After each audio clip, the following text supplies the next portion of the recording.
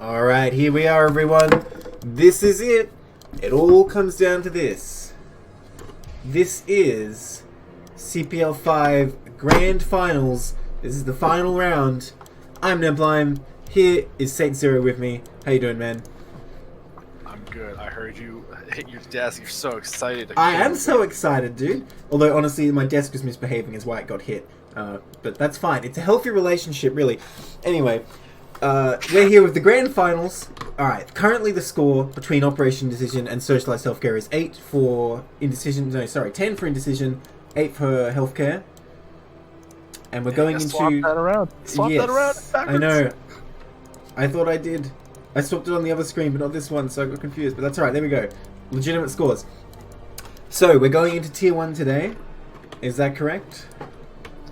Yeah, Tier 1. And this one big reason I wanted to save Tier 1 for the end is I feel like this is like that perfect level that really shows what CPL is all about. You're going to see people have learned how to play the game. They have their own spin on it, but clearly room for improvement as well. Like that perfect middle ground of this is what you could become, and this is gameplay that's exciting and you want to watch. So, it's first to 13 wins the Grand Finals, that's right. So, Indecision only needs to win 3 series here. But if Socialized Healthcare wants to make a comeback, they have to win 5. Alright, best of luck to them. Let's get into our first game.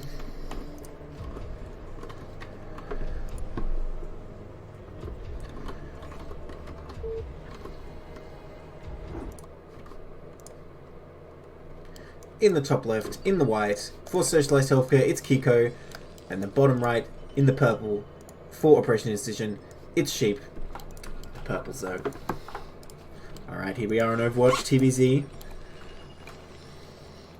You know, there's only one fitting way to cast this Grand Finals TVZ, right?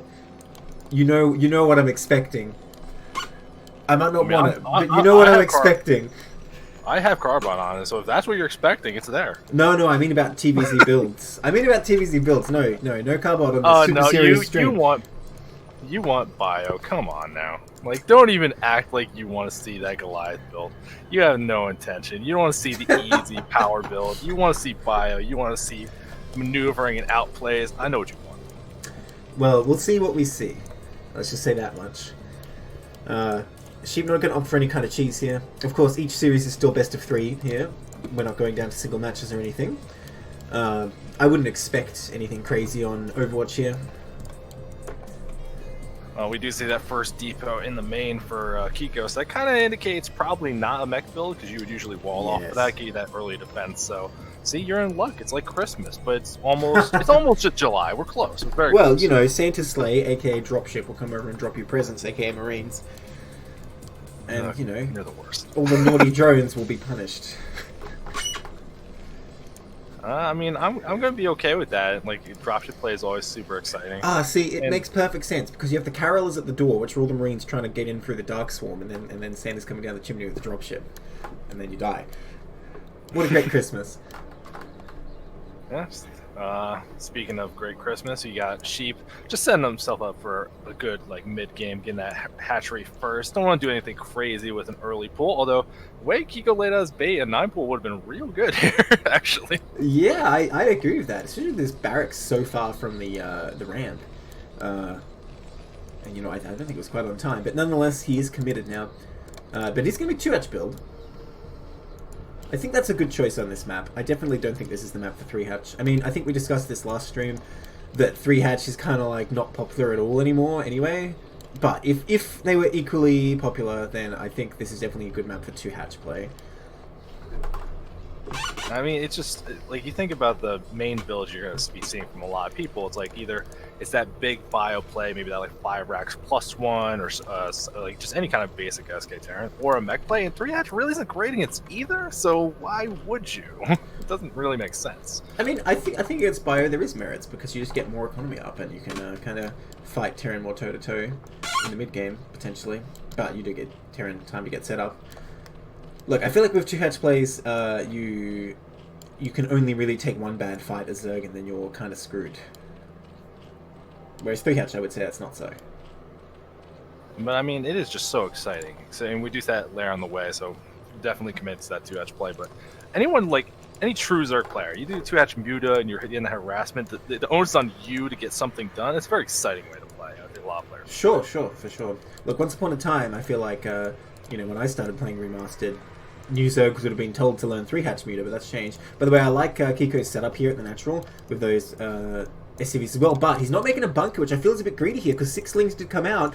This is quite dangerous for Kiko, but with these 2 SCVs here, he'll probably be able to survive. Let's see, the Lings coming up. They're not coming up all at once. Another, 4th Marine coming down for Kiko here, so I think he will be okay. Oh, even positioning one more SCV. Yeah, beautifully done by Kiko there. Managing to skip the bunker with this nice positioning. Oh my gosh, Sheep going in for it anyway. Loses a few Lings, but nothing major. I mean, I think that's the best you could really expect as Sheep there. You got a worker kill, you lost a couple Lings, and you got an idea of like, oh, the expansion's up, and you see that they're being a little greedy without getting that bunker. So it's nothing, you see that there's nothing particularly expected on the way. And then, meanwhile, you got your Spire on the way. You're kind of in the spot you're expecting to be. Yeah, for sure. I mean, this doesn't hurt Zerg at all. He only made 6 Zerglings. But I think it's definitely great for Kiko that he can get away with that 15 TC and no bunker. It's kind of the dream. I feel like if he's walking a fine line here, and I like his play, because if Zerg was just continually making Lings and you didn't make that bunker, it would be really dangerous. But I think he correctly anticipated that Sheep just going for, the amount that kind of scares Terran, but not actually doing anything. This SCV, by the way, has been in this base for a long time. I was just about to say, I can't believe this thing's still alive. Getting all that information, especially being able to see that it isn't going to be lurkers, it is just going to be that normal Spire. And we still haven't seen an eBay start, so hopefully that gets started on time to get turrets ready. Oh, okay, that is a bit late, yeah. I'm waiting for it. Well, I mean, it takes a while for the Mutalisk to hatch as well and fly across the map, so he still has time, but it is getting a bit scary here. Well, okay, I think Kiko's going to move out with steam timing here for sure. The eBay does start. Yeah, I think this map does suit it quite well as well. Well, we'll see. Still no bunker going down either. And, if you're going to move out with that stim timing, it is kind of helpful to have that bunker just in case of counterattack. A lot of the time we see Firebats on the ramp. Wow, that third for Sheep is pretty early too. I like it. And Link's positioned already, make sure that SCV scout doesn't get on the map. Sees that everything you're expecting to see from some Marines and medics. And some scans going down. Kiko wants to see what's going on. Nothing different in the mains though, but I mean, you're gonna expect that news around the way soon. Yeah. I mean, it's good to confirm because Zerg can definitely fake you out and make the Spire and just make Hydras and Lurkers. So I like the scan, although maybe it's a bit wasteful to use 2 scans there. Because I don't know if he confirmed the 6 o'clock base. I don't think he's aware of it. And that's one thing another scan can help with. Oh my gosh, where's this medic going? Where's this medic going? Oh, wrong time to take a walk on your own. Both medics heading out on their own here. Sheep not noticing. Oh, this Mew's gotta be careful, but there's a great window of opportunity. There's only 1 turret and it's at the natural mineral line. Nothing over production or in the main. Takes that one medic. Takes that one medic though. Look, this is the thing though. Zerg doesn't want to go in the main while the bio is out here threatening, because the bio will immediately start moving across the map. And Sheep has literally no defense at home. Like, these Mutalisks and like a handful of Lings are his army. But these medics, they just don't want to stick with the crowd. Oh my gosh. Okay, Sheep gonna come in here again. And looking like Terran's going to be set up pretty well. Some turrets getting added in the vulnerable spots. The Muse keep trying to go and find this damage, but very risky. You gotta be careful. Actually finding these medics again away from their buddies. Oh, and gets that Firebat. Really nice. Does lose a Mutalisk, but so far I'd say this is pretty efficient. Getting 2 medics and a Firebat is actually pretty good. Those medics are extremely key. And the thing is, if Terran's fine in his base, that's not bad for Zerg, because Terran wants to move out and put pressure with this third base coming up so fast, and already 6 drones at that third base. I feel like as long as Zerg can deny the push, Zerg's looking good here. Transitioning to Hydra straight away, not a Muta all in this time. He's still adding on enough Mutas to be threatening. And one big thing we saw from Kiko, we saw him scanning around, trying to find that third base, didn't scan the 6, so actually isn't aware of it. Very, very minimal Muta commitment here. Okay, more coming out now. I was going to say, only like 4 up here, but I think 4 more have been made. Also, by the way, that medic was on like 5 HP or something, and almost died.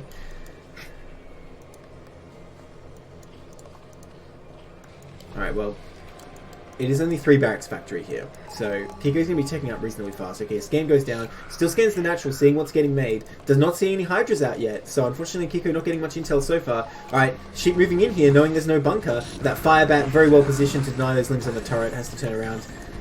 Wow, that Firebat was a great move, but, Sheep did a good job picking it off. Good micro from both players, really. Muta's really trying to just find every bit of damage they can, but they do gotta be careful. That Marine count's starting to really get threatening, or a big amount of things. If you lose your Mutas here, like your Lurker tech's on the way, you don't have them yet. You still gotta respect the threat of an attack. Yeah, Zerg really needs to just like deny or delay this push as much as possible. I mean, it does look formidable. Oh, okay, loses another Mutalist then for nothing. Oh, okay, Sheep's having some trouble engaging these Marine balls, to be honest. Oh. Okay, well, this is good for Zerg, because now you're just baiting stims, getting free hits, gets 3 Marines. Okay, but now he's taking damage. But every second is precious here. And Terran, you know, is very wary about trying to go across that bridge. That bridge is hell to get across when there's Mutalists hitting you. Oh. Yeah, I think that's what Sheep keeps trying to do, is bait them into the bridge, get that conga line for that easy micro. Yeah, really good micro by Sheep, by the way. That was like really good Muta micro. Yeah, very, very good. Lost some meters throughout the thing, not adding like too much into them, and still getting some value out of it. But bought time, the Lurker aspect completely finished now. So does the Queen's Nest, so move towards Hive or for the Zerg to get their 4th. Really, the options are there right now. Yeah, I assume from this spot, Zerg will go for Ultralisks. You can go Defiler here. Oh man, this is no Mutalist though. Okay, I mean, these Mutalists are doing okay, but they are getting whittled down. I feel like Terran might be able to start moving across if Zerg isn't careful here. +1 weapons is finished. So many Hydras being produced right now, though. Once these Lurkers are out, Terran won't really be able to push without Science Vessel. Oh, that SCV. It's not going to get out or see anything. Very good about stopping these small scouts. Actually, still alive, barely. I heard a scan go down, but it was not on the 3rd, so I don't know if Kiko knows about it. But he must assume there is a 3rd by this time. Oh, such good micro. Oh my god. Kiko just dominating these Marines. Wow. Uh-oh, Kiko's in a lot of trouble now, losing all that bio. That was his really last chance to push for Lurkers. The Lurkers are actually out right now. Okay, no, there's just Hydras, never mind. Proto-Lurkers. Yeah. But damn, that was a great engage by Sheep. And honestly, that was a time where you really couldn't afford to lose that all that bio. We're trying to go into Science Vessels. We're actually even starting Siege, so doesn't want to keep investing and have to remake all this bio when you're trying to get some other stuff done. People in chat, Muta upgrades to 0-0. I would mention if you got an upgrade. Alright, so the Vessel does give Terran a bit of a chance here against this Marine and Mutalist composition, but by the time the Lurkers come up, like, I'm not sure one Vessel's really going to cut it. Ooh.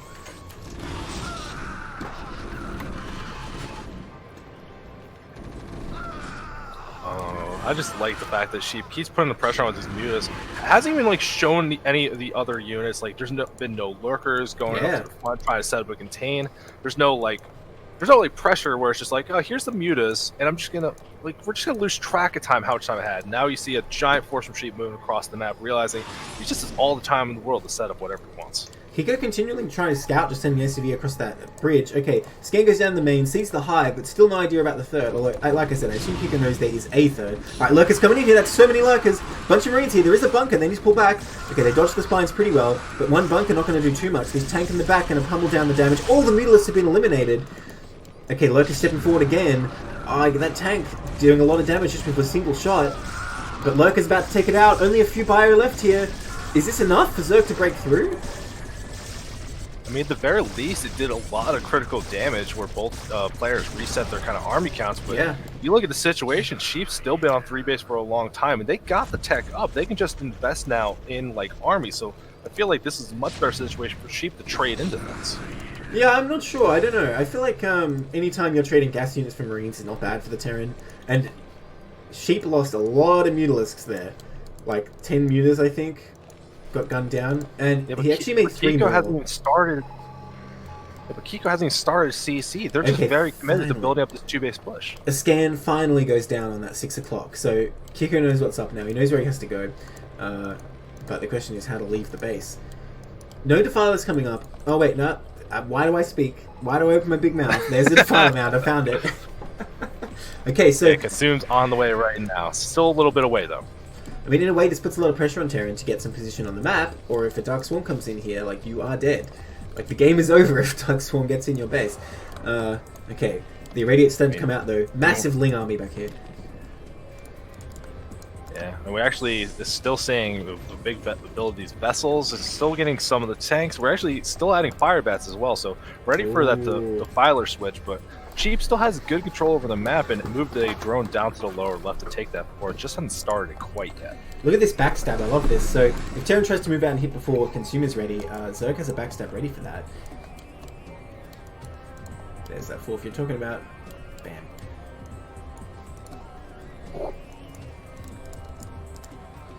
Okay, Terran only 1-1 here, by the way. Oh, he sees the massive army in position.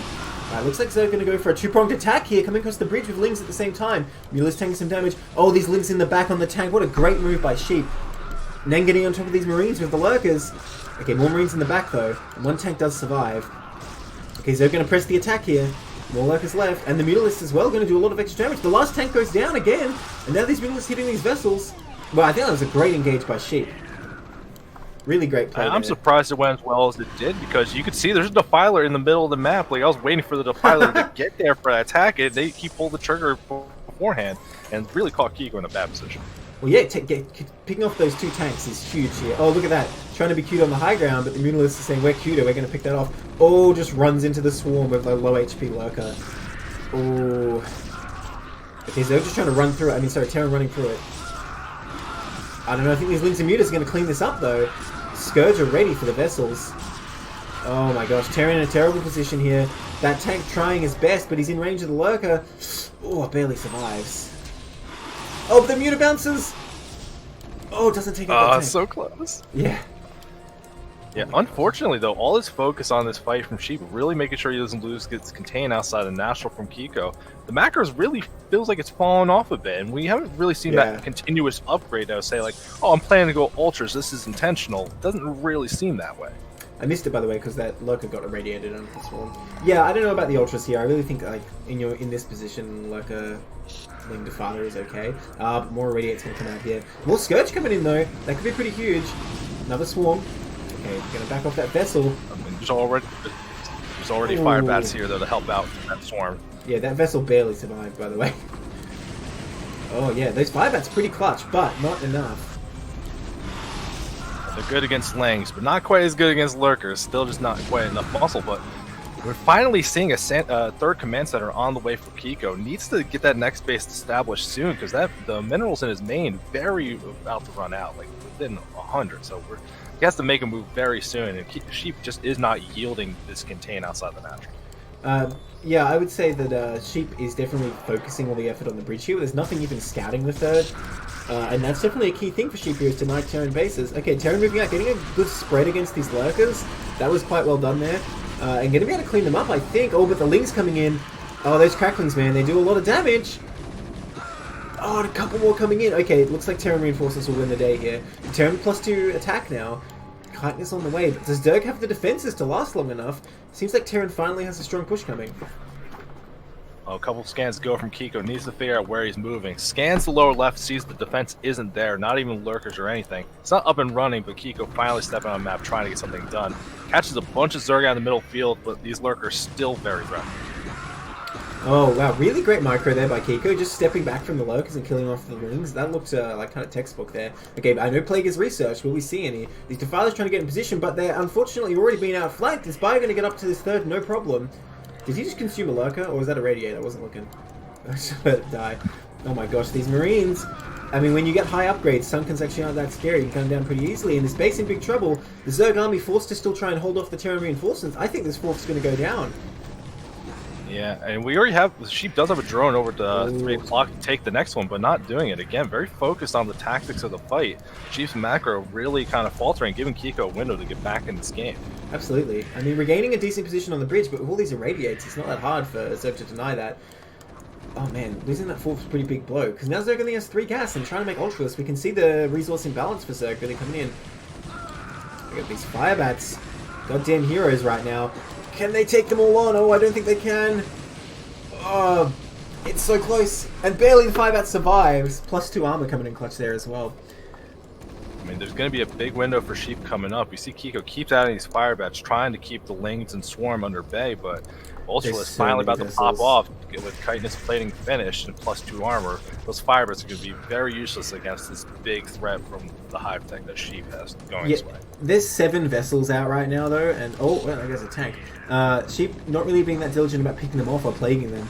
And you know, even if you have a bunch of ultras, if they all get irradiated, they're actually not very good units. Speaking of, they also not very good when they don't have speed. They're coming out here without speed right now. Terran already has +2, and +3 is almost done, whereas Zerg is at +2. So Terran can definitely take a fight here, definitely against these non-speed ultras, and the vessels are already over them. Kiko knows exactly what's going on. Mauling's trying to get in here and bust this defense at 12, but no way with all those firebats there. No way. Oh no, this looks like a disaster for Zerg. Trying to go up that ramp? I don't think so.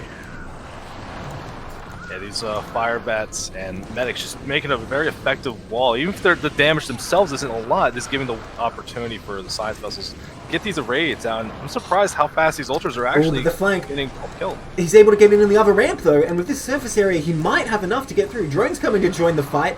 I don't know if it's going to be enough. I don't know, it looks like Sheep barely can break through this. Reinforcements are on the way. Oh, if he had ultra speed right now, yeah, I think Sheep breaks through the defense, but the medic's blocking the ultras. Really nice move there by Kiko. Allows reinforcements to come up, and this bunker has not fallen yet, just with one SCV repairing. Oh my god, what a bare defense by Kiko there. Really looked like that was going to fall, but unfortunately Sheep not able to target those medics, and they just block that ramp up so easily. Sheep catching the reinforcements though on that left side, so having another opportunity to go in, but that first ultra leading the pack gets killed immediately, and there's still some firebats up there. But if nothing else, this is buying time for Sheep to set up that 3 o'clock base and get their next base going. Kiko did mine out their mains, about to mine out the natural, so he's taking some good fights, getting some advantage back from the Zerg, but he's not out of the woods yet. Here's the real composition though, Defiler and Ultra. Now what do you do, Terran? Oh, Blake goes! Oh, it would have been good. Okay, gonna let the Ultras absorb the tank shot. Goes to one swarm, needs another one here. Where is it? There's the other swarm. Okay, I think this base has to at least lift now. Because, you know, there's a couple of radiates here. Actually, I say that, but there's like no energy. Terran can't really deal with this. I love this move we see from Kiko on the left side, though. Very small, minimal force going to make sure that base in the lower left doesn't get reestablished. Yeah, I think Kiko identifying that Sheep's extremely focused on one location, and, you know, that's extreme efficiency, just sending 4 bio down to kill a hatch. That's amazing. But if Kiko's third falls, I don't know if there's much hope. And you know what? It's still holding for now. There just wasn't quite enough Dark Swarm to get in there. More reinforcements coming in, but I don't think it is quite enough. Terran's +3 weapons finished, and you know, +3 armor for Zerg, not even on the way. Oh, I don't know. Sheep's losing a lot attacking into this base, and there's barely any drones at the 4th, but the gas is mining. Yeah, this would be the perfect situation. We do see this transition sometimes, but it's like, well, when would it be good? Some Guardians to help open up this map. You already have the high tech that you can get out of the way, but these ultras just aren't working as well as you want. You're only getting anything done because he finds that way on the left side of that third base, but once it gets finally locked up and set up in a good position from the Terran, I don't know what Sheep's really going to do. Yeah, absolutely. I feel like if Sheep can't take down this third base, then he is in a lot of trouble. And it looks like it has been secured. I mean, a tank over here would definitely help. I don't know, there's a pretty big Zerg army down here. Trying to bait these Scourge with that eBay, that's a great move, but I think Sheep is aware. Oh my god, no, he needs to watch out, unless these are in hold position. No. This is the most tense, like, engagement. Okay, he does fly them away. Oh, gonna get some vessels, though. Oh, that's huge. Ooh, a lot of vessels. Only one vessel remaining. That's a huge move. Okay, there's no one back here. Now, Sheep might be able to come up to this 12. Uh-oh. Well, you were talking early on about, you know, Christmas dropships. So here comes one around the right side, going to shut down that 4th base from Sheep again. Ooh. Some spicy presence in there with the firebats. Okay, Zerg trying to come into the 3rd at the same time. Okay, the dropship actually turns around. I don't know if he thinks he needs it for defense or what. Ling's going in first without any Defiler support, and even Ultralist is going to take some damage there. So a very discoordinated attack by Zerg. These Ultralists not coming up either. Zerg does not have enough to break this. This one tank will not get through that medic wall. Sorry, that one Ultra won't get through the medic wall. That drop over at the 3 o'clock going down. There's only one Sunken here to defend it. Luckily, there's not a lot of drones here to lose, but Kiko going to be able to shut this base down. Yeah, huge efficiency again, just with a few bio units, because Zerg's just funneling everything into this top left, which still stands strong. Ultra's trying to pick up a tank there. Oh my gosh. Kiko's looking real good right now, I gotta tell ya. Like, because the minerals keep coming in from this base, and you know, Terran's only mining from one base, but I feel like that's all you really need. He would like a 4th. Yeah, it's definitely going to be hard. I feel like Sheep just is not where, like, looking at this position from the third, it's so well fortified and everything's set up in a way that's really obnoxious for these melee units to get through. Like, maybe finally just let him have the third, take your own bases instead, and establish yourself moving forward. But he keeps just funneling into his attack, and it's getting worse and worse. Well, imagine if he even just attacked the natural, because there's actually like no units there right now. Well, and as you say that, as you say that. Okay, but Reinforcer's already coming back. Kiko reacting very quickly here, but that's a lot of Ultras as well. I mean, there's not a huge amount of vessels here to clean this up. There's a few, but they're not going to be able to just like irradiate everything right away. Oh my gosh, getting in the main here, this could do huge damage. One irradiate goes down. Oh, what does Terran have to respond to this? More Lings and Ultras streaming in. Massive attack here from Sheep. Oh my god, these buildings are going to die so fast. Only a tiny amount of bio able to come back here, but the bio does have superior upgrades. Oh, a tank coming out, but it's not going to live very long. These few vessels doing what they can. Already, science facility has fallen. And barracks won't take long to die either. My god, Zerglings do a lot of damage. Going for the depots as well.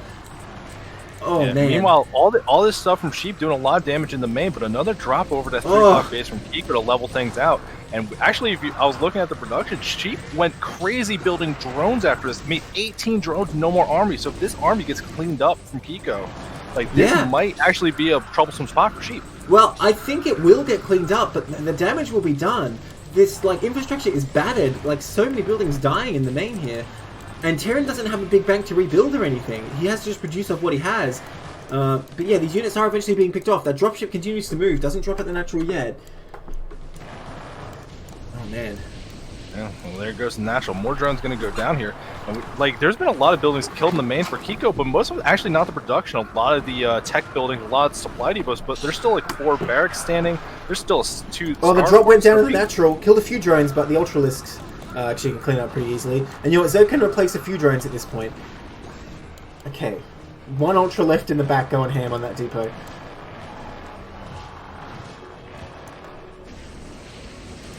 Oh my gosh, these vessels coming across. You know, Sheep doesn't have very much gas for Scourge, but that said, the vessels need to stay home and defend. This third base, the only real bastion for Kiko right now, trying to hold that ramp desperately of his main. Oh, that tank, unfortunate. Oh, this giant vessel fleet coming back here. Where's that pilot Scourge when you need it to have? Yeah. Well, Sheep doesn't have much gas. He's only on 3 gas now, and I believe 2 of them are depleted. Yeah, so he doesn't have the gas for Scourge. He's just down to Lings now. Oh my god, has Kiko done it? Is he going to win this game? He has to deal with these Ultras first. Oh. And we're still seeing this fortified 12 o'clock. Kiko never moved those tanks, never moved the stuff out of the bunker. He's making sure he doesn't lose that 12 o'clock base. Why move him if this they're D-Matrix Marine, that D-Matrix Marine is just blocking up the Ultra from getting back in. Dude, even building depots down this natural, like that's where the CC goes. Okay, Terran will mine out this third eventually, but as long as Zerg is locked into this 3 base, it doesn't matter. You can make Pure Lings all day, but Pure Lings are not very good against 3-3 bio, that's for sure. Okay, Zerg trying to take this 3 o'clock. Oh, so many vessels coming across though. I mean, if nothing else, they'll certainly spawn it. Oh, these Ultras! Oh! The day death came from the skies. Oh, Ultralist families speak of this legend for generations to come. Here comes a little fleet of Scourge. Not enough to eliminate everything, but they're going to get a couple of good kills. So yeah, 2 definitely vessels. a good exchange there.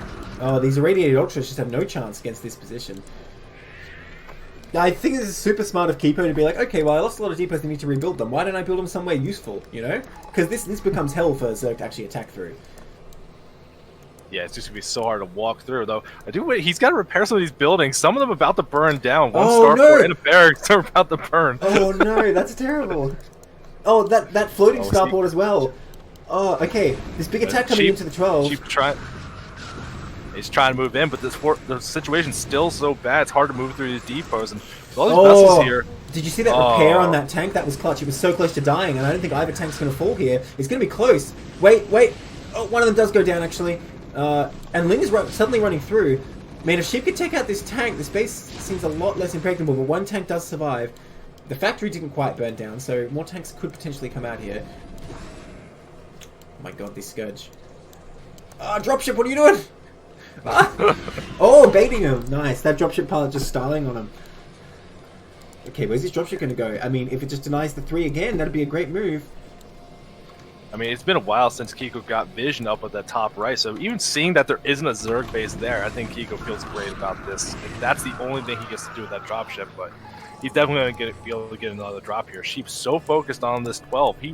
He needed a while ago. Pull back, establish your own bases. Now stop hammering and Terran. It's throwing away a lead you had all fucking game. I think if Zerg just had a stable fourth base, it would look good here, but here comes this drop again, and again, there's no defense here. The first drones arriving to the space instantly start getting gunned down. Oh man, and yeah, there's no way you're breaking that. I mean, there's so little defense here now, unless you count all these vessels, but still, it's just such a strong position for Terran. He already even has all these SCVs pulled to repair that tank, because you don't need to mine with that many, it's only one base. So, yeah, this is looking like no way you're getting in here. Hydralist even coming up accidentally, gets nuked instantly. And that base falls again. So many drones are ready to mine from it. Oh, dude. Finally, another base over in the lower left get taken from Sheep instead. And it looking like trying to clear out with some links for the top right. So there's an attempt here, but there's a Wraith now for Kiko moving south. What's this about? Sheep is actually mined out of minerals now. So if this bottom left hatchery falls, Sheep can't actually make another one, except with long distance mining.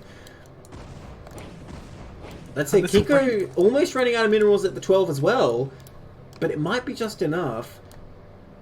Well, I mean, he can always fly and move his command center if needed. And the situation for Terran looks a lot better here. Big supply advantage, and all these vessels just been worth every dollar paid into them. And meanwhile, a couple scourge have to get used on that Wraith down at the 6 o'clock, so Overlords don't keep getting picked off. I think he made Wraiths because his science facility died. It has been rebuilt now. Where is the vessel swarm? Oh, there it is. Radiating Overlords even at this point. Okay, he's scanning around, not sure what he's looking for. I think he's looking for bases in unlikely locations, but I don't think he knows about the top left. Of course, he'll know his little force there got cleaned up. Bunch of Lings running around. Yeah, Sheep in a very dire position right now. That said, Kiko doesn't have an easy fourth. I mean, the top right wouldn't be too hard to secure, nor the mineral only. Oh my god, 3 tanks in here now? Oh man, this is 4 tanks? This is a very formidable force from Terran. It just lacks medics. And well, there's a medic. And still, we see that move out here. Going to be able to pick off some Overlords. And Kiko taking that nice slow path through the high ground to be very established. And you look at how Sheep's been building their army. Where like that big comeback unit Zerg has, the Defiler, I feel like we haven't seen one of those in ages. Yeah, unfortunately so. I mean, I would say when the Defilers were out, also their usage wasn't ideal. No plagues went down, even though it was researched. But look at this force Terran has now. I don't see what Zerg can possibly put between this force and his main if Terran chooses to just push across the map. Because this third is, you know, turtled enough. And I think the natural is too, that Terran doesn't really need to leave much behind. Here he comes, starting to move down the map here. Checking that 3 o'clock again. Nothing there right now, though. Oh, that... Wait, did he just multi-irradiate? No, he just did one. Okay, Ultra's coming in here. Still in the +2 armor for the Zerg. And so many tanks here sieging up. They will just annihilate those Ultras in almost a single shot.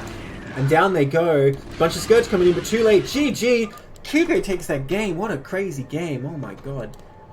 The true dangers of just overcommitting on offense, not knowing when to back off a little bit. You know, fantastic game, and I want to get us started off in the finals. Yeah. So, a small preface before we start the next game. Like throughout our playoff series, this auto save replay bug has just been killing us. We don't have game 2. That is a shame. Game 1 was so awesome. I really want to see game 2 of that one. Yeah, we don't have a game 2, but there is a game 3. So there's still going to be a deciding match on Neil Silphid at least. Okay, so Sheep won game 2. On Fighting Spirit would it have been? Yeah, we'll never know how, but that's not important. We're going to play with what we have and celebrate these fantastic games. I hope if everything is as good as that first game, this is going to be a great night for StarCraft. Yeah, I bet it was. It must have been an epic game on Fighting Spirit compared to that first game. Alright, at the 12 o'clock in the red Zerg, for Operation Indecision, it's Sheep. And the bottom left in the brown Terran, it's Kiko for Socialized Healthcare. Score is 1-1. These players must be exhausted after those games.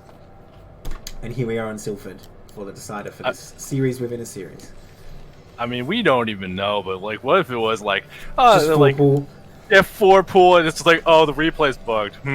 Like, I don't know what happened. Well, it must have been embarrassing for both players then. They're both like, oh yeah, no, I don't have it. Like, Zerg goes full pool and Terran had like gone 8 racks in his base but still dies somehow. Yeah, that would be a bit hilarious. I do think one of the players is in the chat, so maybe they can give us a little insight what happened for game 2. But we're going to focus on the game we got now, and I'm actually very surprised. It's Overlord scouting direction from Sheep. Very unusual. Yeah, I wonder if there's going to be like a pull first, worrying about proxy or something, or just trying to get in and be a bit aggressive. I suppose if you're, yeah, if you're trying to avoid being proxied, it would be good to do this because Terran might try and find you based on the overall position. It's good to mix that kind of thing up. Look, while we're in the early game here, I can give you like the brief summary of game 2 from chat. Zerg went for a lurker contained into Defiler, and Terran was not able to break out, so Swarm probably entered the game, is how I'm reading that. Well, I'm curious if that's going to impact what we see, because game 1, it was that 2-hatch Muta, which looked like the Mutas did a lot, but then a move away from Lurker. Defiler went to Ultras, just kind of funneled in on it. So if Lurkers got the win game 2, I'm curious if they're going to index towards Lurkers in this game as well, because Lurkers on this map, pretty good with no ramps. Yeah, I would say one of Sheep's main mistakes, like obviously the main one was the over-aggression, was just not securing the extra bases. Like putting the hatcheries down, fine, but just not leaving like, you know, a couple lurkers under the fire or some Scourge or whatever there. So Kiko was able to continually shut down any fourth base with absolute ease. And we're seeing another opening from Kiko with the building positioning just... Thankfully, he's not getting 9 pulled. That would be a very quick way to lose these games, but he's just writing it off as an option. Well, if you're getting 9 pulled, in theory, the Zerglings shouldn't get in your base anyway, because if they do, then you kind of screwed up. So I don't mind this. I'd prefer to put the barracks to the right, but I don't mind it. I just like, especially we're talking grand finals, we're talking these getting to higher level players, and being able to make those kind of calls instead of just playing everything safe all the time, like we see that in PvZ a lot, just overpull. Being willing to take a little bit of these risks and give you that edge to really help you make sure you can close your game out. For sure, for sure. We did see Zerg go for hatch first after all, despite my musings. But you know everything I say gets proved wrong pretty quickly. So Terran unfortunately not able to scout the Zerg very quickly here, so not able to go for that 15cc like last game. We'll see if Zerg still makes 6 Zerglings here. And still a pretty fast command center, and just no bunker being made at the front. Drone's going to see Marine in position, and the Overlord's going to be able to see this CC getting made, so Sheep's aware of what's up. It is 6 Zerglings again, by the way. So I think Kiko, not Kiko, Sheep going to at least come across here and have a look. And you know, I don't think it's quite as easy to set up the Depot SimCity on this map compared to Fighting Spirit. Sorry, Overwatch and Fighting Spirit, both pretty easy to do. Well, we'll see. Okay, there it goes.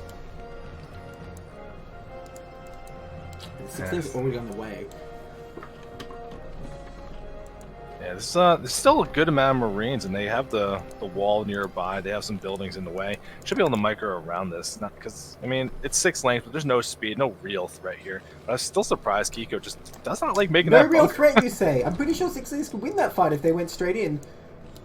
Oh my gosh. But he pulls away. How did you know the threat wasn't real? Okay, maybe with 5 Marines, maybe not. I don't know. I feel like the Sheep, you know, could definitely have got value there. Lings are pretty good against unupgraded Marines. I don't know. I agree with you, but you know what? I'm just psychic like that. You've seen it all season. I don't even know why you argue with me anymore. Oh, that's getting a CV. Has to leave the main. Oh, gets taken out. It does die very quickly, and it got out, so it did see the Spire at the natural. Actually, a little bit of betrayal from Sheep putting it there. It gets scouted anyway. Oh, well, that's fine. I mean, Terran's going to have a pretty good idea anyway, I think, no matter what you do. Unless you're really, really tricky. So it's not a big deal for Zerg. Speed is out now. Zerg really saving up for that Muta, I guess you'd call it like burst. That third coming up early again. So I think Sheep is a fan of this build where you get the third just before the Mutas are hatching. And you know, Terran doesn't really want to move out at this time because speed is done and he doesn't know how many Lings you've made. So it's very, very nice way to play the matchup. I mean, especially on this map, that little like ridge of buildings right below the natural is going to be so obnoxious to deal with. It's going to give Sheep all the time to set that third base up. And I love the decision to not take the mineral as close by, to actually take that gas over at 3 o'clock. I feel like it's going to set him up in a really good position. Oh, absolutely. A mineral base is useless in this scenario. Like, it just doesn't do you any good. You might as well just make a hatchery in your main. Okay, that eBay pretty late again. Is it too late this time? Well, I think if Kiko moves out again and forces the Mutalist to play on the map instead, it will work out. But I don't know, I feel like if Sheep was aware of this deficiency, you put down like 3 Sunkens, you just go in the Terran main and start killing stuff. It's very tough for Terran. And we're going to have to see what ends up being. We're actually getting Muta upgrades this time, seeing Flyer Carapace being researched. And Kiko moving out to engage these lanes gets a bunch of free kills and sees exactly what he's dealing with, that the lanes aren't being supplemented anymore. Muta's on the way. He should have an idea. Yeah, you know, I think Sheep playing well. No, sorry, Kiko playing well to his opponent. Oh my gosh, these medics though, they're always in such danger. Takes out 2 Marines already.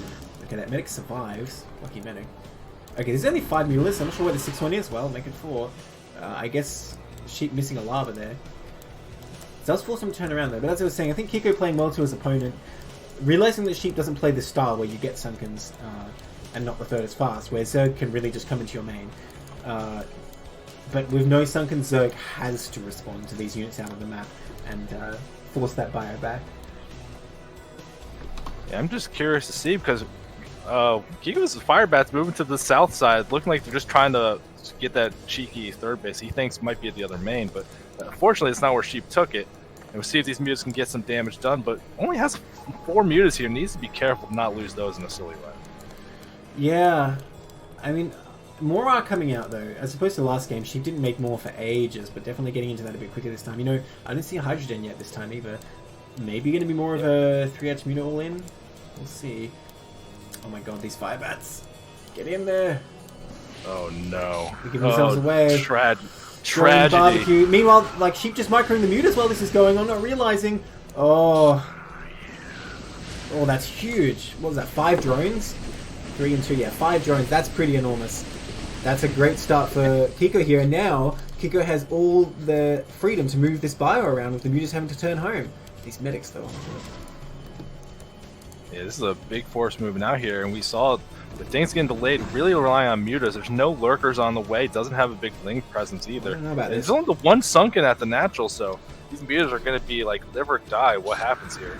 So it finds an opportunity. Needs to be careful through these stems, though. Yeah, a bit of mismicro from Sheep there. I was going to say, I don't know if this is enough Marines to be doing this, but Sheep really not microing as well this time. Kiko able to pick off quite a few Mutalisks. Oh, this is looking better and better for Kiko as this goes on.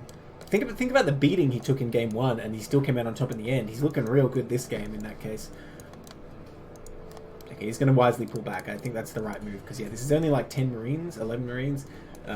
When there's 9 to 11 Mutalisks out, that becomes very scary for Terran. Okay, picks up that CV.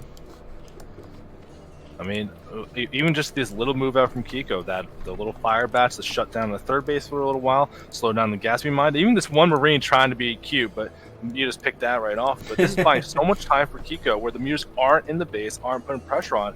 And we're actually seeing triple starport. What's this about? Well, you can go into Wraith here.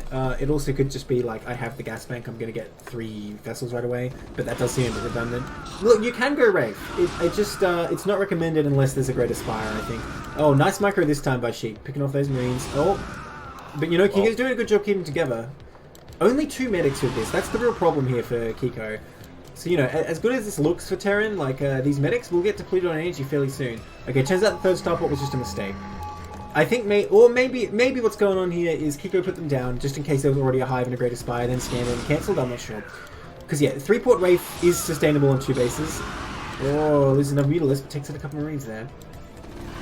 Oh, Kiko really good with the focus fire here.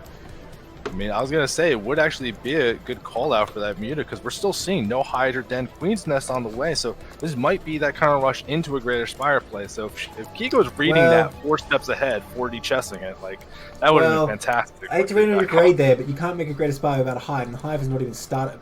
God damn it. Yeah, it's going to be a while. The Hive just started. I was going to say it's not even started. So I definitely wouldn't call this a Great Aspire rush by any means. But look at this. Sheep just coming out with tons of mutas here. I really think he still needs to micro these, though. You can't just go spread with this many. You need way more for that. But, you know, the vessels are on the way, too. So Sheep's window is closing if it's just going to be a pure Mutalist play, which is what we're seeing so far. Lots of colonies coming up. You know what? That says to me, maybe you're right. Maybe this is going to be a Great Aspire. Because getting that many colonies is pretty Guardian indicative. I mean, we're seeing a very, like, the Muta has the armor already. They're upgrading the +1 weapons as well. And just really leaning fully into these mutas at this point, skipping lurkers and just kind of not getting ground upgrades. It figures it's the only thing that it can be. There's such a force here. There's actually a great opportunity that if it's just these turrets, there's no way they survive long enough for the bio to come back. Gotta be careful. Oh, well, I don't know. You don't want to be too brazen with that, though, because if you spend all the energy killing these turrets and then suddenly Marines are there as well, and you just have to retreat, you've lost a lot of HP on your meters for nothing, really. And look, there's so many turrets here, man. I don't know. I mean, I guess he's listening to you, but I don't think it's a good idea. Look how many turrets here. Oh, just going to bypass them, actually. There's not that many turrets in the main. This actually might be a really good move. Oh, these turrets are not going to last long. But you know what? Kiko actually made quite a few, but somehow not enough. This force looking to bust the third, but there's so many Sunkers there, I don't think that's going to work at all. In fact, he turns around immediately, knowing that that's a no-go.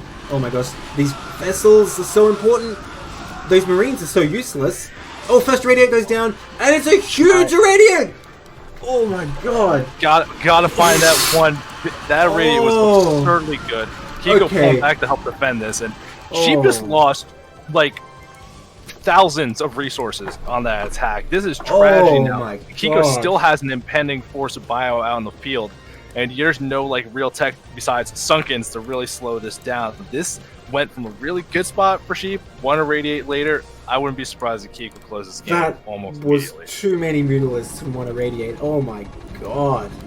That was huge. It was like, you know, if I had like a meter of who's winning the game, it's like going to Sheep to Sheep to Sheep, then just swings back to Kiko and want to Radiate. Oh my god. Yeah, this is so much bio. I think we're going to see Kiko bust these Sunkens pretty soon. He might wait for a D-Matrix, but I don't think he really needs it. But, you know, D-Matrix is very good for that. I mean, these Mutalisks doing a good job trying to pick off the reinforcements. Like you say, no other tech available except Mutas or Sunkens. And the Ultras Cavern is on the way, but with no upgrades whatsoever. I'm not really a fan of that. Yeah, I don't like that choice at all. This should have been, even if it has to just be laying, it's getting Darkstorm. You can use Darkstorm to save the Sunkens, if nothing else. Like, there's an opportunity. No, actually, Darkstorm doesn't work on buildings, and it will protect the Marines. So that is not how you want to do that. Well, I'll tell you now. I am just wrong on that one. I wish you'd like played Zerg and tried that, and just and that happened to you. I don't want to play Zerg though. Instead, I'd rather watch Zerg, like in this game here with Kiko. You have the energy for D-Matrix. Will he use it? Oh, okay, looks like Kiko's going to stay timid here. I think there's definitely a window to attack. Nonetheless, more reinforcements are coming in, and Kiko definitely still a huge advantage. Yeah, this third is so annoying with these 4 Sunkens, it becomes almost impossible to bust going up that ramp. So that's a good setup there from Sheep. Looks like just looking for more Radiates. We'll get one on the Mutalisks.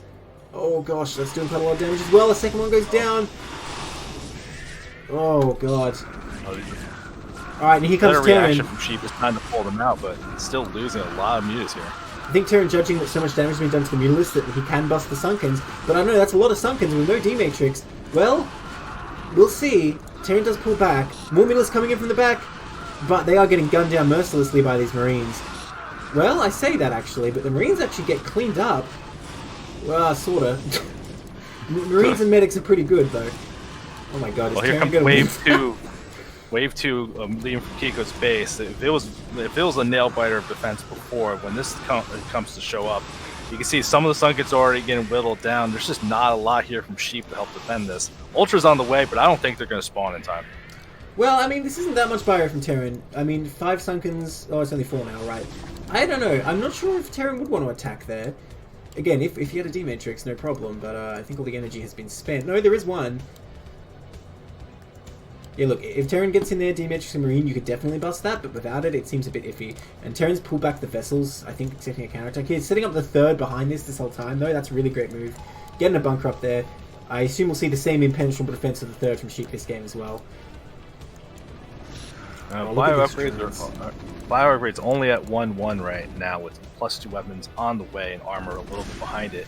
But Zerg really was sloppy on their upgrades. Nothing for the ground units at all, and only the 1-1 for the air. So this bios can get out of hand if this game keeps going on for too much longer.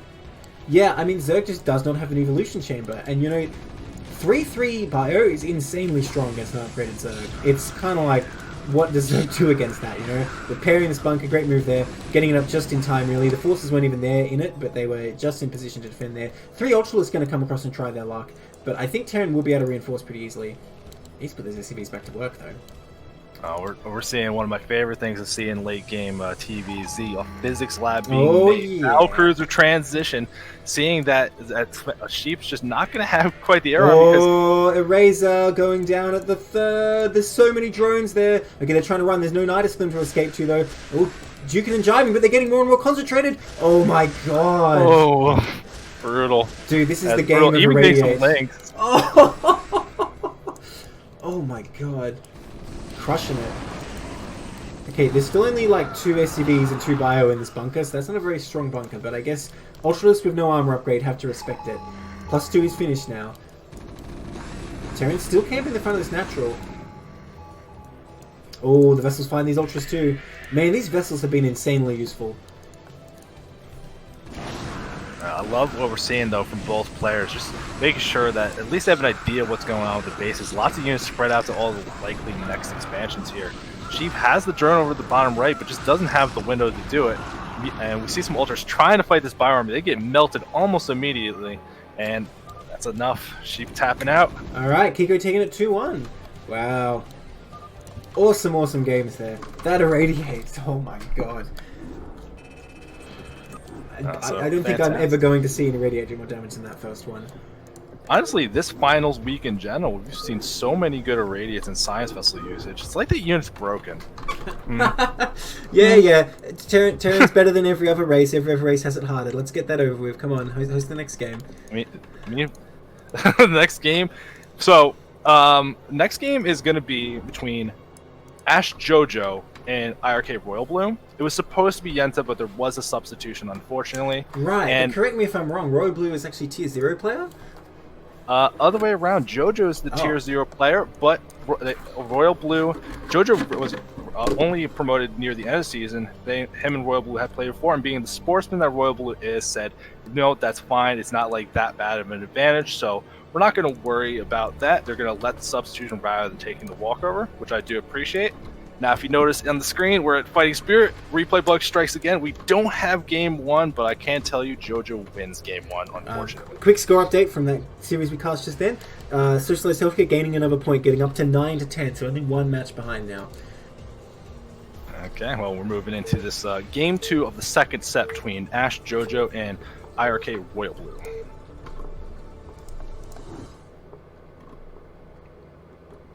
Alright, in the top left, in the purple, it's Ash Jojo for Socialized Healthcare. And the bottom left, in the yellow, again not living up to his name, it's IRK Royal Blue for Operation Indecision. Hey, this is a good color. He doesn't have to pick Royal Blue, man. Like it's not about that. Yeah, but if you're gonna put it in your name. I mean, he's in the chat. He could defend his choice of why he doesn't do that, but Oh, he probably just goes random, just like me. Sure. Random I'm surprised. If you picked your color, you wouldn't possibly get lemon yellow. True. That is a good point. That is a very lemony yellow, isn't it? That is aggressively lemon, but I think it looks good, but maybe it's just the color's popping out a little bit extra on my end.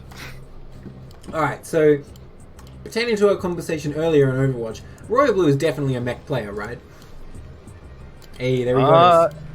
Yeah, and I've seen him do that a little bit before. He's not too ashamed. He isn't going to shy away from it. He realized the power of mech. Jojo going out with quite an early drone scout here. Not really sure what we're seeing right now. Might it be an overpull?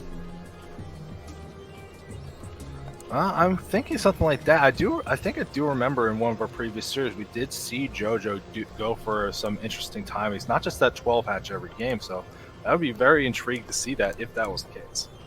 Looks like it was not. I guess that drone just really wanted to find out if there's a proxy. Does get up here and sees what's going on. This could be kind of annoying for Terran. You can kind of deny the factory for a little bit, I think, here. Because, you know, Terran has to put it in that wall position. They can't just put it one tile over. They have to put it in that exact spot. Oh, runs away. I mean, this might, like, just getting that drone out early enough before the wall is complete, and he can get in and see that, like, oh, you're leaning towards mech. That might have a different build choice of when he wants to get things going. This drone trying to fight off, but it's not going to be enough. Gets taken out. But it does slow down the barracks a little bit. Look, I think you just see this wall and you know everything. You don't actually need to see anything else. Oh, yeah, for sure. Unless it's some extreme fake out when Terran's just going by. I've got to start doing that a lot now.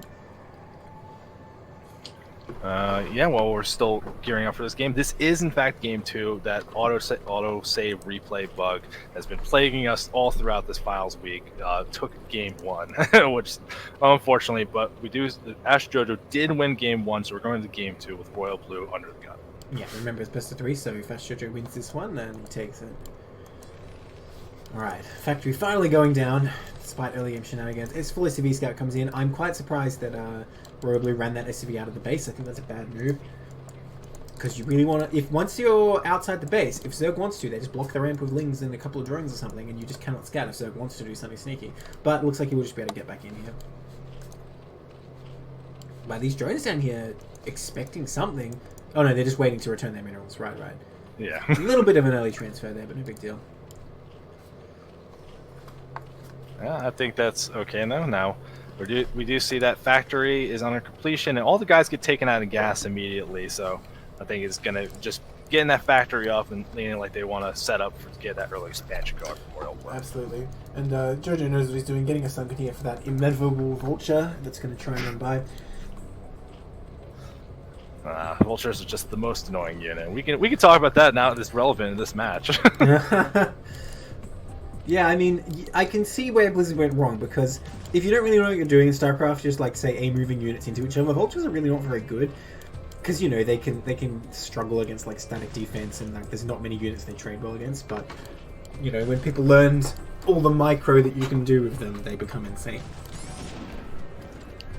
Now, we're seeing how this game's setting up, and I'm trying to remember a little bit. Remember we casted a game, had a Zerg player playing against this mech style, and actually kind of played it like it was a ZVP, took a lot of bases, big Hydra play. Was that Jojo? I think it might have been. Maybe, but so far not pursuing that strategy, just going for a regular kind of... You say that, but there's a Hydra den and 3 hatcheries on the way. No, that's not irregular at all. That's totally normal here. I mean, obviously a lot of the time we see 2 hatch meter against this, but I think like... this kind of Hydra play also is not uncommon, so I don't think he's really deviating yet. What would have been cool, for example, is if he snuck a 3rd hatchery down before, like at a 3rd base, before this Hydra den or something like that.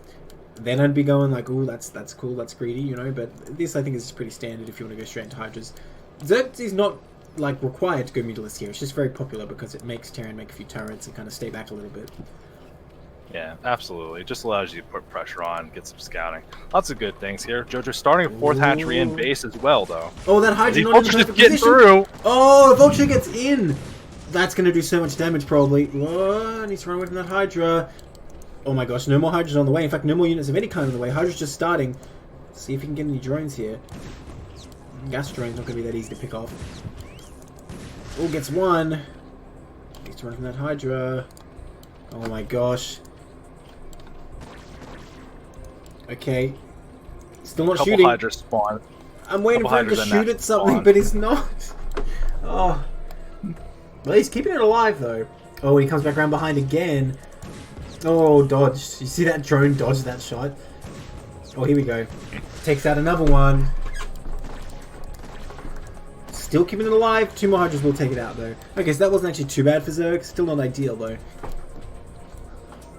And there's still a Vulture outside the entrance for the natural as well, so knows that Jojo isn't taking this opportunity to sneak anything out, either put pressure on or try to set up that next base. But now Hydras, with their movement speed upgrade, are going to see if they can get this out of the way. Yeah, I think Terran does need to lay low and get a tank. He's smartly getting that bunker for this Hydra attack, but I think there's only 1 Marine, so I don't know about that. Like, you know, you can repair it for days, but 1 Marine is not going to do that much damage. That's quite a few Hydras coming across here. Okay, 4 Goliaths plus the bunker, though, I think will be enough here. Yeah, Zerg does turn around. Yeah, the barracks, if they get barracks in to eat some of the shots or just minimize the surface area, that's going to be okay, too. Vulture coming back in. He's going to go towards that 12 and see that Jojo trying to start that next base as well. Yeah, it's a nice little scout there. Would have been nice to deny it, but can't always get what you want, so it's good that he scouts it this time. Yeah, so we're actually seeing, though, Evolution Chamber on the way. Still no lair starter, going up to 5 hatcheries. So I think I remember a little bit of that style from JoJo, right? See? Well, now I like it. Now I like it, sure. Look, can't give credit before it's due, alright? Gotta wait till he actually does the thing. I mean, I can. You're not allowed to, but I can say stuff. Wait, So Soma I'm says excited. Hydras don't want range versus Goliath? What madness is that? Yeah, that sounds wrong. That sounds really Look, wrong. Soma said it, so it must be right? I swear to God, Flash could come out and be like, oh yeah, no, you want to go bio in TBT, and be like, yeah, okay, I'm doing it. Like, even though it's the dumbest thing. Yeah. Scouts are a good unit, like Flash 2020, and I'd be like, alright, I'm switching to Protoss. I mean, it's okay. Let the players are allowed to have their opinion about things. That they're on the way now for JoJo, so gonna have a good economy set up and gonna be able to move into that next part of the game. But I'm actually curious to see where this goes for JoJo, because with so many Hydras, like you're going against this kind of mech style, Lurker's not quite as impactful, but that does seem like the natural progression here. Yeah, Lurk is a very gimmicky against mech, really. Like, you can use Defiles a little bit, but it's kind of tricky. One strategy that can be very strong is using Swarm and Lurker to defend with Queens as well. But again, it's kind of gimmicky. You know, if you want to take the bull by the horn, so to speak, you just have Mass Hydra and maybe eventually Ultralisk usually. Alright, so looking over at Royals Blues base, we're just seeing him kind of macroing up. He hasn't really added on a bunch of extra factories yet, but getting all that tech online. What's the indicator for a Terran doing this style? Like, when are they looking to push out on the map, or are they just going to be turtle up on 2 base for a while? 3 tanks is the usual push number you go for here, although we only see 3 factories, so I'm pretty sure we're actually going to see an expansion here. But the real indicator is if you see a starport, you know Terran's going for longer term play, yeah. Yeah, I'm surprised there's only 3 factories right now. I would have thought Terran would be able to afford more, but he is spending all his money, so I can't really criticize. Well, you know I'm not the expert on the Goliath build, I'm the bio player, so I don't really know. But yeah, with 3 tanks out, I think Terran is going to start to push. Hopefully he gets on the map soon. JoJo taking all this passivity from Royal Blue, moving the drone up to the top right, so looking like they're going to get that next base online as well. And they weren't going for Lurker aspect, they weren't going for Spire, they're getting the Queen's Nest, then either they're going to start stocking up that Spawn Broodline and go right to Hive then. Yeah, so these vultures not getting anything done. Anytime Zerg's going for Queens, I think it gives a window for Terran where all the resources are in Queens that don't have energy yet and they can attack. And you know what? Terran is adding those 2 more factories right now, so definitely going to see a push coming up here. Honestly, I'm not sure what Terran's waiting for. I think you're supposed to go with the 3 tanks, but you know, there's a lot of Hydras out, so it might pay to be timid here. Vulture's trying to scout around. Scan goes down the main, so he sees the Hive is on the way. Whoa. And Spawn Brewing as well, so JoJo are going to get all that sweet Queen tech that we love to see. You know, take back what I said. Given the fact he's making so many vultures and getting mines right away, I'm not sure Terran does want to push after all. Because I would have thought if you want to do this push, you make maximum Goliaths, you don't bother with vultures. But then, you know, he has no starport or third base either, so I don't know. I feel like Royal Blue's kind of a bit all over the place right now. I mean, he's still macroing up quite well. Has a good worker count. Hasn't made an attempt to like get that next base going. But yeah, if they can gear up for a good army here and then use that opportunity to hit before these queens really get online or before Hive Tech really becomes a factor, I think that might be good. But otherwise, I really want to see him try to take that next base soon. Or a starport. Like, definitely need a starport if you're not just going to go for 2 base in the game. Oh, he blocked his factory. Look at this. He couldn't build that full factory because that's actually blocked by the depots. That is a shame. I mean, it goes to show why you don't want depots in this half of the base. Put them all back in. Alright, a couple of vultures do sneak past this time. Oh, just as the drone's transferring. There is a Hydra there. But, I mean, with +1, these vultures will easily pick off all those drones. Oh no. Okay, they are avoiding, though. Oh, they go up the ramp. You know, honestly, I feel like you just dive on the drones there because now you're up the ramp, the Hydras can block you. So, yeah, I don't know. A bit of a misplay by Royal Blue. I feel like he could have got heaps of drones there. But nonetheless, the push is starting. Okay, here he comes. 5 tanks now. Bunch of Goliaths. 1-1 complete. Zerg, only +1 missile. +1 carapace on the way. And, you know, I don't think Broodling's going to be ready for a little while here. It takes so much time to gear up that energy. And we actually see that Royal Blue moving up in a big clump, but has to be careful because we do see that pocket of Hydra to the right side. There could be a really good flank opportunity for JoJo. There are some mines, however, ready to block them. Alright, Terran getting there. He's almost halfway to the third base now. The flanking group coming, but there's no mines in their way. Bunch of Hydras going down for free, though. Oh, I say there's no mines in their way, but they run right into them. Oh, huge hits so far. And yeah, I think this is really why Terran put those mines there to stop that counter-attack, and it worked perfectly. I mean, these Hydras just getting decimated. Oh, okay. Turns around and snipes that one. But Terran still pulls back their entire army to deal with these 5 Hydras. I don't agree with that move. I think he should have kept going. Could have crushed the Zerg army up there. Well, Every second is precious for Zerg here. He's just waiting for the energy for Broodlings. Like, if 3 Broodlings go down, say, then this Terran army becomes a lot weaker. And it's back in the Terran base. We still see no starport on the way, so they're not going to be able to advance that tech up. No science vessels to help mitigate the threat of these queens or get a good irradiate off either. Okay, Hydra's coming in here for the big flank, but there's so many tanks, and the Broodlings were not ready yet. I don't know about this. I think Zerg's getting shredded here. Tanks just doing so much damage from the back. Zerg able to pick off one of them, but ultimately all the Hydra's getting gunned down just like that. Oh man, what does Zerg have left now? How's the energy? Still only at like 140 energy. And without the Hydras to back it up, I mean, how can you even get in to lay those Broodlings down? Terran just powering through right now. Vulture's trying to harass, but not really achieving anything. Oh, nice mine. Oh, Yeah, this I mean, natural is done for. Yeah, I think absolutely, but these queens have the energy needed. If they can, if there's going to be an attack from Jojo to pinch it through this army a little bit, and he can take out a bunch of these tanks, things could be good. But still not seeing a pull trigger on the Broodlings. Oh, there we go. Finally starts happening. There's 2. The third one does not have energy yet. I mean, I think it's too little too late. After losing all those Hydralists, I think Terran can just keep reinforcing, and Zerg's not really going to be able to Broodling enough tanks to actually stop this. Because there's so few Hydras in the way. Oh, look at this Vulture at the 3rd. And more mines being laid outside the 4th. Wow. Royal Blue doing a great job just sending these few Vultures around while this is going on. They're doing a lot. A big attack from Jojo moving out. And despite all the damage done from Royal Blue, Jojo's economy is still very stable. So if he can clean this up and stabilize, might be in a good position. I got to see what these Hydras in the middle map do, though, as Royal Blue keeps pushing through the natural. Well, I see a lot of mines between them and the natural of Royal Blue. I'm kind of just waiting for them to run into the mines, to be honest. Oh man, if Royal Blue loses the main, if Jojo loses the main, there's not really much Zerg can do from there. Another queen gets taken out, does take out one tank, but it's not really enough. And yeah, these Goliaths securing the top of the ramp, no problem. I'll just get taken a little bit by mines. They're going to come back after all. I mean, I don't know. No more Breathings available right now. And yeah, it's so many drones here, let alone tech. Oh no. Royal Blue's army getting split up a little bit, though. A free pocket of units right here for the Hydras coming in to help defend it. The Royal Blue pushing in, gonna get so many drone kills in the main. Oh my god. Does siege up as well. That's a lot of Hydras though. I mean, the ramp gives Royal Blue a strong advantage though, but no tanks are really in range. One of them is, I guess, and then everyone's sieging up. Okay, now they're starting to do the damage. Oh, Hydra's getting massacred trying to get up here, but I think he might have enough. No, okay, maybe not. Never mind. Hydra's melted, trying to force their way up that ramp. Oh, it's so close. I guess Terran barely cleans this up, but the tech buildings will survive. That's the key thing here.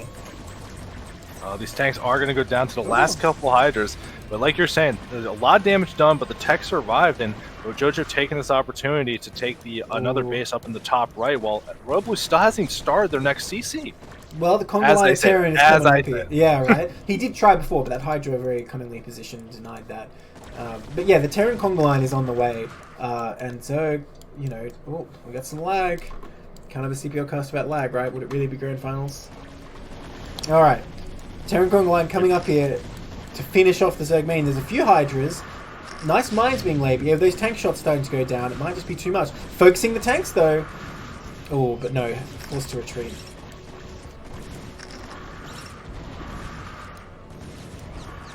Man, these vultures. The thing about vultures is like, oh no, Hydras are better than them, but then you just have like too many vultures and the Hydras are like, uh-oh. The thing about vultures are better than everything. Like let's be real about what about Mutalisks though? Like they can't fight Mutalisks. So that's their one weakness. They can kill all the drones from Mutalisks and fight them off, as we're seeing their power killing drones at Bubble Talk right now.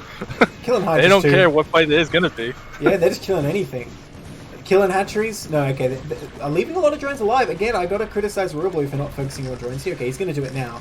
But, you know, I think he could have cleared all of them before these Hydras actually showed up. Nonetheless, it is huge damage when Jojo is already in a very precarious position. Alright, lag coming in again here. Alright, we're back. We good? Yeah, I think so. Like I was giving you that little warning before. Hopefully we're gonna be okay. Alrighty. Oh, Vulture's running in the main. Gonna get a drone or two. I mean, Hydras are here, but even just 2 drones for Zerg at this point is a pretty big blow, so I think it's totally worth it for 3 Vultures. So I love what we're seeing from Royal Blue. He keeps putting this pressure on, and how I was saying that there was that big economic lead for JoJo. So many drones, you can see half the drone count got decimated. Yeah. And actually, with all these attacks, low key, something JoJo has to notice: he's not mining gas anymore. All the gas drones got killed. In the ball. Okay, this hydro cannon coming up. So the third's still not secured. Yeah, I definitely agree that he's killed a lot of drones. It's totally worth it. But I didn't notice that specifically. My God, he can't make hydras without gas. When's he gonna notice? Yeah, I think the moment he tries to make hydras, he's gonna these SCVs need to turn around! Oh gosh. Oh, quite a few going down. We're really having a lot of trouble securing his third here. And I think, this mineral bank really showing that some macro has been missed. If you have a billion mines on the map, it's a lot harder for Zerg to do these counters. And, Terran has spent a lot of units doing these big attacks.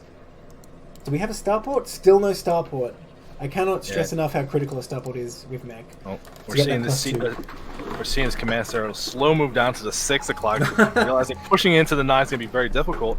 And we actually saw from JoJo very greedy play, but not going to get punished. He actually just made so many drones. He's back up to 42 almost instantly. The vulture's going everywhere on the map right now, though. And I don't think JoJo can stop them all. Wait, did I see a spawn broodling just now on a vulture? I heard it. I mean, it's worth it. If it saves a bunch of drones, it's worth it. Oh, is it worth it though? All that energy? Oh. Okay, so he doesn't run these other ones in the 4th at the same time. That could have been good. Yeah, no, I feel like JoJo's, despite this lack of gas mining, is now being corrected. He's macroing quite well here, whereas Robo, I feel like, is struggling to move beyond the 2-base push kind of play. Still no starport coming up. Yeah, unfortunately, one of the things that happens a lot in these hectic fights where you're doing a lot of stuff, Robo queuing up a lot of units as well, so... The macro not looking great, plus some issues behind it, but a big play in the middle. There's some queens flying in. Gotta be careful not to die lives. There's so many hydras here, though. These tanks didn't siege up for ages anyway. Oh, SCVs on the front line actually doing a lot, absorbing a lot of shots. Hydra stepping forward, pick off those tanks, and they will do so, but I think the Goliaths will clean up the rest of what's there. Oh, gosh. Another big fight going Terran's way. Now, Zerg does have 39 drones. That third gonna finally land for Terran though, and not too soon because these bases are so mined out. Oh my God, Terran barely limping through to a third base here. Needs to set up defense for it as well though. Well, finally we're seeing from Royal Blue adding on more factories, importantly adding on more machine shops to help deal with some of this threat, moving into a more robust mech army. And it keeps putting pressure on with these little fights, getting some pretty favorable trades, but at some point I think he's got to just consolidate his army and make for one big push rather than these little tiny attacks. Well, yeah, no, to be honest, this feels like his Royal Blue didn't really have a game plan beyond the 2-base push, I'm gonna kill him with that push. Or a picture of that looks like. But muddling through, it does get that third base. Zerg's still on the ropes here. The push did a lot of damage. It really did critical damage, but Royal Blue hasn't really been able to capitalize on it until maybe now. I don't know, more Hydra's gonna pop out. These Goliaths alone I don't feel like are really enough. Terran has, Zerg has really slacked on upgrades though as well though, not getting +2 carapace, or any +3 because... Oh, look at this move at the 6 o'clock, JoJo's saying a small force, that could be enough to shut down the mining at this base. Some vultures are on the way, but yeah, this is what I was saying, there's no defense at this 6, well, I guess that's enough vultures. Vultures are pretty good. And at the natural, more reinforcements pop out for Zerg, they might clean it up. Oh, look at this vulture run by at the 4th. Bunch of Lings, though, are going to help clean it up. I think the vultures win the fight, but the Sunken will clean them up pretty quickly afterwards. Yeah. And again, not just committing to killing the drones, trying to fight the army. It doesn't take a favorable trade there at all. Oh, but now he's hitting those drones. Yeah. Oh, that Ling going to clean up, though. A couple tanks trying to siege the 12 as well. Very close, though. Gotta be careful. Almost gets taken out by a couple Lings, and I think this small force will be able to clean this up. Royal Blue just trying to attack on a lot of fronts here, but this reminds me of the first game we cast today, where Terran just kind of kept barreling into attacks, and eventually it was just being held on a little better and a little better. And yeah. I'm curious, what the transition for Royal Blue has to start soon. Otherwise, look at the main, look at the natural, out of money. He has to get something going. Yeah, I definitely agree with that. Royal Blue neglecting all late game possibilities here, no upgrades, no vessels. And if Zerg can somehow hold on, although that said, Zerg is not upgrading either, which I think is a huge mistake here. With Terran stuck on 1-1, if Zerg was able to get up to 3-3 Hydras, that would actually be really strong. But both players, I think, just really on the ropes and trying to these Lings, the 6. Wow. Do big damage. How did they get in there? How did they get around all that stuff? Okay, no Adrenal done though, so I don't know if this is going to do that much damage. That's also, I gotta say, getting this high without getting Adrenal or any +3 upgrade is kind of pointless. We're just seeing a bunch of little tactics happening. Blue being pulled back and forth by JoJo. While meanwhile, JoJo's sitting on 5 bases, feels very comfortable. And the macro's been slowly catching up. He was like 30 supply down, now 20, and now it's up to 10. Slowly getting a good foothold while Royal Blue keeps scrambling all over the map. Well, I mean, this big fight is going to go Terran's way, though, I think. These Vultures going to clean up those Lings very fast, and Tanks in the back clean up those Hydras. So, I don't know, I feel like Ash JoJo getting pinned down after doing a lot of little hit and run attacks, now he's kind of suffering.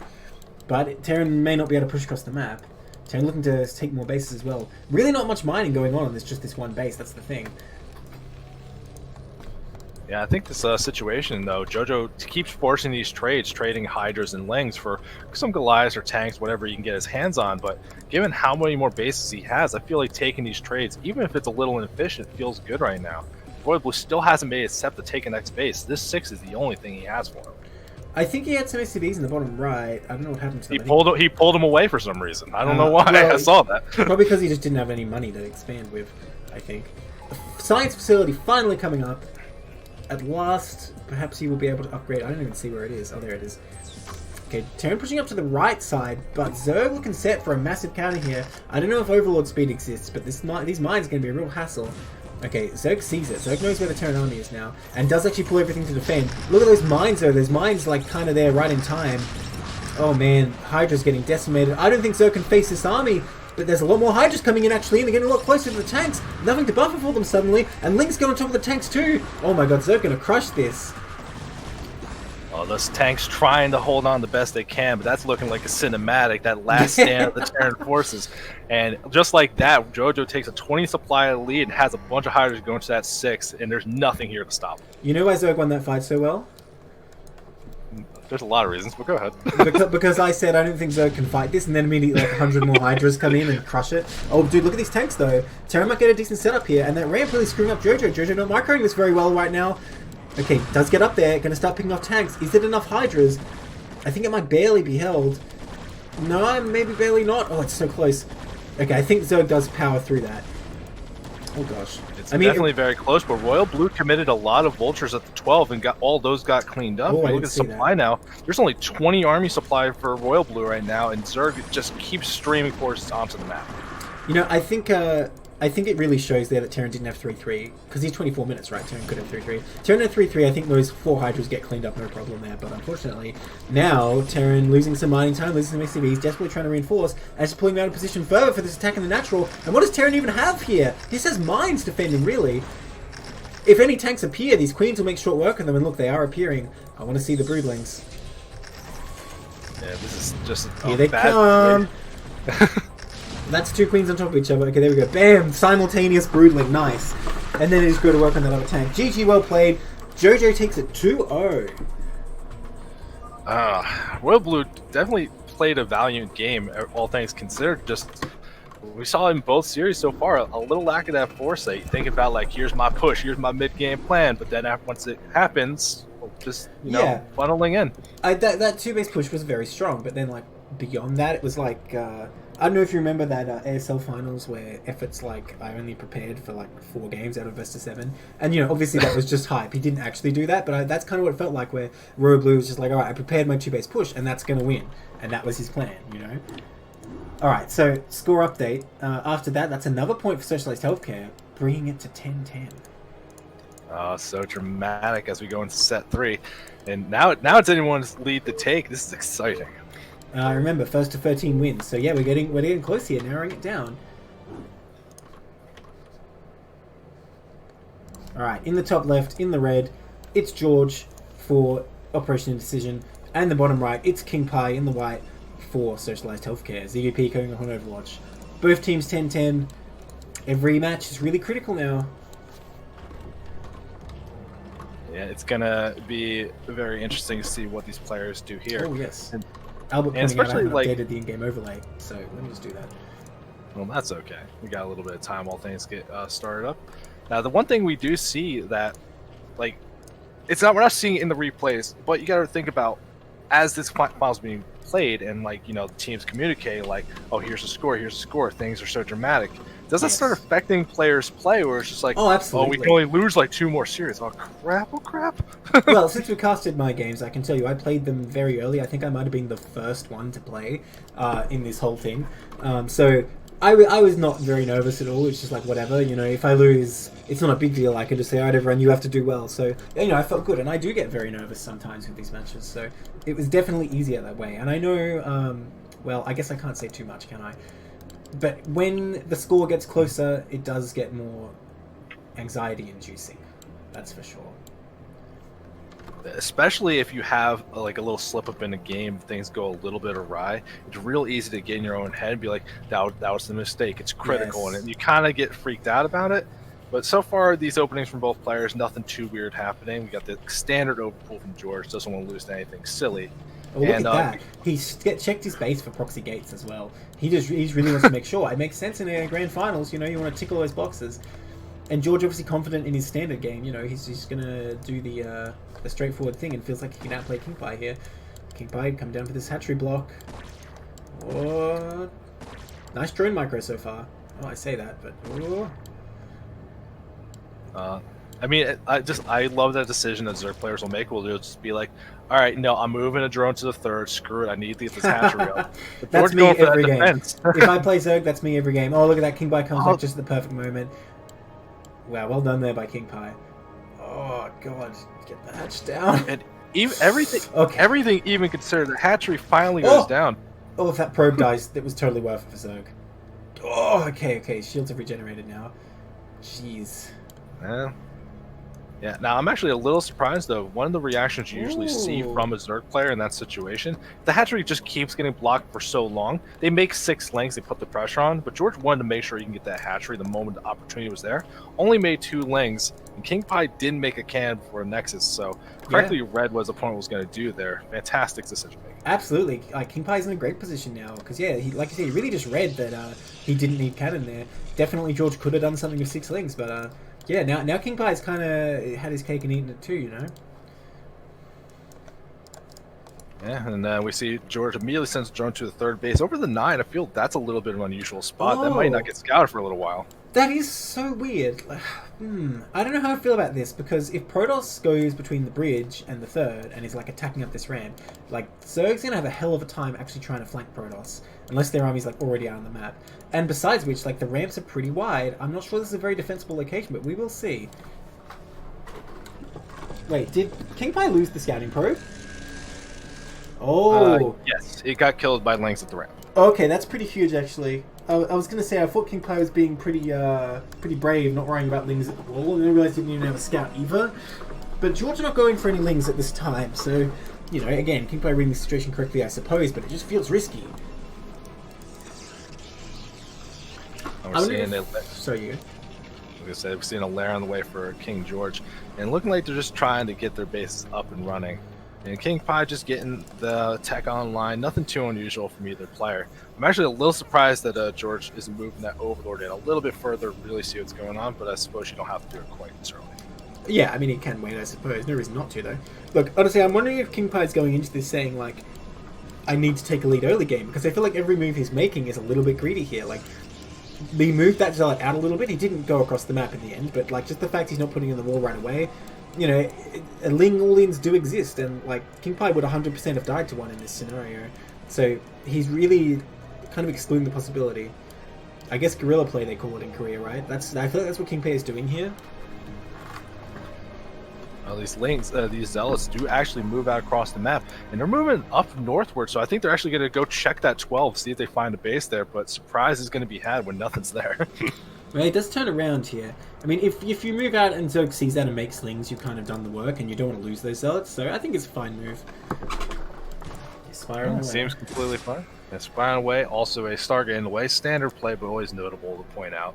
There's those choices of doing something like a Citadel first player, or something crazy, and George still really not trying to get all the scouting info they can with that Overlord. Wants to really just make sure he doesn't lose it later. Well, I think, he's assuming Starport because he's already leaving.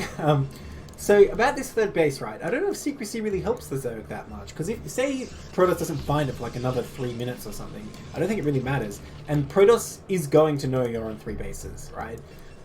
like, just by what his probe saw in the main, he already knows it's not a 2-base play because the layer would have come up already by the time his probe died, I think.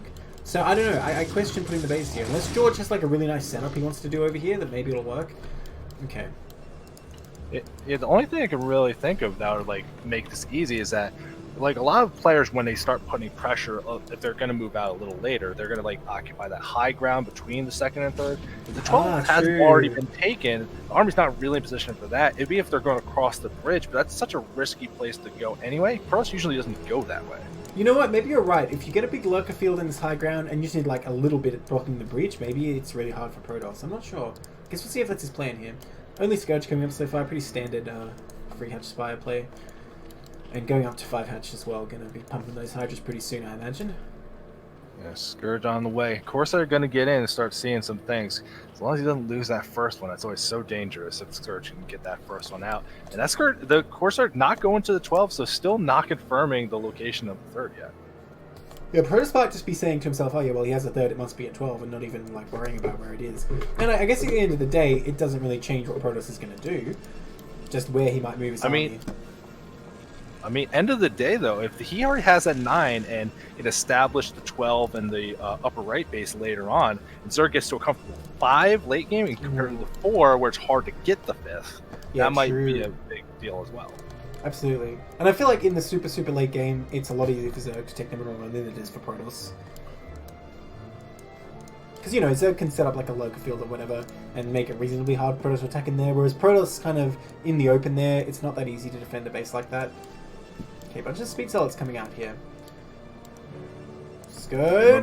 Oh, jeez. Dangerous. So dangerous. Oh, Mutalisks have been made. I didn't realize that. And you know, these Zealots are going for the 12, so the trap is kind of sprung here. Okay, those Corsairs were treated. If Mutalisks find these Zealots, like, not only can they kill them, they also won't be able to trade for drones because they're just actually not at a base. Look at that, even like forms up. It's like, alright, everyone get ready, we're going in. Wait, what? Oh, crap. Alright, Mutalisks coming across here.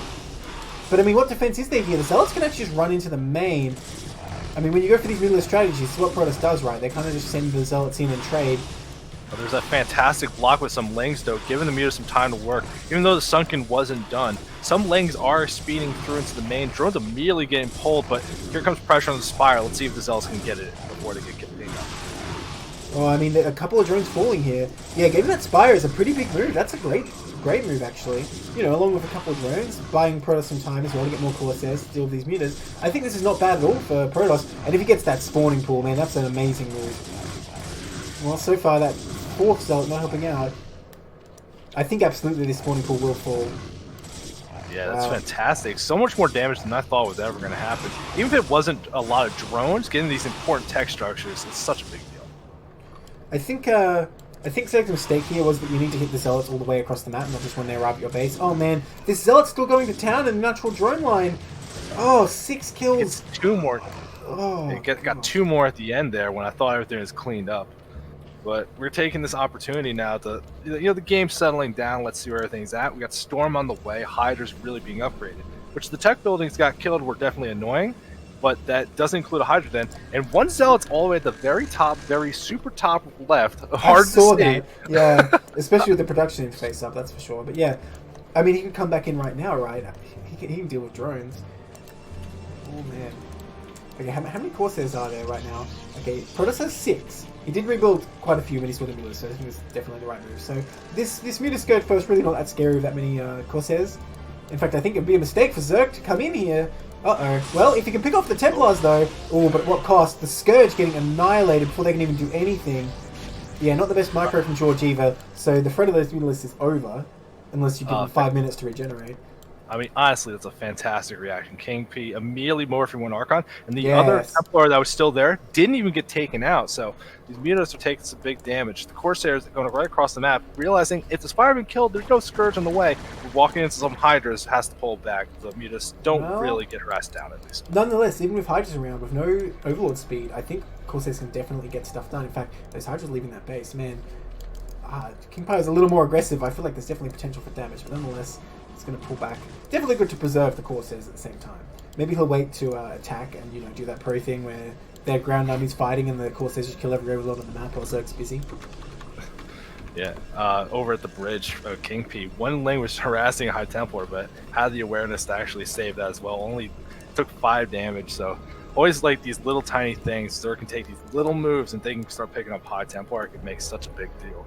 But we're just kind of developing into that mid game now with Dragoon range on the way and the weapons upgrades rolling for Protoss. And we got Lurker aspect about halfway done for Zerg, and they keep droning up hard. Okay, so Protoss moving out now. Looks like he's ready. I assume you're going to take the third behind this. You know, Zerg's kind of across this bridge, but I don't think a backstab really has that much potential, because by the time all your Hydras get across the bridge, Protoss has plenty of time to react. He's going to try it. This Corsair's positioned to spot this pretty easily. And yeah, he actually sees the Corsairs and just decides, you know what, if Protoss knows about it, probably nothing going to happen there. Just going to go for this third, actually pretty conservative for Protoss, not pushing right across the map yet. Well, he knows the Hydras are on the right side, so it's actually a pretty good way to take the third if the Hydras are out of position. Okay, going to block them from backstab as well. I mean, this all this time being spent in the posturing in the middle of the field between both players is buying time George to take that 12 o'clock base. Finally, a storm goes down, but it doesn't hit a whole lot of stuff. The Hydra's still retreating. Oh, okay, I'm surprised King Pi retreated there, because I thought he was going to cut off a huge number of Hydras. Oh, look, the first goon, like, no, wait for me. I'm part of the Zerg army. Oh, wait, no, I'm in the wrong place. Oh, nice storm there. Dude, that goon is like wants to assimilate with Zerg. Okay, there we go. Okay, this third here reasonably SimCity'd up. That's something in the back very nice, but that's like so many zealots. That's just. The Lurker's about to morph though. Can they be enough to deflect these zealots? Oh, there's no observer. You're right. Oh, and this is suddenly a zealot death trap, but the drones have already been stormed. Protoss kind of already got his money's worth, but the Hydra's blocking from the back. Oh, these zealots can't escape. Well, not really anyway. Oh man. Oh, that's a fantastic angle for Zerg. Gets a great fight there. Supply even up, and that base hasn't been affected. Buys the time to get the 12 online as well. And we see King Pi try and take their own third down here, but here comes some Hydras. I think that's going to be hard to hold. Yeah, King Pi's army just got like basically destroyed completely, and now George is down here just in time before cannons are up. Oh, focuses the probe. That's a nice move. 4 more cannons to be made. Where is he going? Hydra, go back. Anti-micro right now. Oh, but the Lurkers. That's all he was waiting for. And you know what? That makes perfect sense because Protoss can't do anything about this now. Oh. Oh, this is so unfortunate for our Protoss player. I just realized they built a robo a long time ago. They never built an observatory. Just being started now. Cancels the third. Being put back on 2 that base. Lurker! Ah, okay. He lives. Oh my god. You don't need that many Lurkers here, George. Turns around. Oh my god. Okay, that was like a nightmare for Protoss. Like, attacking into this base, it seems good, and then suddenly all the Lurkers hatch, and you're just like, oh shit. This is Protoss horror movie right now. Look at the situation though we see with both players. This fight went so well for George. KMP had to cancel that 6 o'clock base and back down to 2. But look at George's drone count, 60 drones. This economy is going to be out of control. And what is KMP going to do about it? Yeah, I don't know what he can do. So many zealots have fallen at that third. It was something like 25 zealots. It was crazy. Yeah, that was such a great fight at the third for George. The Lurkers, there's no observer. The Lurkers popped just in time. And the Stormborn saved to pock them, and then with the Hydras blocking that ramp, maybe showing why that 9 o'clock base might have been the good choice. Yeah, I guess so, because you want your army to hang around the bottom half of the map, right? And if you block that ramp from behind, it seems very unattractive for Protoss to actually go in there. Well, 2 best Protoss as usual can build a fairly formidable army here, but every minute that the third is not up, you know, the clock's kind of ticking for Protoss. 4 base Zerg beats 2 base Protoss.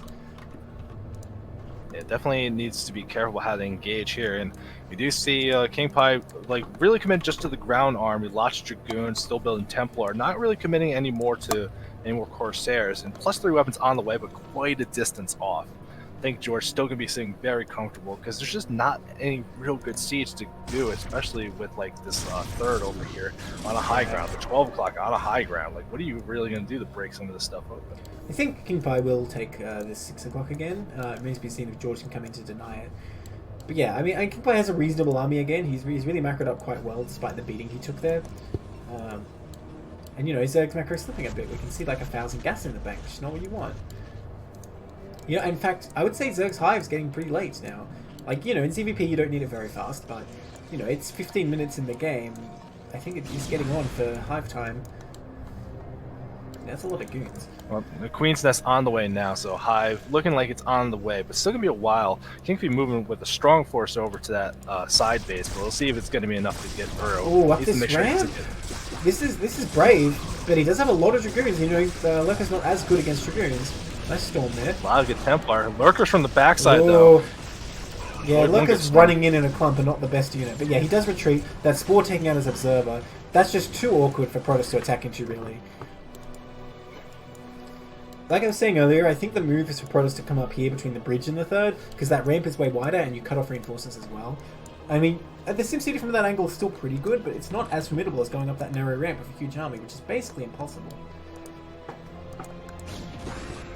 Yeah, that was the concern I was having about this base, but King P kind of attacking into like the area of strength. But finally moving to that good position you're talking about. Still lots of lurkers. Need to be careful how they're moving the army. Yeah, I don't know about this. This is going to be a Zealot massacre again. I mean, Protoss units trying to get on top of this, but really just getting crushed. And you know what? The Lurkers coming across the bridge easily with no use to deny them. I don't know about this. I think Zerg holds this easily. The Corsair's doing good work while this is going on, though. Yeah, Protoss compelled to retreat, and you know, already a lot of goons falling.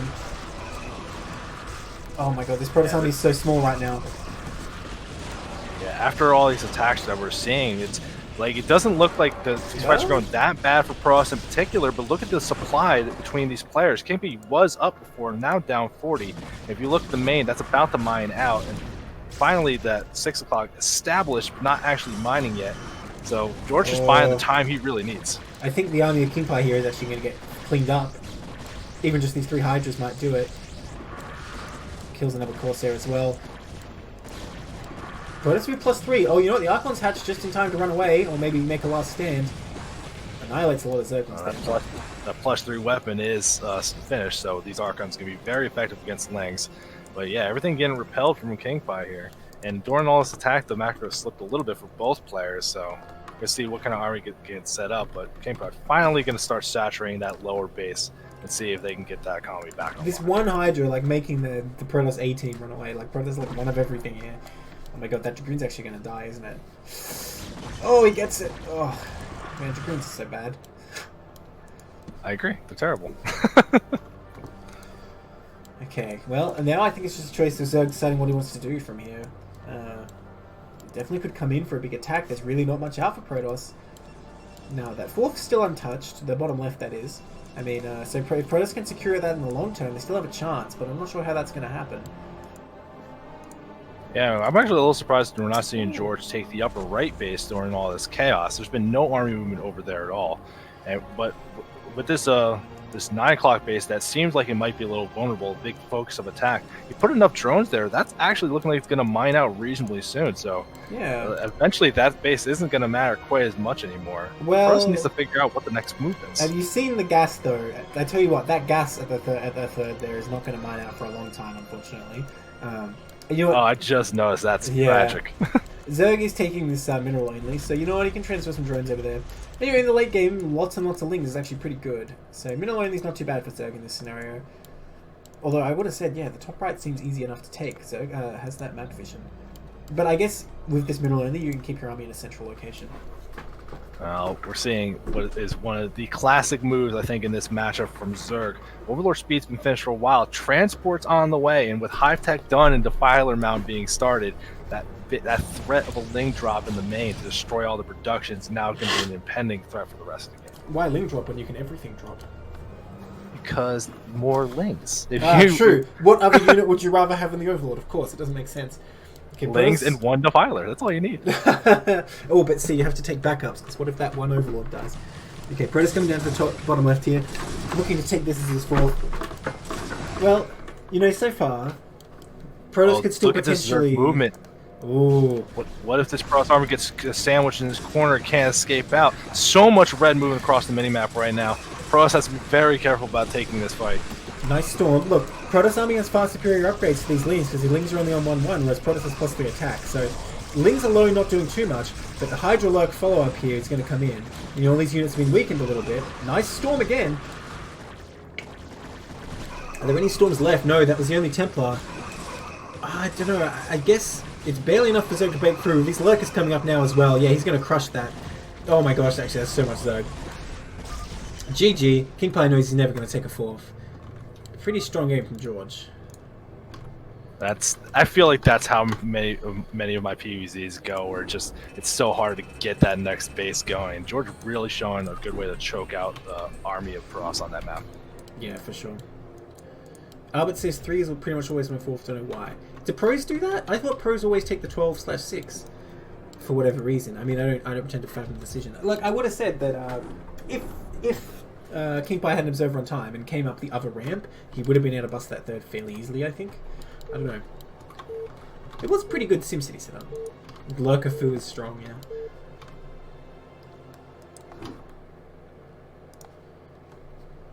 Alright, in the top right, in the red, it's George for Operation Indecision, and the bottom left is King Pie for Socialized Healthcare. Currently 1 game for George.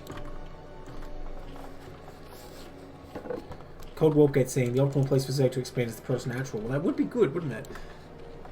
Just get a bunch of Sunkins I there. think this guy is watching too much Cats.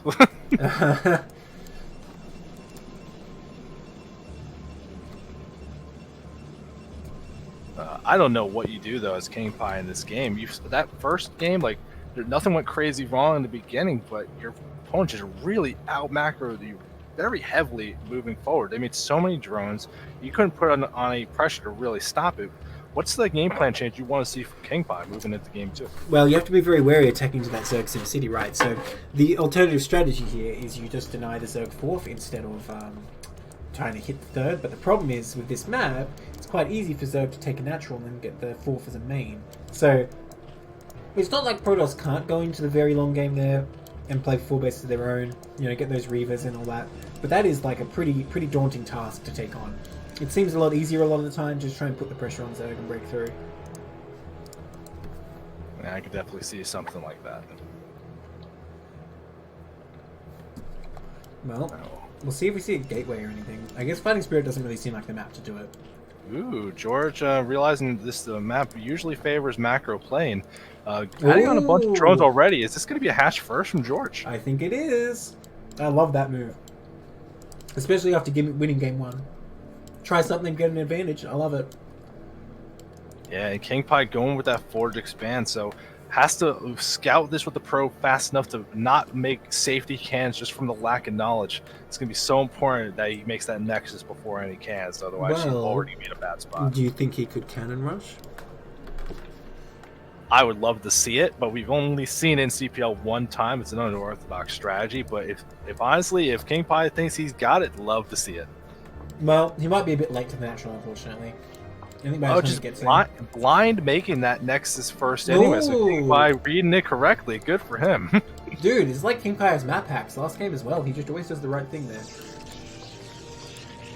And I actually love that we kind of missed talking about it, but George actually used that drone scout when he took the hatchery first and scouted the middle of the map just to make sure that proxy gets on the way, even though it's hard to do in this matchup. Always a threat, and respecting it is a good move here. Very smart going hatch first and checking for that. You know, I think if King Pie really knew though, you get a gateway before the cannon as well. But it's no big deal. He does get a pretty good time there. Yeah, we actually see George sneaks out that drone over to that 3 o'clock base, doesn't get spotted by the scouting probe at all. So George looking like they're going to be in a very good spot moving from here. If they can get that drone out of the base, which some of the drones trying to fight it, that probe gets taken to half health, but no real damage, just some shields. Only 2 links coming up again. Seems like that's just George's style. Doesn't really want to put the pressure on the Protoss.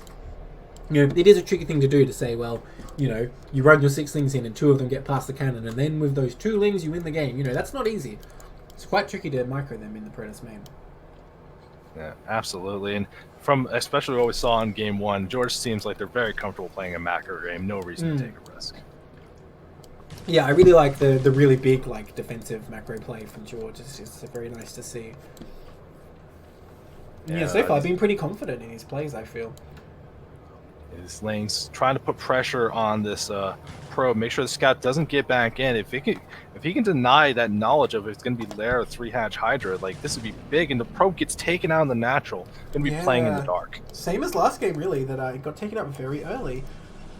And you know, I think it's kind of unfortunate for George that he's just going for these macro plays here and like the Lair already in the way, because King Pie, not really respecting the fact that he has no intel last game, did not make any extra cannons or anything, so I think a Hydra Blast would have been extremely deadly, and you know, the same seems to be true here, but George is just going for that land behind all this. Oh, minor thing, but I hope King Pie is either planned or they noticed it. There's only 2 guys mining gas in the main for King Pie. That's going to be a big deal trying to get all the tech up that they did last game, because they were doing that Stargate, Citadel, +1 weapons, like all the tech reasonably fast. And if you don't have 3 guys mining gas, you're never going to be able to afford it. I cannot imagine a build where Protoss wants to do that, to be honest. Gas is so good. Gotta get those Templars. Oh, it's fantastic. That's why I was saying I hope it's planned, but I don't think it is. Yeah. Oh dear. Okay. Hydrogen is coming up here pretty early, actually. Is this some kind of lurker play, I wonder? I mean, he had some lanes at the front. Maybe just like reading the situation, like, you have 1 cannon? 1 cannon?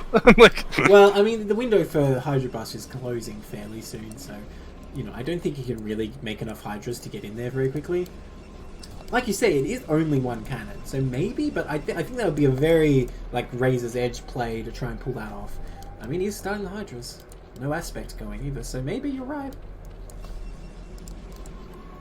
I mean, getting that lair tech's always super nice. You can get the next thing on the step that you want to get, but if he wants to just, there's nothing wrong with ever just putting that Hydra down, you know, giving your opponent that false sense. And we see some speedlings and zealots dancing in the middle of the map, which means the zealots don't get across the map and have it still. Playing in the dark for King Bees gotta make you feel uncomfortable. Yeah. Yeah, honestly, I'm not sure about this Hydrogen timing, by the way. Like, if he just wanted Hydras to defend the Corsair instead, I suppose. Is that all he's going for here? I really don't know. It seems like there isn't any plan beyond that, so skipping this possibly. Yeah, actually rushing that Overlord speed very quickly, so really wants to make sure they are safe against any kind of Corsair harassment, so that might really just be the play. Yeah. So that way you can focus as much as you can on getting the economy set up. Yeah, well, I think Zerg's plan here is just to mess up like a lot of Hydras before taking a 4th base, and probably going to come across and put some pressure on Protoss just before Storm. We'll see. I could be wrong. He can definitely take it a number of ways from here.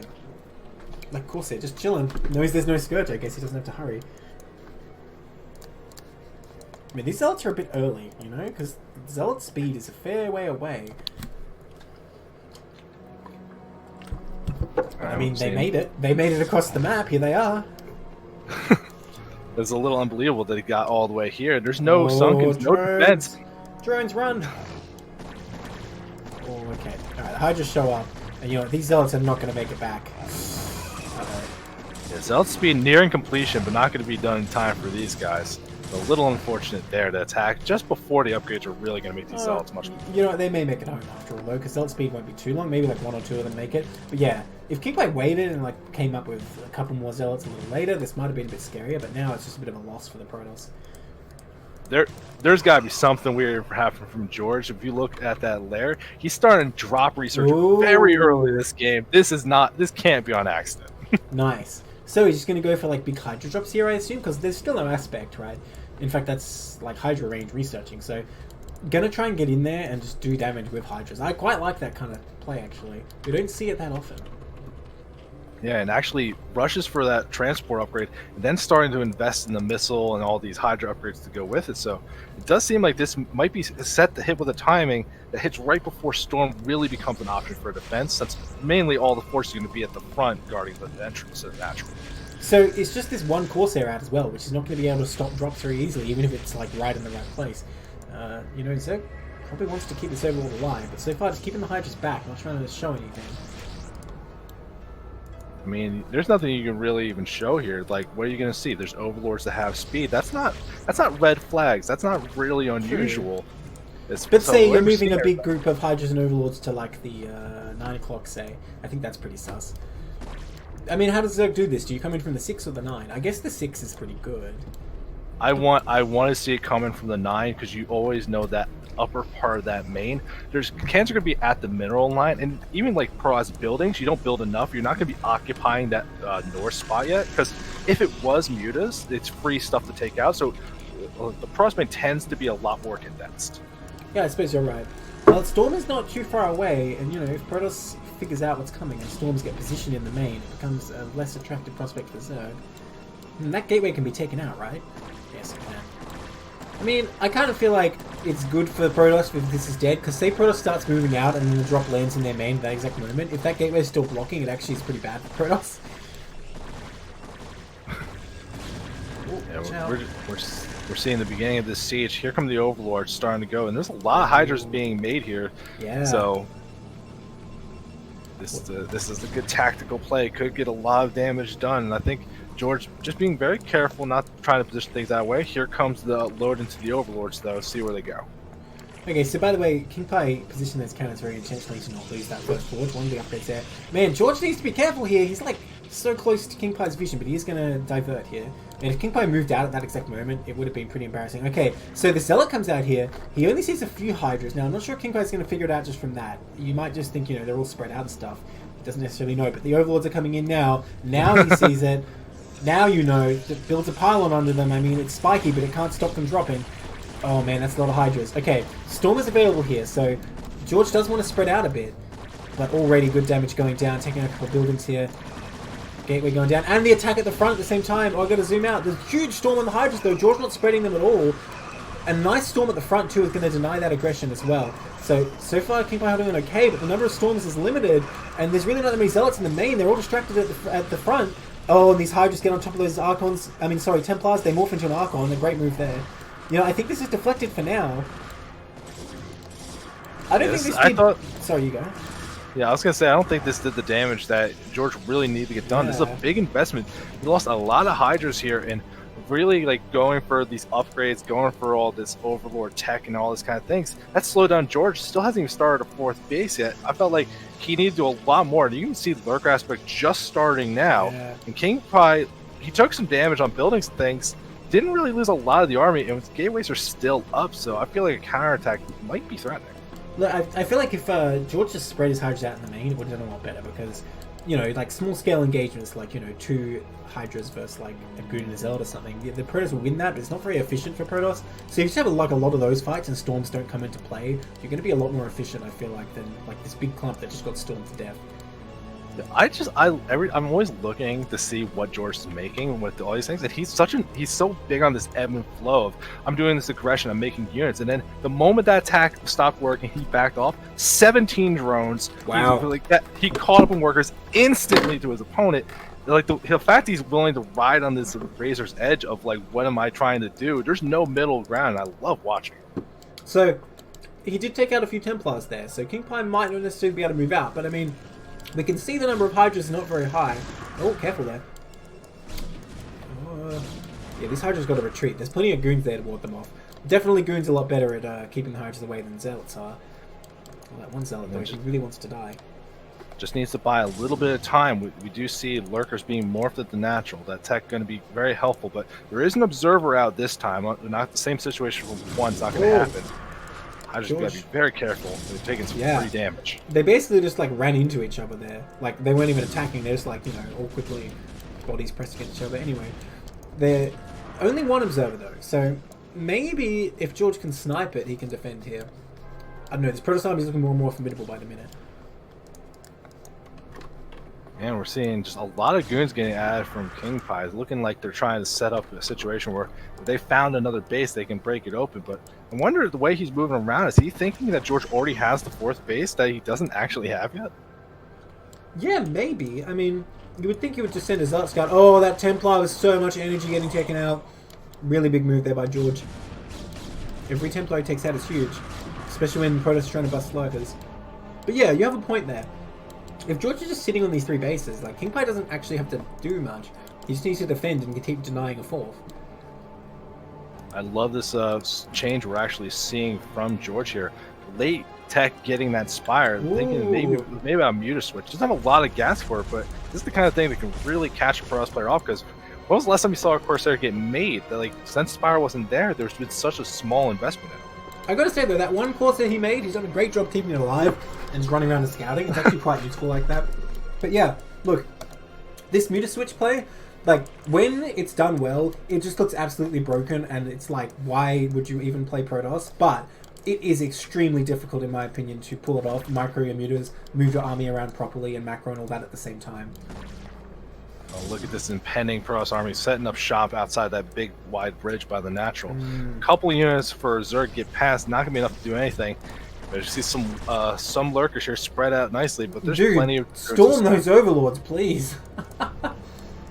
Oh, that'd be amazing. Zerg loaded up a couple of lurkers here coming over to the third. You know, I think there is a gap in coverage here where maybe probes can be hit. That could be huge if it happens while the attack is going on.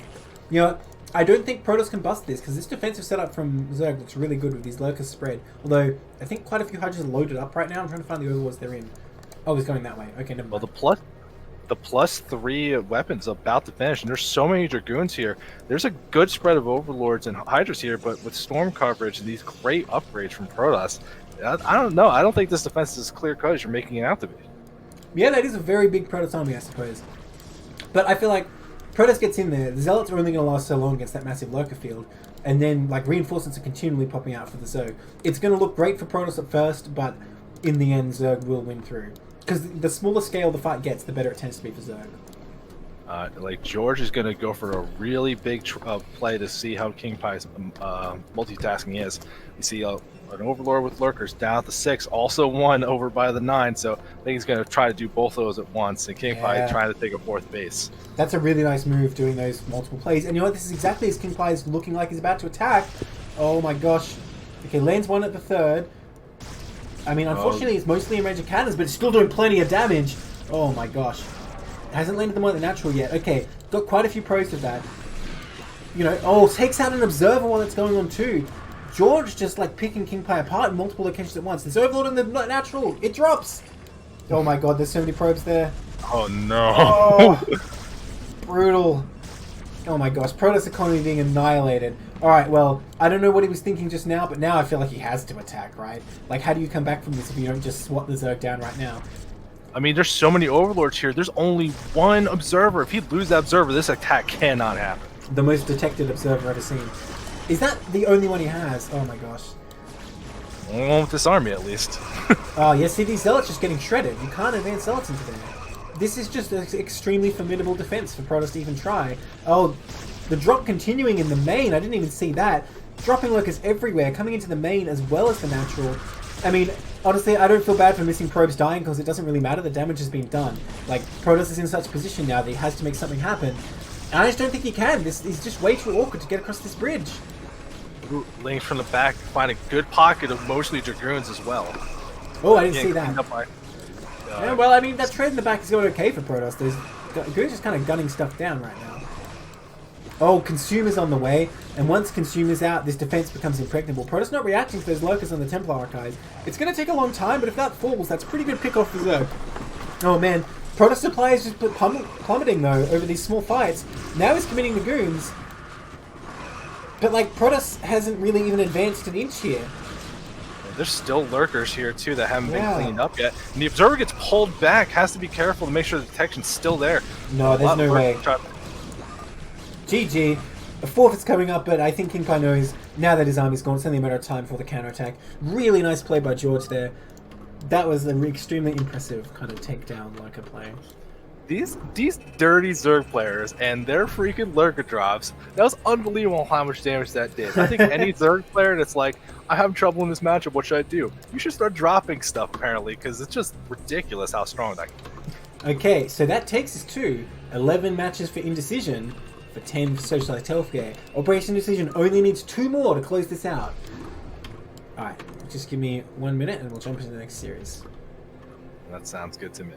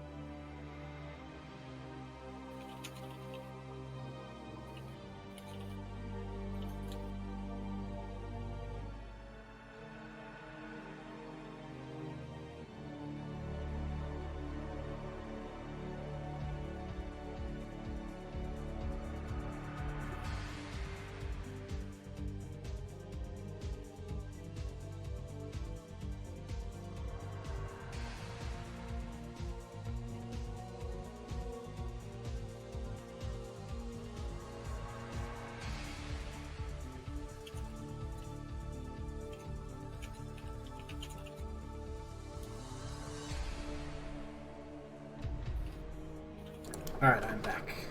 Let's get it started. Alright. So we're moving into our next set, and this is going to be Ash Return versus Death Star. It's going to be a good one. I'm excited.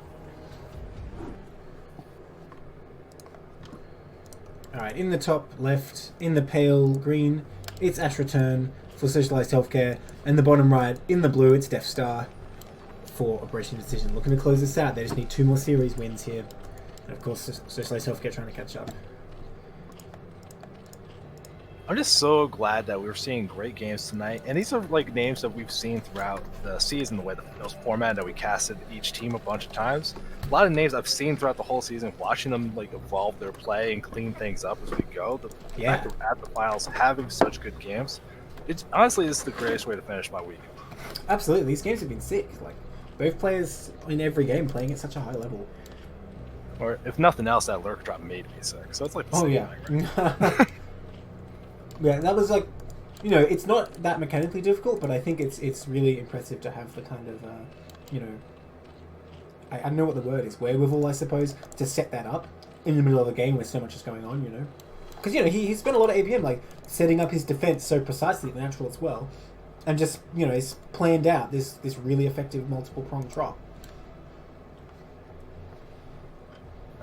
It was just a great example of that you can have your own unique style as long as it's well thought out and you're thinking about it. You don't have to just go on Wikipedia and read the build or, you know, follow a Flash tutorial. Like, you can do your own style and make it work as well. And absolutely, that makes the game so exciting to know you have that kind of flexibility. Yeah, totally agree with that. I mean, almost compared to any other game, like, there's a lot of room for, like, going your own way in StarCraft. I mean, there's things you have to do and things you can't do, right? Like, you can't build scouts. You're gonna need to make comsat stations, you know, but there's a lot of wiggle room around that. So far, nothing unusual yet. After turn going for that hatchery first, so standard in this matchup. But given the positioning, I think Death Star leaning more towards a bio play. No wall off or anything to help buy time, and that gas steal from return just to make sure of it. Yeah, I don't really like this play, to be honest, because, well, like you said, it was already kind of indicated that it's going to be bio with no wall or anything. And Terran, I don't think really cares about this, to be honest.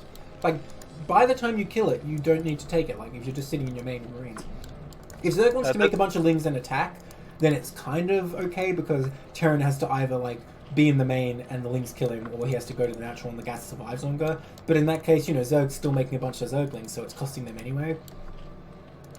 Now, is there something about this play you see how that we actually see from a turn getting that very fast next hatchery? Oh, okay. The delay with the delay on the gas, does this actually, like, this buying so much time? Is this really just a delay? Like, oh, you won't have stim before this point, and I'm safe going 3 hash before pool. I mean, it's not like stim timing is super dangerous for that anyway, because you can just make sunks if you're ever worried about that. So honestly, it makes more sense, but I still don't really like it. If Terran was going to go mech, which is definitely, I think, what Ash Return is scared of here, getting that Vulture out because you won't have a sunken in time probably, then sure, but his drone was actually there too late. Terran would have actually already taken the gas. So I don't think it quite makes sense. Maybe in concept, but not in execution, because it was just a little bit late.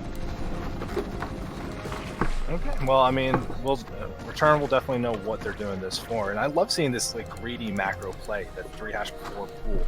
It is a little bit unusual, and even just like these little things where it's like, oh, here's a gas deal, here's this unusual opening you might not be that practiced against. Just trying to throw off your opponent alone has value to it that people, you know, you can't quantify with mineral counter, you know? Yeah, for sure. I mean, it's just the production, right? And he will have more drones sooner. Now, Terran, sometimes you can just come across some Marines if Zerg is, like, extra greedy, you know, they makes 2 Zerglings, but Ash Return getting the 6 right away, which I think is a good move there. And we see the lair on the way, but the SUV is still in the base, going to scout that. A little unfortunate there, but doesn't want to delay the tech too much longer. Already got delayed for how late the spawning pool was. Yeah, so, I mean, it's still basically on par for a 3-hatch build. It's only, like, very tiny bit behind that, which is pretty normal for a 3-hatch before pool. Now, I'm intrigued that Terran went for 2 racks there. So Terran is going to try and hit a stim timing here, but I'm not sure I'm a fan of that play, because as long as Zerg figures it out, puts down some Sunkens, you're really locking yourself into, I feel like, 2-base teching and giving Zerg a 3rd base. Now, that's not necessarily like a disadvantage for Terran, but you're kind of giving Zerg more room to show their skill because you're waiting till Vessel and then denying 4th. So I'd prefer like a big 5-Rax play against 3-Hatch. But we'll see. Maybe Death Star will make it look good. Maybe Astroturn won't see this Steam timing coming. You never know. I mean, there's an Overlord outside the natural. It's a great spot to see if there's a move out building up here. So I think there will be a little bit of warning, but you know, this SCV scout getting in the main. That's it sees good. that there's no Hydra Den, or it sees that the Spire's getting started. The Lair's finished. Haven't seen the tech choice just yet. I mean, you can't see your tech if you don't have any, right? 200 IQ plays right here. Okay, there's the Spire. Spire go down to the natural. There's a lot of lings in the map for return, though, making use of all that larva they got from this early. Well, that's another thing about 3H4 pool, right? You can get a lot more lings out, which makes the stim timing also seem a lot less attractive. Now, because that Spire was a little late, definitely there's going to be a window for Death Star here. Or getting a second bunker, interesting. I really thought that was Lurker, but he didn't see a Hydra Den, so I'm not really sure why he would think that. Is it just a response to how many lings he saw? I suppose, but if so, I don't think you really need it. Like one bunker's plenty, especially when you have stim. Like, you know, you have like 12 bio units with stim on a ramp. Like, there isn't really an amount of Zerglings that you fear. That's a lot of Zerglings, though. I think he wants to go for backstab here. If this is Terran this is a lot of fire bats. Hopefully, it doesn't skimp around too much. It's just saying like, oh, it's lings, it's nothing major. Spire nearing completion, and you gotta just make sure he gets the appropriate amount of turrets before these mutas can really become threatening. Okay, you know, I do like what Death Star's doing on a certain level, that he acknowledges that, you know, he can't really hit this stim timing against 3H full pool, so he's just going to take up and get that factory and turtle up. Because, yeah, he seems intent to not move out, and to be honest, I think it might be the right move in this scenario. At least until you have more bio, anyway. But, you know, these mutalisks are kind of late, I gotta say. They're also not in the amount of numbers you normally expect from 3 hatchery. The gas buildup just wasn't there in time, so this is more like the amount of mutas you would have from a 2 hatch. But Astroturn still getting their next base up pretty quickly, and these lings on the map are going to make sure Death Star can't move out. Yeah, I mean, there's still stuff in the bunkers. Oh, he scans them, beautiful. Oh, he's stimming, but there's no medics here. Can these lings take this fight? I mean, with one fire bat, you can kind of just do it. It's fine. As long as the 5-bat's well positioned, it kind of doesn't matter how many lings there are. Okay, so still only 6 mutalisks up here. 5 more hatching. Okay. And just waiting for a more critical number before moving across the map here. Now, looking at the amount of turrets, there's a decent amount at the natural and a decent amount being built in the main, but there's nothing covering production. That's always a worry. Yeah, I think Death Star really was expecting Lurker, because he got those 2 turrets at the natural, and he only just got... turrets, well, sorry, at the bunkers, I mean. And then he's got turrets covering the middle lines just now. So, I don't know, both players kind of stumbling over each other there, where Ash's mutas were late, but Death Star also didn't get the turrets until now, so it lined up perfectly. Did he just shoot his own marine? I'm not sure, but Death Star, or Return just walked in with a bunch of fire bats. Fire bat's too far forward, but I believe there's fire bats still in the bunkers as well, so you can't just commit to destroying it now. That's actually a pretty big deal, because Terran's going for this 2 base, 1 vessel push. Even 2 fire bats worth of gas is actually a pretty big deal. And especially against 3 hatch 4 pool, Zerg has the capacity to make huge amounts of links, so 2 fire bats was going to be a real asset in a fight later on. I'm pretty sure Death Star's going to try and move out with the first vessel here. This is what this looks like. Oh, Mina's coming in here. Moves into the production area, finding a great spot where there's no turret coverage. They can pick off that tank, but they want to back out and make sure they're not getting trapped by bio. Finds a good spot with some medics too far forward. Oh, somehow, how did that medic live? That was 11 mutas hitting that, right? Wow. I believe so, but... Strong medic. Yeah, I'm surprised Zerg didn't go to harass in the main, but I guess he's just thinking defensively now, that he knows Terran is just powering up for a 2-base push here, and he's just worrying about defending that.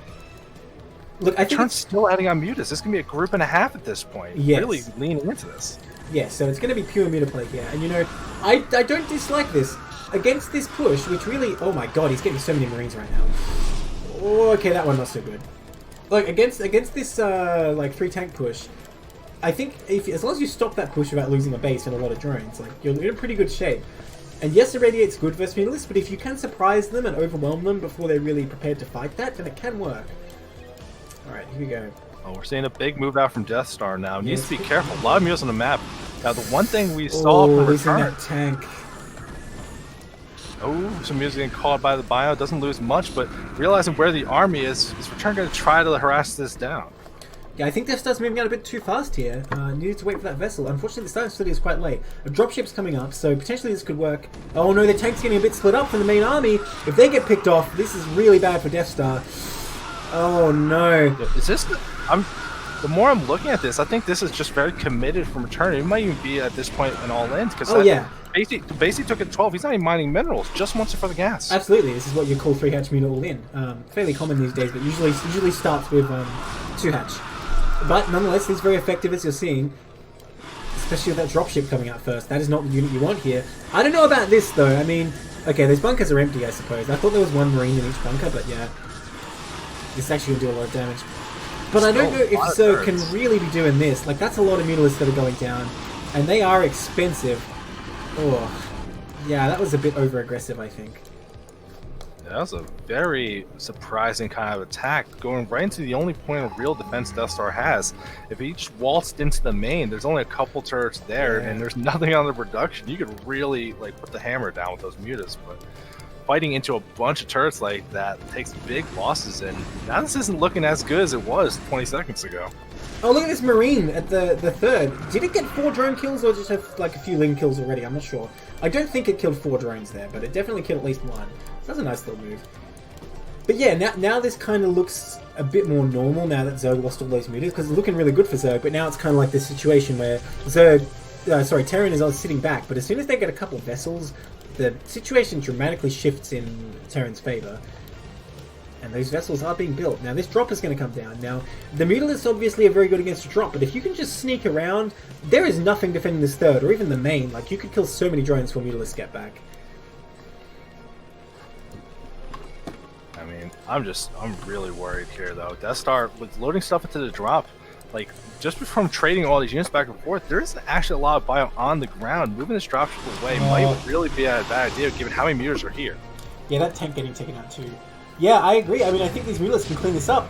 I'm surprised they didn't go in. Okay, they are going to go in a few at a time. Kind of weird. Okay, here they go though. Yeah, and they're going to melt that. I don't know why the tanks are sitting out the front here. Like, Terran doesn't really gain anything from that position. Radiate goes down. Oh, that's a pretty good Radiate too, but it doesn't get taken out. Oh man, they're going to lose a lot of mutalisks again here. He did reset the Terran army, but like, it's very efficient for Terran like this, I feel. Oh.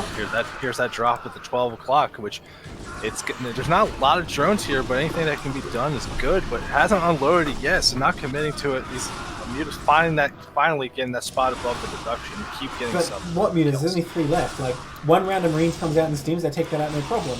Especially with only +1 carapace here. Nice Radiate on the one that isn't injured, and yeah, this drop, unfortunately, he didn't actually, like you said, he didn't target it to unload. I think he just moved it there and was going to unload it later, but he forgot there was this action going on. Okay, now it's finally cleaned up in the main. Yeah, I don't know if that was worth it for Zerg. It's like you traded all your army away, and you did kill the entire Terran army, but Terran's getting this superior tech now, and your upgrades with the mutas are not that good. Only +1 armor right now, I think. Or was it +1 attack? No, it's armor, I'm pretty sure. Yeah, there it is. Yeah, it's armor. Adding on more mutas, still so committed on Dude, this dropship would have been game-winning, I feel, if he actually dropped, but now these mutas kill this up easily. That's a significant mistake from Death Star. I think he could have won the game with that. Yeah, it's a big loss to take here. Free dropship, that's a lot of gas, free bio clump where your army keeps getting reset, and we're actually seeing Death Star still doing a good job macroing through, but like, imagine if he had a bunch of those medics back, or you'd have to keep investing in this gas and the fire vessel. You could have had a couple more science vessels. His army could have been a lot more impending, but I still like Death Star's position. He's been doing a good job keeping everything going, just hasn't had a chance to step out on the map for a third base, but I don't even think that's necessary given how all-in return still seems at this point. Well, he really needs better upgrades. He only has +1, he's not getting any more. And in the long term, Zerg's gonna really crush you if you're staying at low upgrades on bio. And Zerg's muta upgrades have not been continuing either. Imagine if you had +2 attack right now. This Terran army would be so scary, but my god, it's getting spread out. Terran army's covering as much space as possible with as few units. Mutas seem loath to engage though. I think he might suspect there's energy for an Irradiate, which there almost is. Oh, he needs to keep this vessel alive. Okay, the Scourge should get taken out. Energy for an Irradiate ready in just a second. Oh, and there's 2 more Radiates available here. There's not much bio here, but I don't think it matters. Like, the Mutalisks will get basically annihilated. Trying to erase the Marines, and like, he takes out a few of them, but a draw is almost as good as a win for Terran there, because the Mutilus just cost so much more and all the vessels are still alive.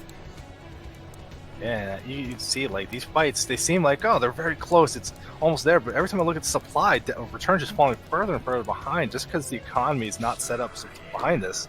And he's even trying to get that 4th base up over on the side, but he has high tech. Why not at least get the filers or some kind of power unit to turn these fights around? The thing is, Terran's continually trading mineral units for gas units, whereas his vessels are totally fine, like they haven't been dying at all, so Terran just gets more and more efficiency that way. And Zerg can only afford so many Mutilus, 10 more hatching now, but they'll just keep getting irradiated down, and like so many drones have already fallen from this attack, even if Zerg kills all these units now, it's still kind of worth it. Well, second does go up. I really don't like this position we're seeing from Return. Deciding to tech out of his mute. He's still making a ton of mutas, but teching... Yeah. Well, no, he's still trying to make a lot of mutas, but he's trying to transition to Ultraless Cavern, but not banking up gas for it. I feel like that's the wrong tech choice here. I don't know how that's actually going to work.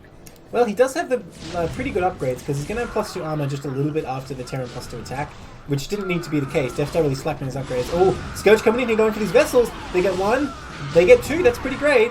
And the Radiate goes down though. Big Irradiate. Oh, and that tank hasn't fallen. If that tank survives, the Sunkens aren't really going to stop the Terran, and the tank does survive. Oh, Zerg in so much trouble right now. The Ultras are morphing, but I don't know if there's time. Vessel going in. I don't think it's going to matter, even if there is time to get those online. There's just not a lot of army here anymore. Yeah. It is going down. Here comes the reinforcements from Death Star across the bridge. Oh my god. I think this is it. Yeah, that is a lot of reinforcements. Death Star not slacking his macro at home. Well, not completely anyway. He's banking a lot of minerals. But yeah, this is just too much. Like, these 3 Ultras morphing, that's not going to be enough. Especially without Chitinous even finished. Terran's still only on +1. They're going to explode as they spawn. It's going to be great. Oh, come on, Ultras aren't that bad. Look, they look pretty lame without kindness and speed, but they're not the worst unit in the game. They're not Dragoons. Okay, they are pretty bad. Wow. Oh my gosh. Yeah, I think that's it. I think Death Star takes this one. Yeah, it's going to be hard to see this. Even losing the tech here, Kite is not even going to finish from an Ultraless Cavern. If the Spire's going down 2, not enough. Return's going to call that for game 1. I think there's such good opportunity for Return to take that game with those mutas multiple times, but just attack into the natural, the one spot he didn't have the muscle to do it. Yeah, so I think that game there was a lot of like confusion and misplay from Death Star, but ultimately, he had the better long-term strategy. I feel like if you're going to go for this 3-hatch muta all-in, you need to basically be microing 11 mutas constantly and cycle out the injured ones. And then when you feel like, you have the opportunity, then you can dive into everything in a move, but you still need to constantly be picking away at that bio. And like you said, the main was extremely vulnerable, but Ash Return didn't really capitalize on that.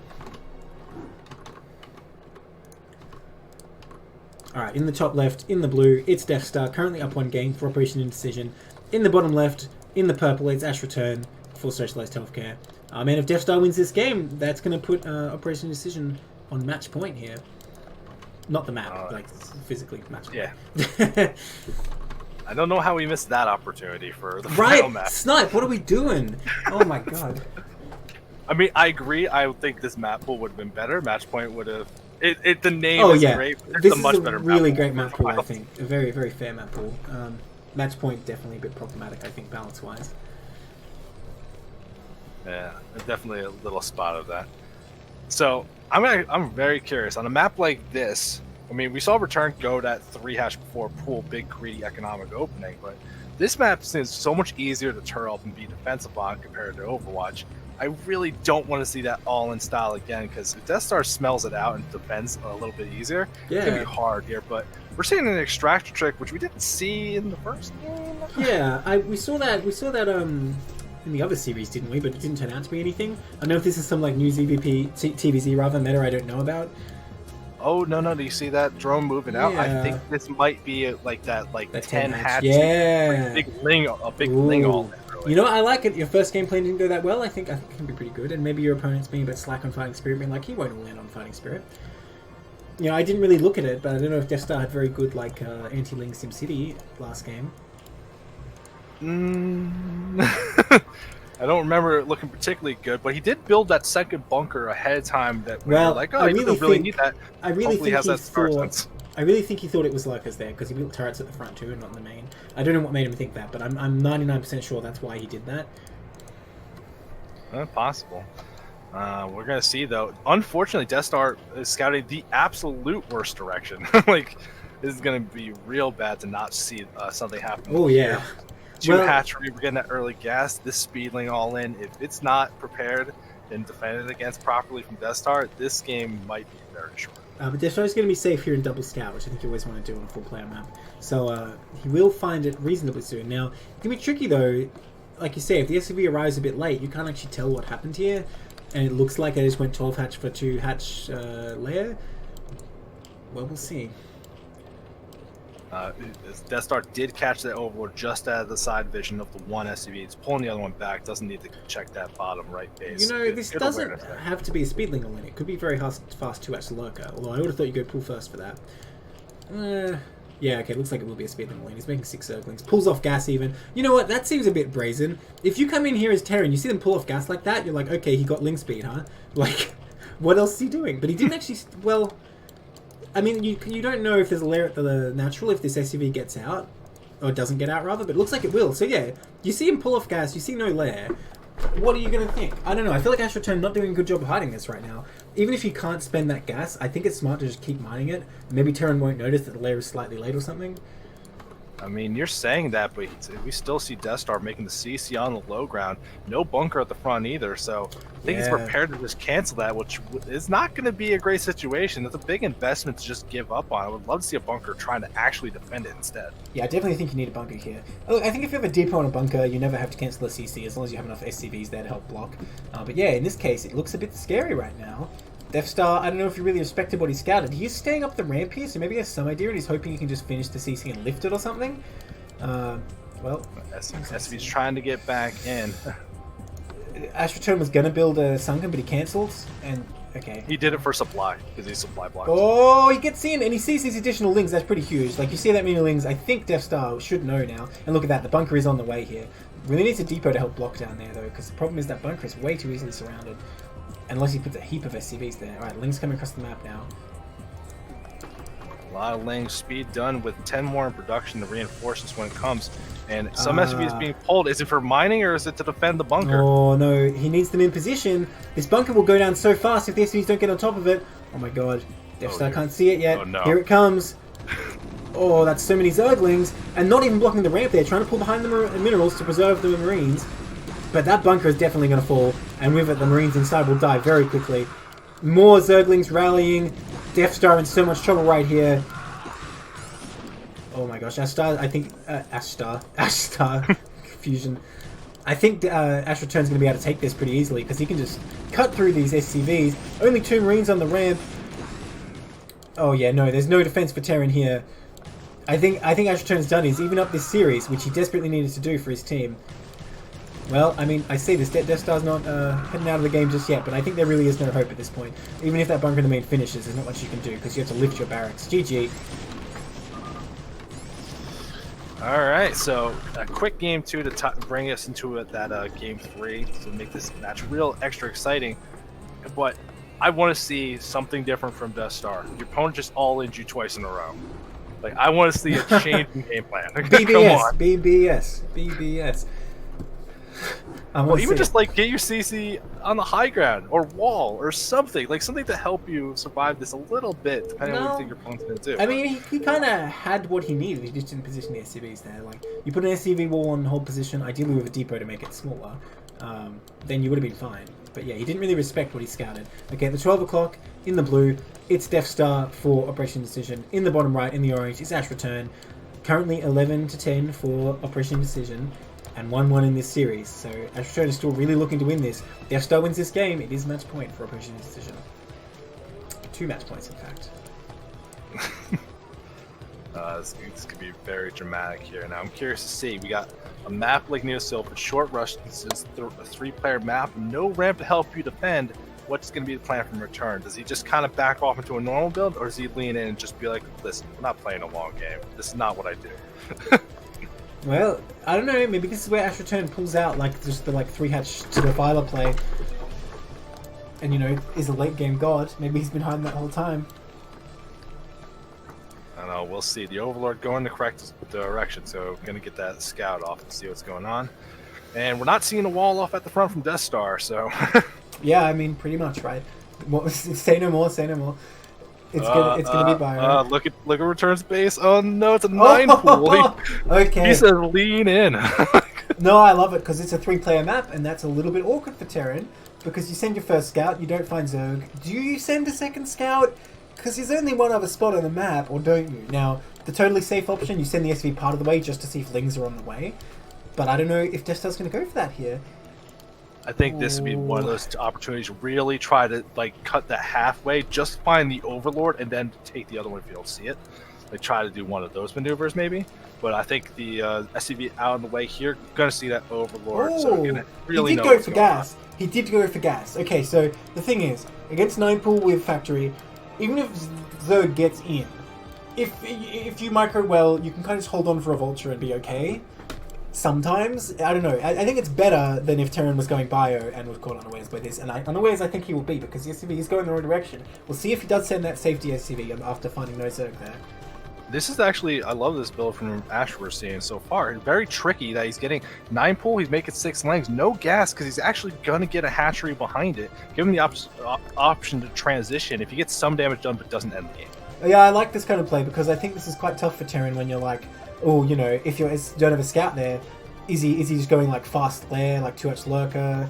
Is he just making more lings so I can't move out to take my natural? Like, you just don't know what's going on. But unfortunately, the ling's going the wrong way. Well, he doesn't know where he is either. Yeah. He has an Overlord there. What the hell? What is this? Well, he can't see anything, so he doesn't think there's anything. Yeah, but why is it there instead of over the middle wall? Why is this Overlord over here? That's the play here. That's the thing. And you know what? By the time these lings get to the Terran base, the Vulture's probably going to be on the way, so I don't expect this will do much damage. I mean, Death Star's sword, so I think he'll be able to position SCVs anyway. Yeah, factory underway. I think that first Vulture is going to be here very quickly. Maybe he's going to take a little bit of losses, but I don't think it's going to do anything crippling at all. Pseudo in chat saying kill 2 to 3 SCVs with this build and you're golden. I mean, I don't know. I feel like if Terran can guess what you're doing... Oh, he's building a bunker. That's pretty good for Zerg. If Terran can like somehow figure out what the Zerg is doing, like what transition they're going for with this build, I don't think 2 to 3 SCVs is enough. I think it's still a disadvantage. But with this bunker, I'm really liking the Astral Terran position. Like, making Terran make that is actually super painful. Terran doesn't even have a CC before this bunker, so yeah, this is pretty brutal right now. Okay, yeah, it's going to be hard to actually do this. I think the opportunity, the only chance Return might have had was to actually pick off that supply depot over on the right side and get a supply block to buy more time, but this bunker positioning is so smart to cover the Vulture being made. And you can see, even the CC being made in the main, these links are going to try to get whatever they can, but when that first Vulture's out, it's over. I think well, I mean, they can deny gas, but unless Terran wanted to make a starboard here, I don't think the gas is that important right now. And he's not even going to get it. I mean, Terran could do that. It might be a reasonable move in this situation, actually. But it is very unpopular these days, so I'd be surprised if we went for that. Oh, okay, the Marine's helping out there. Vulture barely survives. So, Zerg does not have a lair yet. His gas is actually super late. He went for the 3rd hatch behind that. You know what, he's just going to have a big economic lead, I think, here. And Terran's going to take a long time before he floats this CC out. Now, that said, there won't be any meter timing or anything. But this armory was coming up pretty well on time anyway, so not a huge deal anyhow. Yeah, so seeing like what happened is at this beginning, that the things were disrupted a little bit. Death Star having to play a little more defensive than they would like. They're still on the right path of what they were trying to do, though. Like, is Return gonna like hit the tech in time where it's not gonna be too big of a problem, or like did he do enough with this 9 pool? His lair is going to be quite late. Like, it's like almost 5 minutes, hasn't even started. But at the same time, like, yeah, Death Star's not going to have a very strong push. If he just goes Hydra straight away or something, he will be fine. I have to note as well, by the way, Death Star mining like a lot more gas than we normally see with this build. Not sure what he's up to here. It might just be a mistake given all the stuff that's going on. He doesn't have that clean like gas cut. But yeah, it is a bit confusing. This one ling up at the top right of the National for Death Star are going to see exactly that CC timing. And the Vulture's moved out. This ling can actually be real annoying and stop this from landing. Okay, so we have double Hydroden coming up. Oh, wait, no, we cancelled one. Wait, no, we didn't. It finished. Double Hydroden, just to get those upgrades ASAP. I wonder if Astral Turn's going to go for a bust here, because I wouldn't have thought you really want those upgrades super fast unless you have like a specific timing in mind. Well, I'm surprised Death Star didn't go for a drone there. Probably could have got one pretty easily. You know, you see that Evo, you've got to say, like, okay, it's not Mutalisk, right? Because why would they get that from Mutalisk? Unless it's just a block. But then wouldn't you, you know, put the Spire or something? I don't know, but return opening with that 9 pool and then going into this. This feels like another just committed, aggressive build that we're getting the +1 missile attack and the double Hydra upgrades. Just really just doesn't want to play the long game against this build, and I don't blame him for that. Yeah, I mean, it seems to me that Terran Mech is just like better than Zerg if they get max and like 3/3 and vessels and all that. Zerg really needs some kind of advantage before that time, but obviously in the current meta it's more often this 2-base push, which you do see Zerg struggle against a lot. Even when they don't die, right? We saw that game with Royal Blue that Royal Blue did so much damage and ultimately was defeated, but the push was very scary for Zerg. Vulture tried to dive in again, get a little bit of information. Wasn't trying to harass drones, just trying to get through, but Sunkets take it out. And we do see the eBay finish for Terran as well, so hopefully they don't overcommit against some turrets that are going to be completely useless here. I think it's going to be so important to make sure you can actually have a good situation defending this. And Death Star has built no buildings at the front of this base to slow this push down. No bunkers, no nothing. So this seems like it could actually be a little dangerous. Dude, speaking of bunkers, Death Star needs to kill that bunker in main, because it's blocking Comsat and mining. A little unfortunate. Good decision early to make sure he didn't die, but one of those things maybe you don't think about so much. Yeah. Alright, bunch of Hydras on the way now. Speed and range is done. So I wonder if Astroturn trying to be aggressive with this, or it's just a matter of having both upgrades in time in case Terran does that little Goliath move out. I mean, I got to assume Astraturn's going to attack here. Oh, that depot. Do you see that depot? I mean, it just died. It was trapping SCVs from the gas. Oh, brutal. I'm getting really concerned here, though. Still nothing to help choke off this area from the Hydras. They're moving out on the map and have all those upgrades. The +1 attacking the area and completion. And return still, like, having that option if they want to back off a little bit. They're taking that third base over in the lower left, so the situation feeling pretty good. One SCV going to move back and see a whole bunch of Hydras out there. I mean, I agree with you that if Zerg attacked, it would probably be pretty good for Zerg, but at the same time, I don't know if Zerg will. Oh, okay, looks like he might. Okay, yeah, alright, fair enough. Siege mode's a while away. Ooh, that's the opportunity if you're going to do it. The bunker starts, but too late. Those Marines getting taken out. SCV's blocking as best they can. Tanks in the back without siege, not really that effective against Hydras. And already so many Terran units getting taken out. More SCVs getting pulled, but there really aren't that many SCVs here to begin with. Oh my gosh. Zerg resetting the army, and you know more Hydras must be on the way soon. So that's a pretty big move. Nothing to get in this bunker. So much damage going down. Astroturn killed him just like that. I mean, there's more tanks coming out, but there's so many Hydras here. SCV's getting pulled now, but just turned right back around. Sorry, they can hide in that bunker. Well, those Hydra could deny these tanks the moment they get spawned up. No chance for SCVs to get in position. Oh, look at that. The SCV's surrounded too. GG. Alright, Astroturn does it. That's another game for Socialized Healthcare. Is this 11-11? Are we going down to the wire? Jeez, this is so close. Love this cast so far. It is indeed 11-11. So, Socialized Healthcare evening it up in this best of 25. 2 more wins for either team, and that's it. Oh my god, this is so neck and neck. Yeah, well, we're going into our next set, and some CPL mainstays, and this one's going to be exciting. Nice. And we can yell at a certain somebody who's in the chat right now if I things don't go well. Yeah, you know who. I know who. What matchup though? That's the question. It's got to be ZVP, right? That's the meme. Yeah. Naturally. Alright, the screen even started on. In the top left, in the green, for Operation Indecision, it is Snipe. The founder, well, not the founder, I guess, that's actually Elmaster, but the CPL admin anyway. Yeah, that's super wrong. does all the work anyway. Elmaster has, you know, sailed for lands unknown. Snipe looks after all of us now. And the bottom right, in the white, it's Sailor Zerg. Now, is that an AKA for Socialized Healthcare, or is that just the name? Because I don't think I've heard of Sailor Zerg. It's Jesse. Oh, I see. Okay. Oh, wow. This is a matchup then. Jesse versus Snipe and ZVP. Yeah, and this is going to be definitely an exciting one. I already like... We're starting this off right. Snipe picking the green color for Benjamin, showing his true colors, puns intended. It's going to be a good one to see what's happening. And we're already not seeing anything weird. Just, you know, setting up for a normal wall, I think, from Snipe. No one trying to do anything crazy. Well, I mean...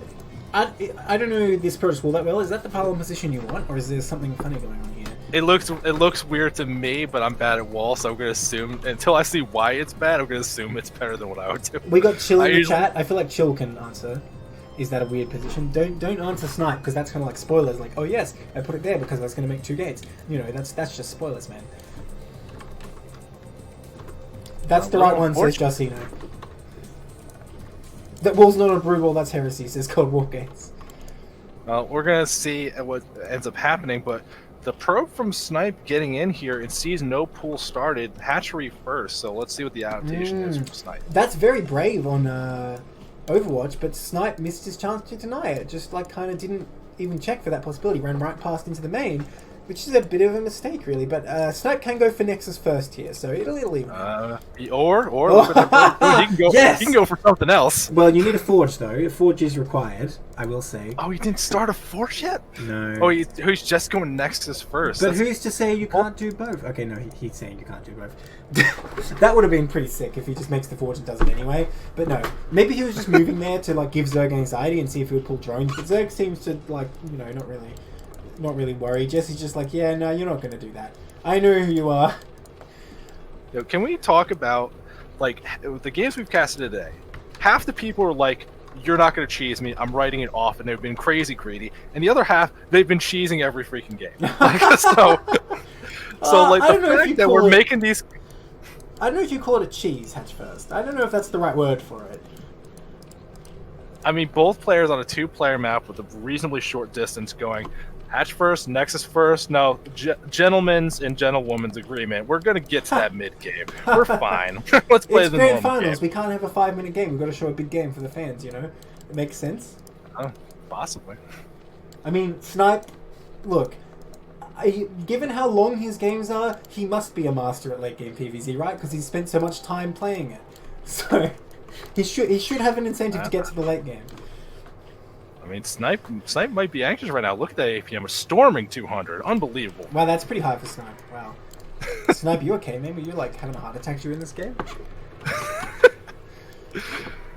We got a little bit of that time to throw some jest at our players, but you see that there's nothing crazy happening. The drone already at 6 o'clock setting up for that next hatchery. We got to see if that probe can stay alive and confirm. Is it going to be there, or is it going to be that dirty Hydra play that there's so many Zerg players that love? Well, I mean, I feel like Hydrogen should have gone down by now, so I'm pretty sure it's going to be a lair. Unless it was trying to be sneaky. I mean, okay, lair going down at the 3rd. No, wait, no, it's not. What am I talking about? Why did I think a lair existed? I was just so wrong. It's actually link speed. Yeah, there's link speed. And I don't know what's wrong with me that like my brain is like, aha, there's a lair, and then like, wait a minute, no, there isn't. Okay, so actually going to be like a big ling attack here. It's imperative that Jesse takes out this probe because already Snipe's probably getting suspicious about the lack of a lair. Of course, it could be at the natural, but Snipe will scout that sooner or later. Okay, 4 lings now. But every ling Snipe sees is going to make him more and more suspicious. Okay, drone hatching in the main. That's a really nice move there. But now it's all Zerglings. Oh. I mean, at this point, like, that probe finally going down, sees that links are getting made, but at this point, it doesn't matter anymore. Look at that wall Snipe has. That's gonna be hard to actually shore up against the lings with speed. This is going to be a really big opportunity for Jesse to get in and really start messing with Snipe's game plan.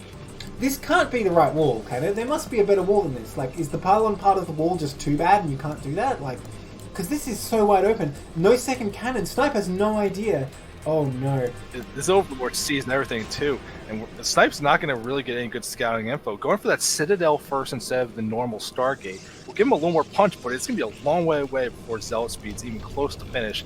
And these lings, there's still only that one cannon. There's 2 lings. That's not even walling this off. Yeah, he can fit in there. I mean, she can fit in there, I should say. Alright, she's going to go for the cannon. No, she's going to go straight to the main. Oh, that's Smart so many decision. lings. That So many smart speed lings in your main? What chance do you have? Going after the probes right away.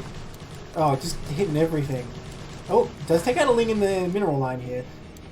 And, you know, behind this, Jessie actually taking up with Lair. I don't know if she's going to get more drones. Oh, going to hit the cannon from the inside. I think that will fall. But there's no ling follow-up here, so I don't know if this was actually the right move. I mean, it's efficient for Zerg, but with no more lings coming, I don't know if it's really worth it to do that when you could be just running around hitting probes in the main. I mean, lings are getting made, but one critical piece of info that we see now in development, that Spire, that Jesse got in and saw Citadel. Yeah, true.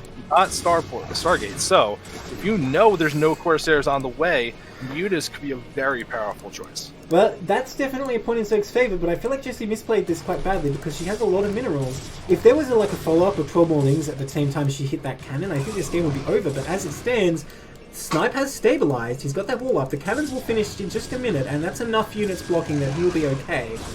Now, like you say, this Spire could be a game-winning move, but I feel like Zerg could have got more out of it than they did.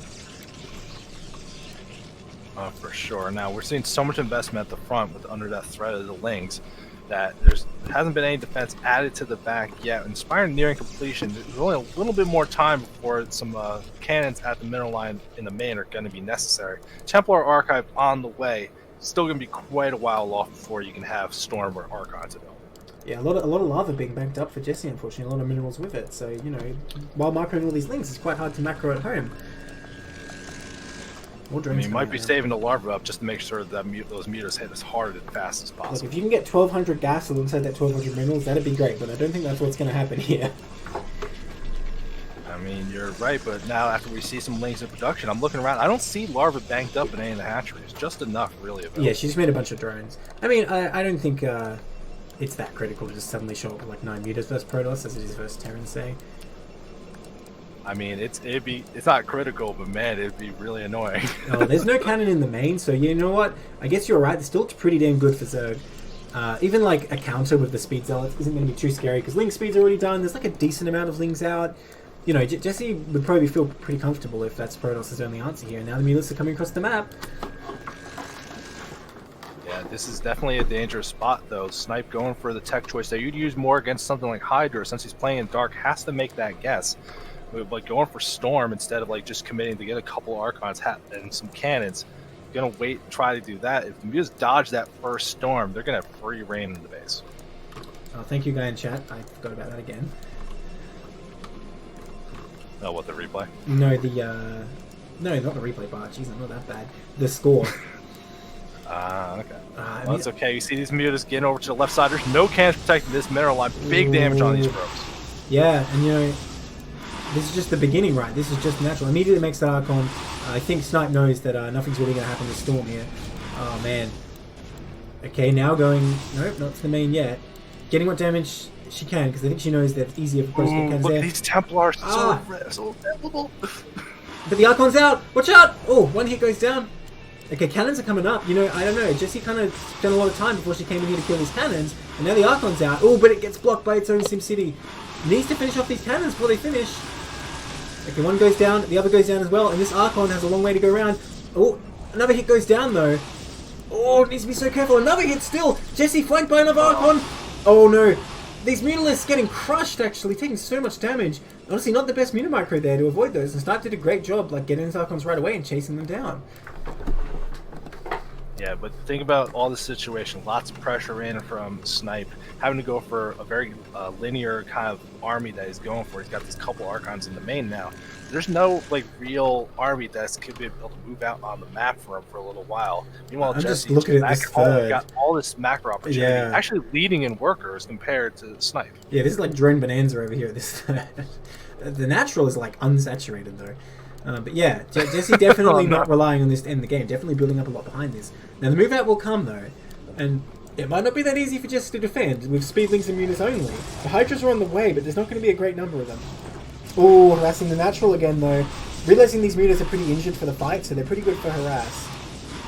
I mean, Storm's available this time. Let's see if there's going to be a good one. One time where I moved up, didn't have the energy.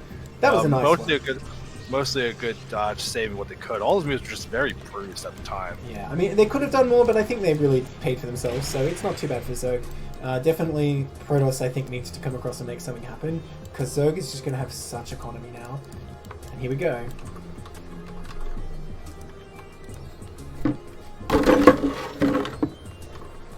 Oh, maybe we don't go. We're going back. I mean, I actually wouldn't mind just a couple more rounds of basic macro for Snipe, because that +2 weapons is about to finish. Big critical point to make the army a lot more robust. Okay, so this natural looks totally impregnable for Zerg, but the third maybe not so much. We'll have to wait and see. I mean, that ramp is tough to get up, but the thing is, Protoss has quite a few Storms available, and like, 2 Mutalisks aren't really going to do anything to deny that. Look, that one Goon going to help out. Good job, one Goon. It's Jessie trying her best, but like with 2 Mutalisks... Yeah.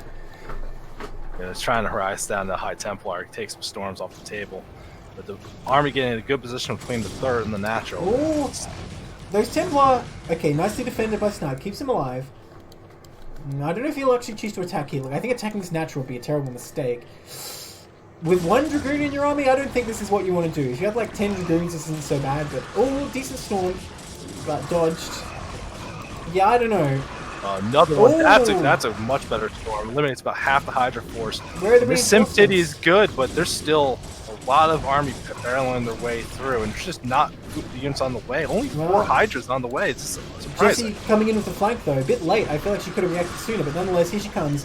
And yeah, some of these drones get taken out, but ultimately Jessie will clean up this army, no problem. This is the thing about these Protoss attacks. It seems good at first, but then, you know, your army gets diminished, so it comes in with your flank. Even if you kill a few drones, losing your entire army is not where you want to be, because now defending the third becomes quite difficult.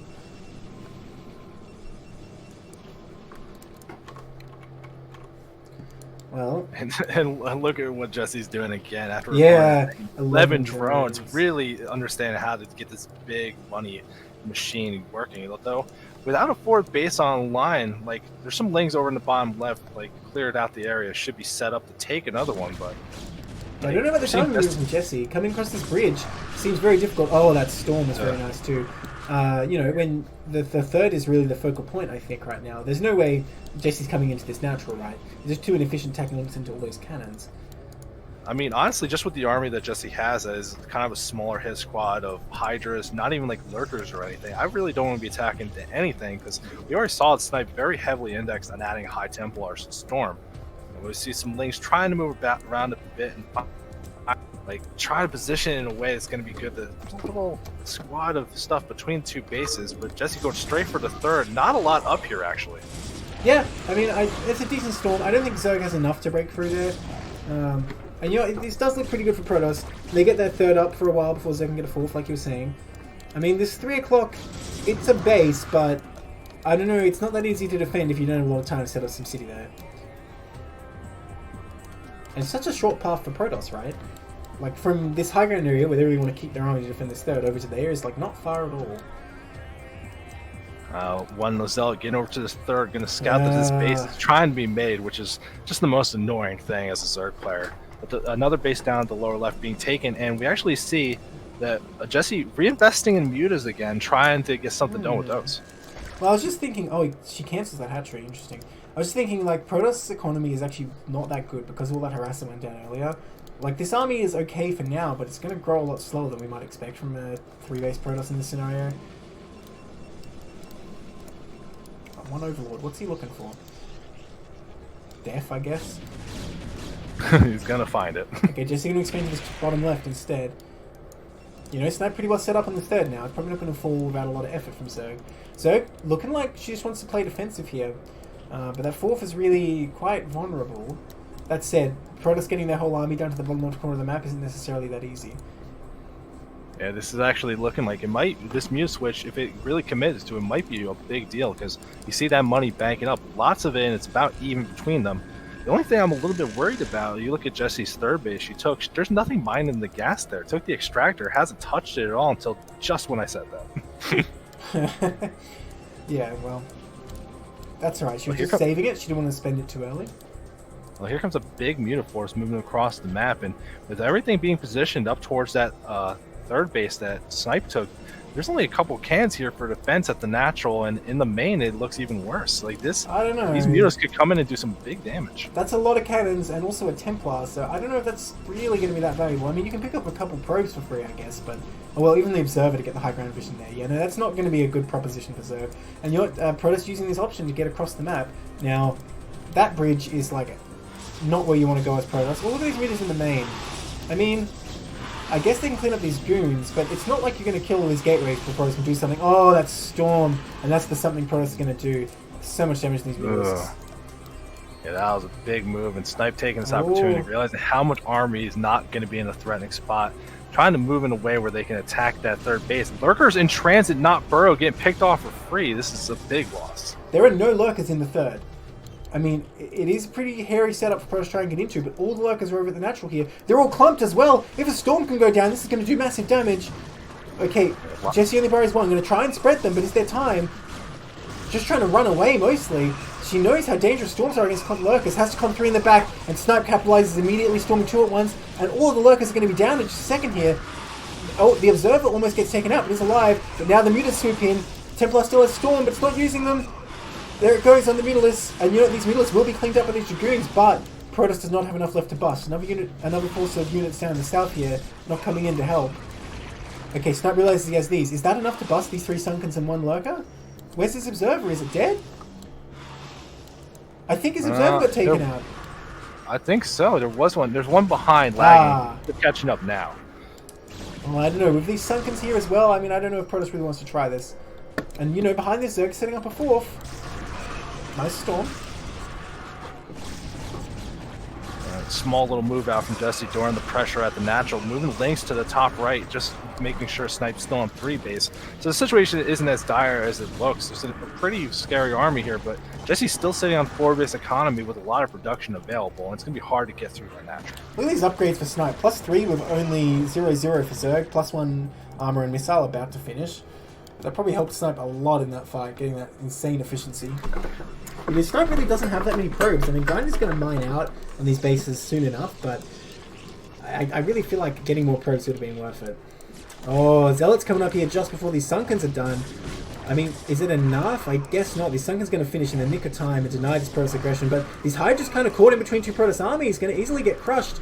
No Storms going out. Snipe has so much energy right now. Okay, there goes one. Just making this retreat. Honestly, I think those Hydras coming across, they looked like they were getting caught out, but really that bought Snipe the time he needed for the army to not just march up their base in the lower left and destroy the crap out of it. I suppose you're right. Look, Sunkens are all well and good, but if you have no Lurkers, as long as Protoss gets enough Zealots, they could crush that. But can Protoss get enough Zealots? Protoss economy is really not very good. Very few probes really mining here at the 3rd, and no 4th on the horizon. Goon going up here, but that is not a good place for a Goon. Just wants to pet the Zerglings. You know, sometimes they want to pet him real hard too, don't worry. Now we see Snipe taking this big army they have, still moving just across the map, trying to get Zerg out of position, but I feel like at a certain point, this is just like, you know, giving enough time for Jesse to really build up that defense. Lots of drones, these bases getting very saturated, and like, if you look at that lower left, there's five freaking Sunkens here. If you just add in a couple lurks to that, how are you going to break it? Yeah, I mean, that's the thing though, there aren't any Lurkers here right now. If Protoss can attack there before there are Lurkers, I don't think it's going to be too hard to defend at all, especially with so many Zealots out right now. But instead coming over to this 3rd, you know what, there's no Lurkers there either, and only Lings in the way. Protoss with +3 attack, like, these Lings are not going to do anything to those Zealots. They're going to get shredded. Okay, Hydra's coming from the other side though. Snipe no Storms yet again. That Observer needs to be careful. He's stormed his own Observer, I can see it happening. There's 3 Observers in the top right now, not being used, by the way, during all this. Snipe does have a very big army here, though, so he can still bully the Zerg a little bit. Oh, Hydra stepping forward, no Storm coming out again! Snipe very slack with the Storms, I have to say. All these Templars have so much energy, but just nothing comes out until the fight's half over. Okay, the Observers are moving down the map now, I think Snipe realizes. But the path they're on now, I'm not sure they're going to make it. They might just run into that natural and die. Yeah, it's still a very scary Protoss army, and the Snipe finally getting a foothold up in that top right to get their next base online. So where are the all this Lurkers positioning right now? in the middle. Why are there no Lurkers here? I'm wondering, because we just see a lot of Hydras and Lings really going through. Bad upgrades. This is just not the army that's going to get it done. Yeah, Snipe's upgrades coming in super clutchy with this +3 attack.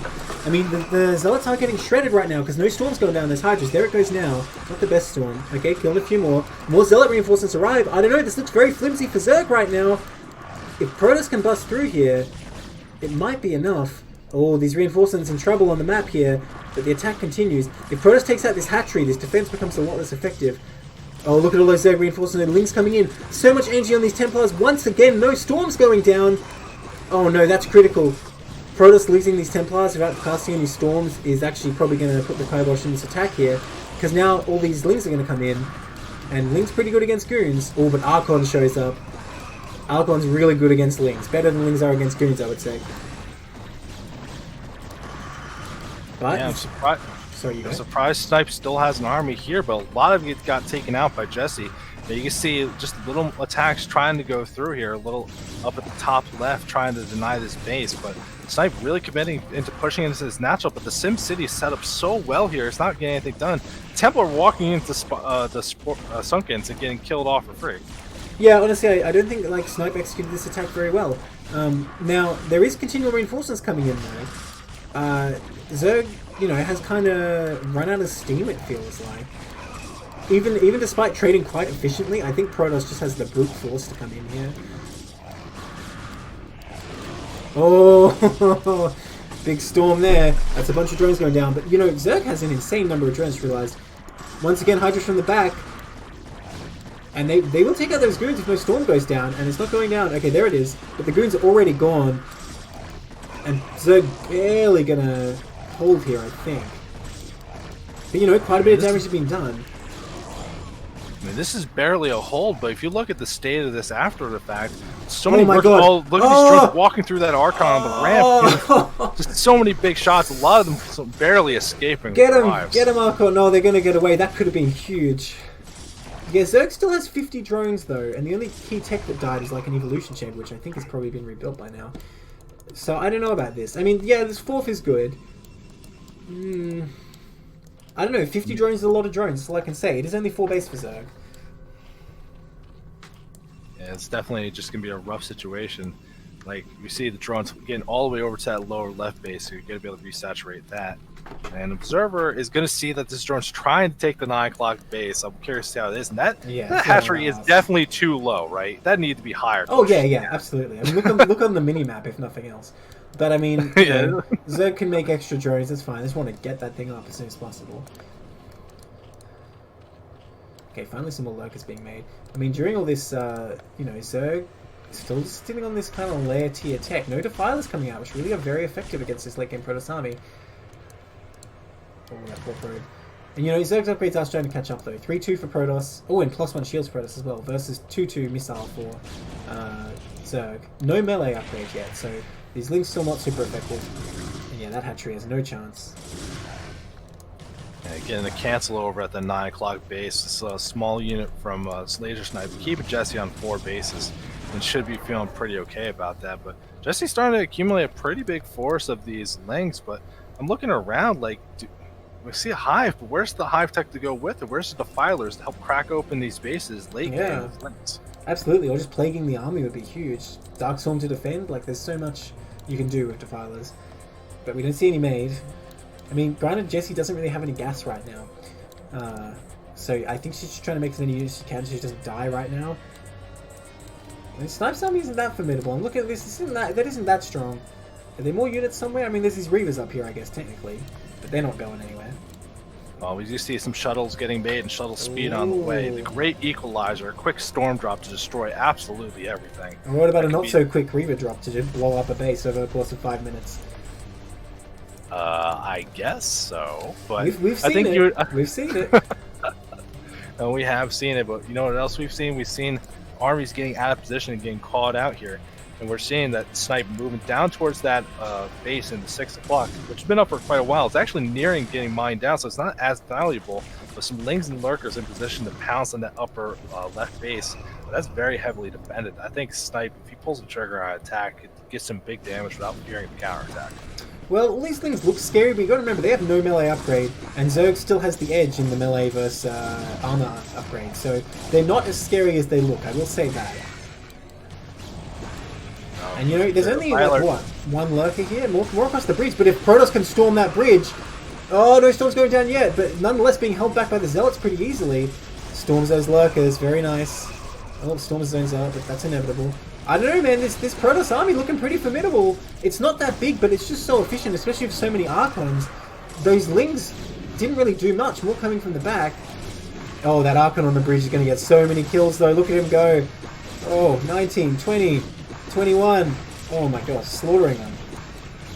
Yeah, these Archons in general just doing so much with that +3 upgrade. They're very beefy units. GG. Is that some like balance complaint there, or you know, do we take it at face value? No, I'm gonna take that as a balance complaint. Jesse's in the chat. She can defend herself if she wants to. Yeah, come on. That was a pretty good game. That was 25 minutes, Jesse. Come on.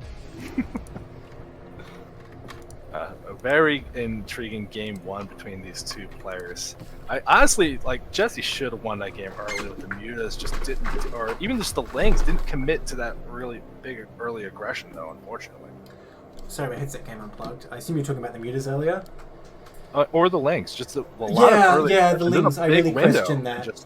Yeah, like you stay in the main, kill the probes, and still just do the same thing with the mutalisks. I think very easily you just kill the Nexus in the main, and from there, you know, it's pretty difficult to win as Protoss. Hey, 11 BC2 with like the balance breakdown in chat for us. So Terran 14, Zerg 10, Protoss 10. Wait, where's the PVZ? This is hard to read, man. Just give me the PVZ numbers. That's not about matchups. It's about tournament winners. Ah, okay. Alright, in the top left, in the green, it's Laser Snipe, the CPL admin, currently up one game in this best of 3.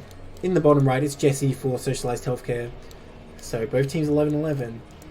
If Snipe wins this, it'll be a 2-0. Yeah, I'm curious to see how this one goes. You know, a little bit of an easier map for both players to get into that macro phase. It felt like that game got very long and comfortable, but just playing Overwatch in general, the bases are hard to take, especially once you get like your first 4. But after that, it becomes a bit harder. But Fighting Spirit, there's going to be no such issues. Okay, so Jesse pulling out like the lag as well. Like it's maps, it's lag. Come on, Jesse. The whole team score, we are currently at 11-11, and it's going to the first to 13. So we only got a couple matches left. It's a neck and neck one going down to the wire. Yeah, unlike 5 minutes ago, the in-game match score is actually correct. So fair enough that you're asking. No, a win here can't snatch it because it's 11-11. Each team needs 2 series to win. Like so, yep. One series of best of 3 is 1 point. Is how it works. Okay, so Snipe gonna scout the wrong location. It's supposed to overlord pretty soon though. Oh, it's gonna be hatched first again? No, just getting those drones. Oh, I'm right. It is hatched first. It was. You're only right because you backed off. You of course, of course. That's how it works. Oh my gosh. Okay, so you know what? I didn't really like it on Overwatch, but of course on Fighting Spirit, what's wrong with that, right? You might just get lucky, and indeed she did. Already a 4 went down this time, but you know that means there's a certain possibility, right? I mean, the Overlord already moving towards the natural, so we're gonna get that full info if it is. Snipe gonna go in, sees how early that hatch is though. Should know what the build was. Yeah. Going in just to confirm it that pool's nowhere near being done. Let's see what the choice is. It's just going to be get the Nexus through the cannons, or is it going to be a cannon rush? Is there some kind of wacky build you can do where you're cutting drones and you still get a pool and a hatchery at 145 just to like try and wing rush? Surely that can't be done. I'm just wondering if you could fake out Protoss like that. Because as far as I'm concerned, no reason to come in this main right away. I would at least make it look like I'm cannon rushing, make him pull a couple drones. I don't know.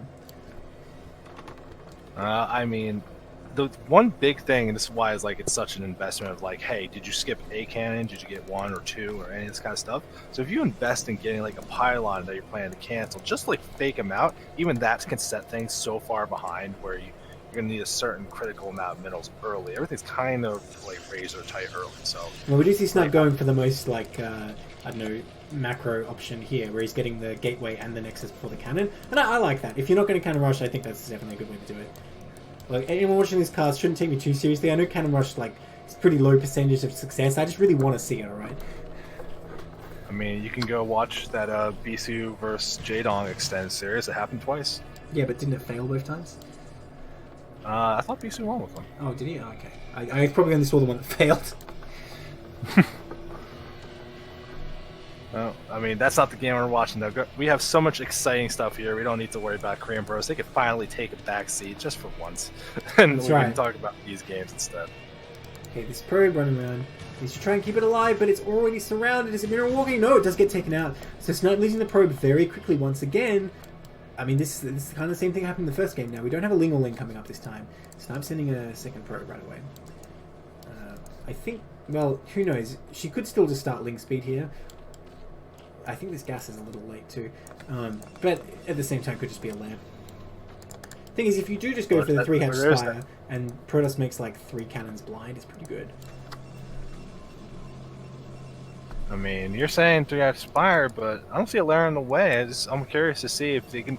We got the second probe going in. Oh. Is there going to be that move? Will Alright, it be look, that Hydra? look. Is the Hydrogen on the way? I was 50% right. It's 3 hatch blank. It's 3 hatch blank, alright? Oh, the probe gets in, though! Not hold position on those Zerglings. Major mistake from Jesse there. So Snipe is going to see it right away. No problem. Oh, that's pretty unfortunate for Zerg. I mean, you say that, but this is the thing that makes this build so strong. Just because you know this could happen, you still have to index and figure out how much are they going to commit and how many cans do I need to make. Because if you over-index on cans, they only make like a couple Hydras, then go into a macro game. It did a lot of damage, even though nothing actually died. Well, indeed, I think Jesse's not going to make very many because already a 4th hatch coming in here, up here.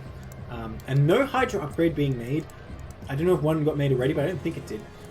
We see Snap going straight for Citadel, though. I think that's a pretty good use of that scout, knowing that the Stargate is not super useful there. Going straight for Citadel actually seems really good in this scenario. You know, especially if you can get a DT out. There's an Overlord vaguely nearby, but I'm thinking if you can guess that they're not making very many Hydras, and you can sneak the DT past the massive Hydras out to a base, you could potentially get Harass on them pretty well. I mean, you could say that same kind of logic, but you can repel the Overlords if you go Stargate and go into Templar Tech from there. You can deny the vision, and the DT can help be your defense against such an aggressive play. But that seems unreliable to me. I mean, so is sneaking a DT out. Yeah, but look at it this way, like, if you sneak the DT out, if Zerg knows about it, then they have to keep stuff back to the Fade. If they don't know about it, they're probably going to kill some drones. Whereas if you're trying to defend the Hydra bus with it, you know, Zerg just has to, like, focus on killing the DT, and then the bus continues, you haven't really gained anything. Obviously, you know, you can miss micro and just lose your DT out on the map, of course, and that would be just as bad. But I feel like the threat has a lot of value. I mean, speaking of the threat having value, look at the choice that we actually saw from Jesse. This is what I was talking about. Why is Hydra such a hard build to play against? They made this small group of units, very small, went drones, and they're up to 6 hatchery already, 4 layers. No, they don't care about any of this kind of stuff. They're getting that big macro game going, and you see Snipe investing in a lot of cannons. Only built the 4 so far, so maybe reading that this isn't as committed because nothing's been poking the gateway or forge down yet. Maybe sniffing that. You know what? I don't believe you. Yeah, I think this is an okay setup for Protoss. Like you say, it's only 4 cannons, and already Templars on the way. Templar Archives, that is. So, you know, I think Protoss is reasonably set up here. Took kind of the safe option, not the greedy option, having scattered there. Then, you know what, Zerg has no lair on the way. So, I think Protoss has a pretty good window before Lurkers here. But, Protoss didn't start +1. That does worry me a little bit. Yeah, I don't know. This is going to be a rough one for this situation. I do appreciate that Snipe is like a little unaware of what's happening here, getting that fast robo, making sure observers are going to be on the way, maybe get a better read of the situation. And Jesse using some lanes, just making sure that Snipe is still in this 2 base, because without the units here, they haven't been really in a position to contain Snipe in his base. Just kind of hoping that that's the reaction he was going for. If Protoss wants to take a fast third, surely you don't put it at a 12. Surely you put it like in a hidden location, right? Just wondering about that. By the way, DT's coming up and a robo. I want to see that DT drop. I think it'd be pretty good. Dude, there is no overlord speed because there is no lair. So if you find a place with no overlord suddenly, you can do a lot with these DTs. They're only just starting. I mean, there's been some pretty good placement in the Overlords, but the one big weakness is that middle of the map. But like everything at home has pretty good detection coverage, but this army moving across now, these Hydras looking pretty strong, but there's enough time for all this tech to go on, and that shuttle on the way, you might get your wish of a DT drop doing some big drone damage. Well, there is only 1 Templar, but oh no, wait, I'm wrong. There's 3 Templars. I only saw 1. Storm is ready, so I don't think this is too scary for Zerg. DT, I'm going to get in there. There's no overlord speed, so it's not like that overlord can quickly react and come over here. Yeah, there's no way Zerg's going to bust in there. It's going to be a disaster with all these storms. It just really wants that forge, I guess. But Templar's like, hey, get off that. Get off my property. Well, I guess he's going to get the forge, but I don't know if that's really worth it. I don't think +1 is that big a deal. Like, that was like 12 Hydras or so easily. I mean, that seemed like a pretty big hit, because that upgrade was pretty far along the way and got taken out. And now the forge had to be remade. But for all those Hydras, I'm not so sure. Now, the one thing I gotta criticize that we're seeing from Snipe, there's just a conga line of idle probes as natural, dealing with all the pressure, what's happening. Hydra's moving forward. Cannons didn't get re-added. one big storm hits a lot of things, but eventually you're going to run out of those. These Zealots have to get the job done. Yeah, I feel like Snipe once again sluggish with the storms. This shuttle going through the middle of the map.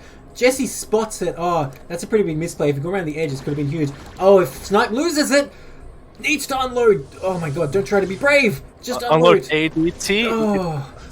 Shuttle goes that's down a with huge the other blow. DT going down. Now I am worried for Snipe. This is actually a pretty bad position for Snipe now, I think, losing that. That said, there are no Overlords here. Are any of these Overlords morphing? Okay, Overlords are morphing, but there is time. Some drones will go down here. If the attack continues to the natural, Snipe does not have a Storm available. These Zealots doing their best.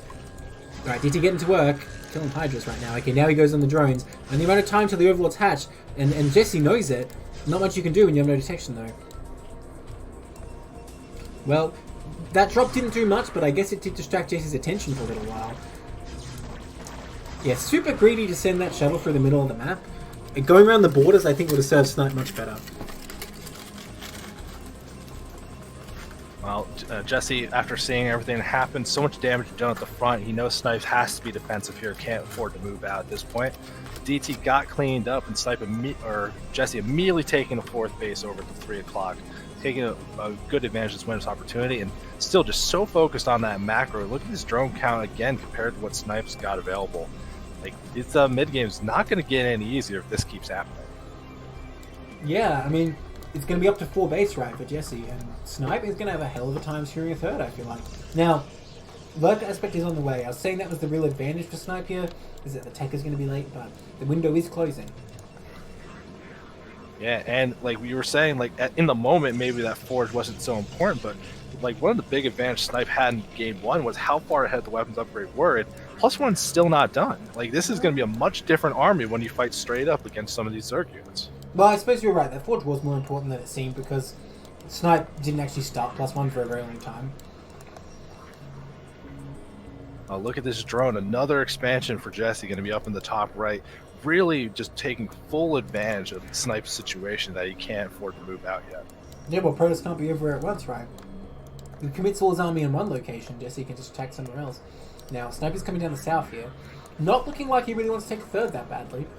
Just going for the attack. Now, you can definitely play that way. If you get in here and do a lot of damage, it can work. I mean, I know this base does not look that well defended. A couple lurkers coming up. There are observers in this army, however. Templars really need to, like, catch up. My god. This is so risky right now. I mean, I don't know. I'm looking at this. I'm thinking Snipe can probably bust in there with a good storm or two. And Lurker's about to pop and finish, but a good storm. It's tons of Hydras and everything get taking big damage. Lurkers do spawn and retreat. They're not covering the ramp all the way. Zealots just working their way in, and there's still plenty of Templar here. Nice storm on the back Lurker too. Yeah, I think that's enough Zealots to power through, and the Goons in the back. Now, the Zerg reinforcements are coming up.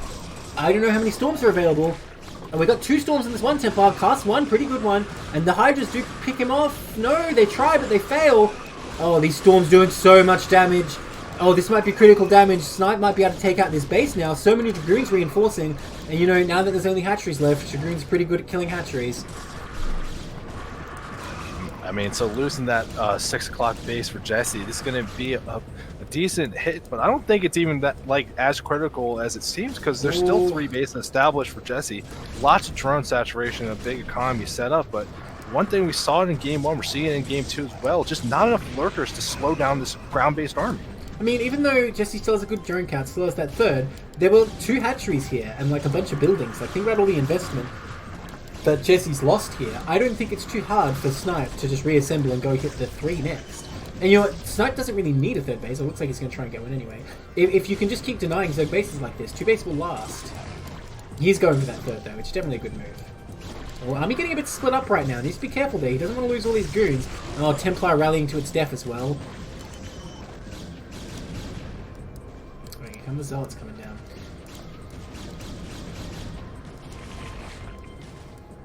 Definitely a little scary here, though. Jesse's army took in a pretty big beating, so there's a lot of economy, but there's still lots of Dragoons here moving forward. But not units really to support them. Dragoons by themselves is very risky. This one Templar kind of being the only thing saving them from getting destroyed by a bunch of Hydra. Yeah, I mean, if Snipe could just like save this trapped off force, he would be looking really good, and I think he might be able to. I mean, the Lings are in hot pursuit, but There's no Ling upgrade yet. Just only missile upgrades for the Zerg.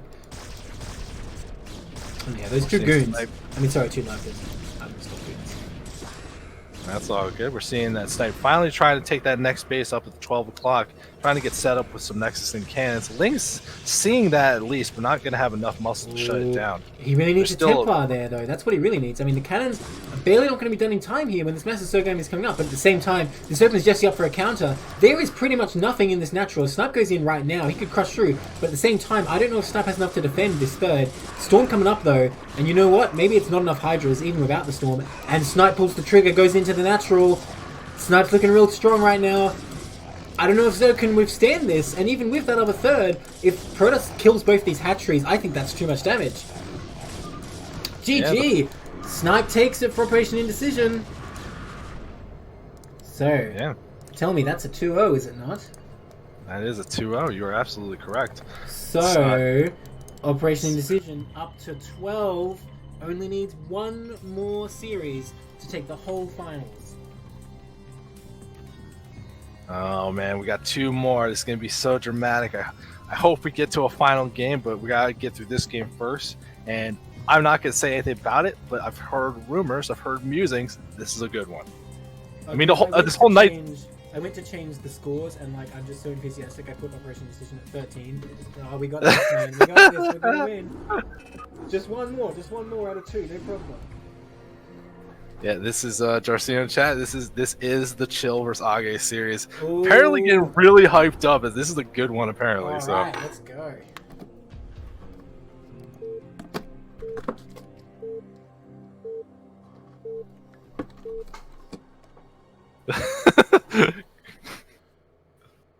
All right, in the top left, in the pale yellow, it's Mr. Chill for Operation Decision, fellow Australian Protoss SimCity expert, I would say. In the bottom right, in the pale blue, it's Argay for Socialized Healthcare, the proxy hatch master. A normal game he does not play, that is not in his playbook. Here for Socialized Healthcare needs to win this series to keep Socialized Healthcare alive. Chill just needs to take 2 games, and the grand finals and all CPL 5 will be Operation Decisions. Let's see what opening we go for in Overwatch. Oh my god. Oh my god! Is he gonna proxy? Or is he just checking for 4-pool? I want him to proxy so badly. You would have to. Like he didn't send another probe for natural. This has to be a proxy. Oh, that's a hell of a way to start it. You know what? It's grand finals. Like, you're not going to play honorable. You're going to play dirty. We're hitting below the belt here. All right. Yeah. And so I gotta say, I love this choice from Chill. It's the Overlord's never gonna see this coming, and he's making that decision where it's like they don't have to be right next to your base, just forward. More forward's gonna be enough. But if there's like one player in CPL that's like, I'm gonna do something weird because I need to get a win in this series right now, Age terrifies me. He probably has pocket nonsense that's gonna be able to secure this. Yeah, like you'd expect it to be like Chill's going for the normal build and Age's doing something that's like never been seen before or something. But you know, it's good to set the tables in that way. Is Age going hatch first? Oh, is Age going hatch first against Proxy Games? Oh, dude. Oh no! Dude. Okay, there's drone running out there. No, it is just a late pool. Backs out of that. Maybe you know getting some inclination, but. Maybe because he didn't see a probe. No, that's way too meta. Okay, so Chill will probably be disappointed not to see Hatch first there, but nonetheless, Cheese will continue. Can't be losing that probe. Any damage on the probe is pretty huge, but there's shield damage so far. Okay, so that was like a 12 pool, was it? Or was it open pool? It was a 12 pool. 12 pool. Oh, no, that's weird. I mean, it is Argo on top of that here. I'm surprised making the second hatchery over here and not in his opponent's base, but anyway. Sees, there's nothing in here. Now Zerg, you're going, oh shit. Ah shit, I thought it was going to be a normal game. Probe getting to work, keeping it alive so far. Overlord looking for this proxy. The first zealot is out. What does Age do with this drone? I mean, he's probably just going to send it home, right? Like, one more drone does seem pretty significant in this scenario. As good as scouting might be later, I think you do want that. Oh man, gotta be careful with that probe. Smart decision from Age, making that creep colony in the main. The Zealot's not going to get here in time to really deny this. And we got 6 Lings on the way. So I think Age's in a good spot to defend against this, but might have to sacrifice this hatchery they were going for. Okay, Zealot coming in the main here. The probe leaves it alone, and with 6 Zerglings, this Zealot could die very easily. Oh my gosh. Okay, gets down the ramp. Another Zealot is on the way. I think it will keep it alive. That was quite scary for a second. Okay, now Chill has the forces he needs to fight. He needs to keep that probe alive. The Lings just go for a counter. Chill actually turns the Zealots back. Oh, I don't know. I feel like as Protoss here, you just go in the main and say, alright then, let's play that kind of game, you know? It's not going to be pretty, but I think Protoss can take the advantage that way, but he's not. He does send 1 Zealot. Okay, well I guess if you send 1 Zealot, you can just buy time. And that hatchery does finish, and we're seeing the attempt at a creep colony to try and save it.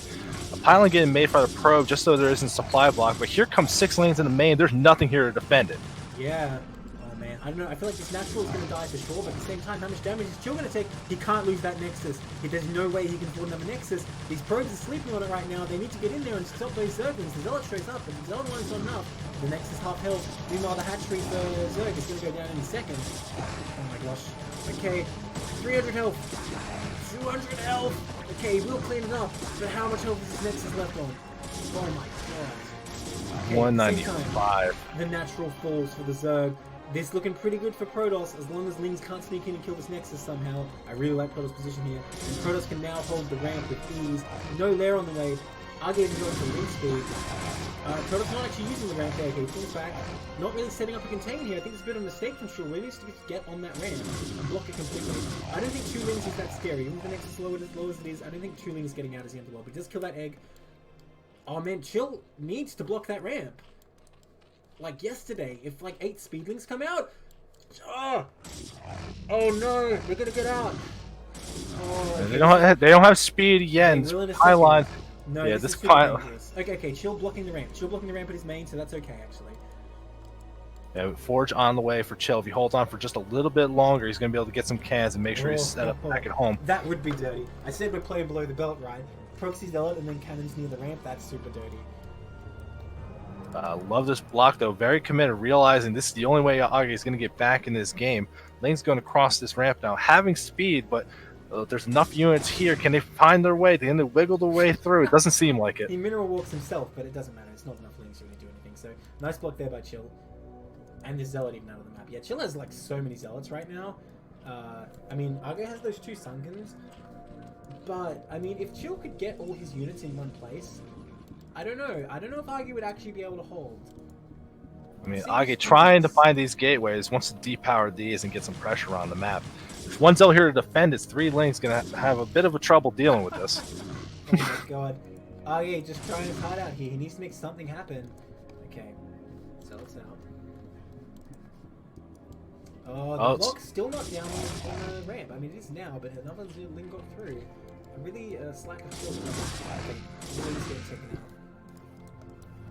Yeah, another hatchery being added in the main of Age, and Hydralisk Den on the way, so committing from one all-in to the next. We're going to see what's going to happen here, but Chill, the situation does look good for Chill. Like, we established, got a good probe count up, but if these lanes can depower these gateways, like, Chill still hasn't taken that next base. They have a decent probe count, but they're not really teching up towards anything. It's just going to be lanes, and I wonder if Hydras might be enough to get something done for real.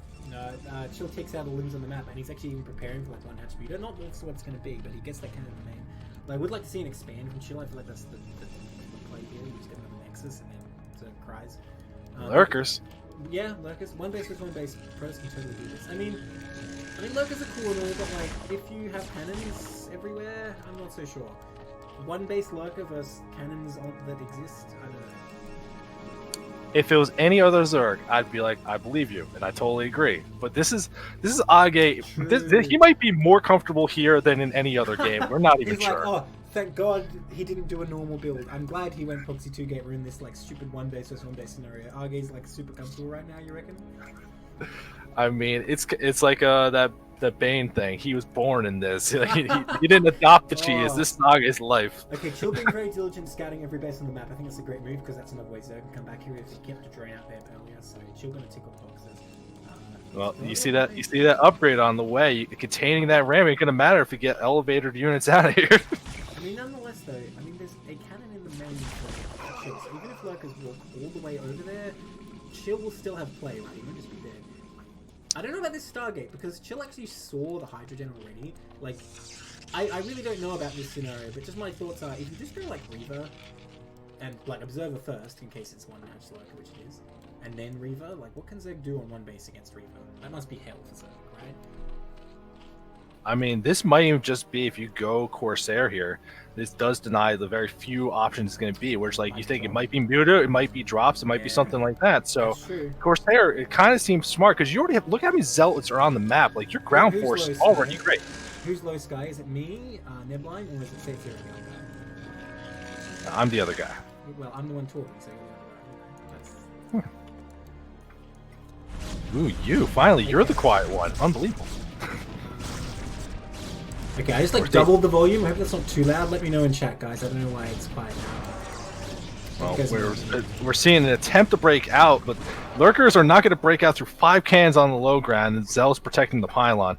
Like that was an investment that did not go well for Agate here, and we see this is plenty of opportunity for Chill. But this might be the kind of opening that Age's trying to get here. If the things are away from the ramp and you just think cannons, how many speedlings do you need to run by it? Okay, I think if you had 100 speedlings, you would still fail. 200 speedlings, no, you would still fail. Like, there's no amount of speedlings here that are really going to do it. Although, Chill pulling back some zealots, not really sure what motivates that. Not really sure what he's expecting here. Maybe he's expecting that elevator like you talked about. I mean, slow zealots aren't really going to be able to stop those lurkers very easily, but it's better than nothing, right? Oh, the Corsair comes in. It's like, hey, what you doing? What you doing there with those lurkers? Oh, I don't know. You want to try that, Age? No one can say he's not a brave man, that's for sure. Oh my god. Oh my god.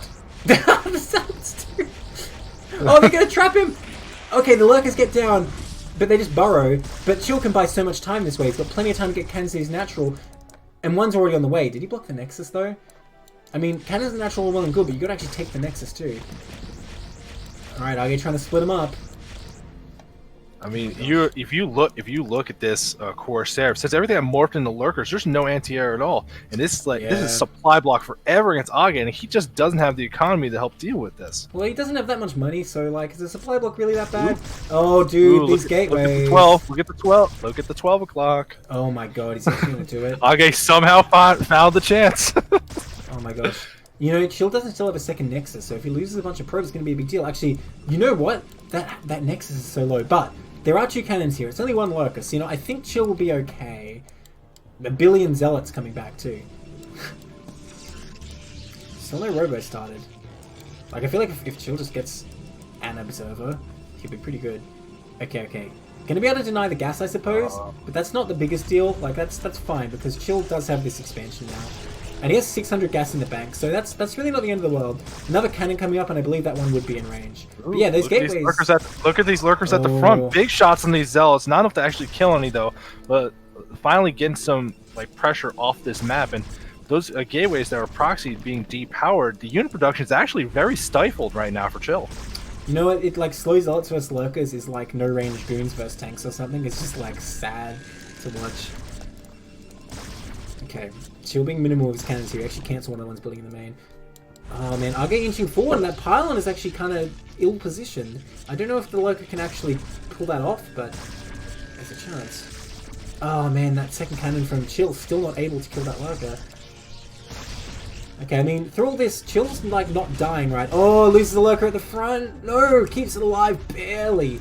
Quick reactions from Age. But during all this, Chill is still expanding to his second base, regardless of the fact he doesn't have a gas in his main right now. Age's still on 1 base, and like the best he can do is help out some Zerglings, and like, shitty as these Zealots are versus Lurkers, he's got plenty to deal with Zerglings. That's not going to be an issue. And it's not like another slow Overlord's going to be able to get up here to the 12 and drop in the main. So I don't know what Age is planning to do with these things. He can kill those 2 gates on the map, but I don't think Chill really cares about those anymore. Well, I do want to draw your attention to it, because we've been kind of low-key ignoring it. While Chill set up this base, lots of investment in these cannons, but the unit production being stifled, quietly back on his 1 base economy, Age has a pretty intimidating Hydralisk army. He does indeed. Oh, if he can elevate them all out, that could be pretty scary. No, he's actually links get out on the map. Your cannon prediction of 1 million, not enough. And these links getting on the map, killing off these gateways, we're not getting anything done. But the fact that you can get out of this base. This might get real weird real soon. But the Corsairs are on the way, you know, and I think even if Chill just figures out that all these Hydras are going to come out, that's all he needs to do. Oh, okay, he's going to see his overlords. Millions of Hydras there. Well, oh, Chill can't lose these Corsairs! Run away! Oh no. Oh no. Oh, that's so bad for Chill. Suddenly I'm worried for Chill. Like, I felt like he was in a really great position, but losing those Corsairs is pretty huge, because now his whole base is just vulnerable to drops. That Nexus is getting hit now! No, it's gonna go down. I don't think he has time to defend it, unless he, like, baits with Zealots, which he's trying to do, but I think Arge might have just right-clicked on it. Yeah, no, I don't think there's anything Chill can do here. You can't block the spine, it's not how that works. Main Nexus is gonna fall, and with so many Hydras available, I don't know, I find Arge might break the front. There it goes. I'm seeing why everyone was hyping this game up to levels I really couldn't understand. Everyone was very jazzed up on this one.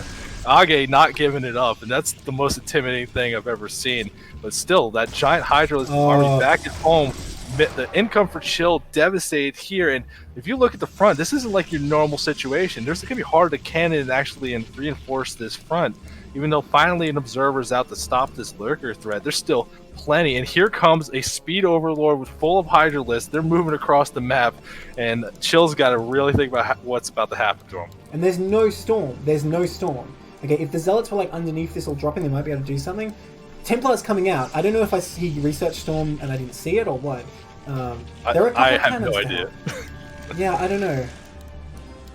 There's too much happening in this game. If Chill can withstand this attack, though, I think he'll be pretty well set up. If he can withstand this attack. I mean, how many Zealots has he got? He's only got like 8 Zealots. Probes can fight too. Alright, here we go. Oh, the Hydra's going in the main. They're not even going for the front. This is brilliant. Oh, they're going to unload. That's so many Hydralisks. At the same time, Chill trying to bust the Lurker. It's pretty ill-timed, really, because he needs all the Zealots cannon in the main. Here we go. Those Templars are out, but like I said, no Storm actually available. Cannon's getting picked off pretty quickly. Oh, that's so many Hydras. Oh my god, can Age actually do it? Takes out the Observer just like that. Oh, that's just too many Hydras. Nothing can stop them from just gunning down everything. Desperately trying to remake this Nexus in the main, but I don't think it's going to happen. And you can see there's just not much getting prepared here. There's Overlords nearby. DT desperately trying to get made like that's going to be enough. And a probe snuck down to the bottom left, but I can't believe Age is actually breaking through with this. This is unbelievable. Yeah, I think Age is going to win this game because Chill, yeah, losing all that main, there's nothing you can do. Wow. GG. Crazy game. Like you said, Age is more comfortable in that scenario. Yeah, Age was probably like, you went to my level. Mistake. It's a mistake. Yeah, that's right. Don't drag yourself down in the dirt with me. Oh my god. He is a monster. And Snipe, you need to clip that entire game. There's your Zasagi proof. They're right there. Unbelievable they managed to pull back that game. I love seeing that determination in the finals. Like, that's a game every Zerg would have left. Every single Zerg would have left that game early. Absolutely. Alright, in the bottom right, left, it's Chill in the purple for Operation Indecision, and the bottom right, it's Age in the yellow for Socialized Healthcare. Currently up one game. The match score is 12-11. If Chill can make the reverse sweep, he'll win the grand finals for Operation Indecision. Age needs this game to get the 2-0 and keep Socialized Healthcare in it. I was going to say, Age, it's like, you know, other players want to have like an honorable sword fight. Age wants to have like a knife fight where he's like kicking you in the balls. And Chill like elected to have that kind of game, you know? From the very start. No, I wanted to have a spoon fight where it's like, how does this a fight? Okay, I accept your challenge, spoon fight, whatever. And then you realize he's been sharpening his spoon for years. Yeah, seriously, it feels like that. Age, really, just the fortitude. That's so commendable to not leave that game after all things. It's just, and it even looked thrown off. He was like, okay, I got my plan. I got the response. This has happened before. Yeah, it's like, oh yes, I drilled this 700 times. That if I go, you know, hatch first and die to Zealots, then I do this. No, it wasn't even hatch first. It was a 12 pool for some reason. Of course, Age would go 12 pool. Yeah, actually, that was probably one of the game-saving move there. That it looked like they were setting up for that hash rate and smelt something out to go for 12 pool instead. An unusual build. We are seeing the gateway expand though from Chill instead, or maybe going to be gateway pressure. But Age getting that fortunate first Overlord scout, going to see exactly what's going on. Yeah, so Chill going to come out with some Zealots here, try and put some pressure on. And you know, Age so far going for a pretty pedestrian build. 12 pool again. Maybe this is just his play. Maybe he just has this as like the standard decision. This is crazy. Well, you know he can't play a standard game, so it's like, you know, it makes sense to go over pool in this game meta-wise, but it can't do that because that's too normal, so he just messes it up just a little bit. Not too much. Okay, Overlord going to see this gateway right away. That's been unfortunate for Chill that he both didn't scout the Zerg and the Zerg scouted him first. So Arge going to know exactly what's going on here.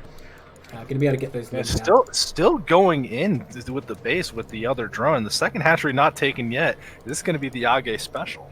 Oh, you think so? I mean, Chill just like can see this drone though. Like, how can you? I'm one in doubt, but I know you're right. Like, like of course. Already in the corner. But like, Chill saw that drone into his base, and he knows it hasn't left. So I don't think Chill's going to fall for it. Surely. I mean, honestly, that might just be the mind game. No intention of doing anything. It's like, you saw that drone. You should go send a zealot. Like he sends his first zealot back. But no, you just sent a probe to confirm it, I think. Okay, first zealot out is going to go straight towards the zone. I think Chill so far is just going like, well, okay, you can't have a hatchery in my base again. Okay. Yeah, the hatchery at the natural, so the Ling production gonna be pretty intimidating. Mining gas now, so if it is Ling speed, going for one of those big all-ins, because you can see this wall right now. This is gonna be very hard to like really fortify against a bunch of Lings, and this Zealot's gotta be careful not to get picked off by the first set. 2 Zealots now with the probe, pretty formidable. 8 Zerglings, actually just gonna counter here. Interesting second plant placement. I mean, does Chill have to pull back here? Because his other Zealot's going to be out, right? If he pulls a few probes, which he is doing, yeah, I think... okay, I think it's a bit of a mistake to have these 2 Zealots going back towards his base. If he was walking towards the Zerg main all the time, he'd pretty much already be there and hitting drones. Whereas now, there's a bit of lag time for Zerg to reinforce. Okay. Well, that Zealot getting caught on his own out in the open is not good. Now these Lings could probably just power through these probes.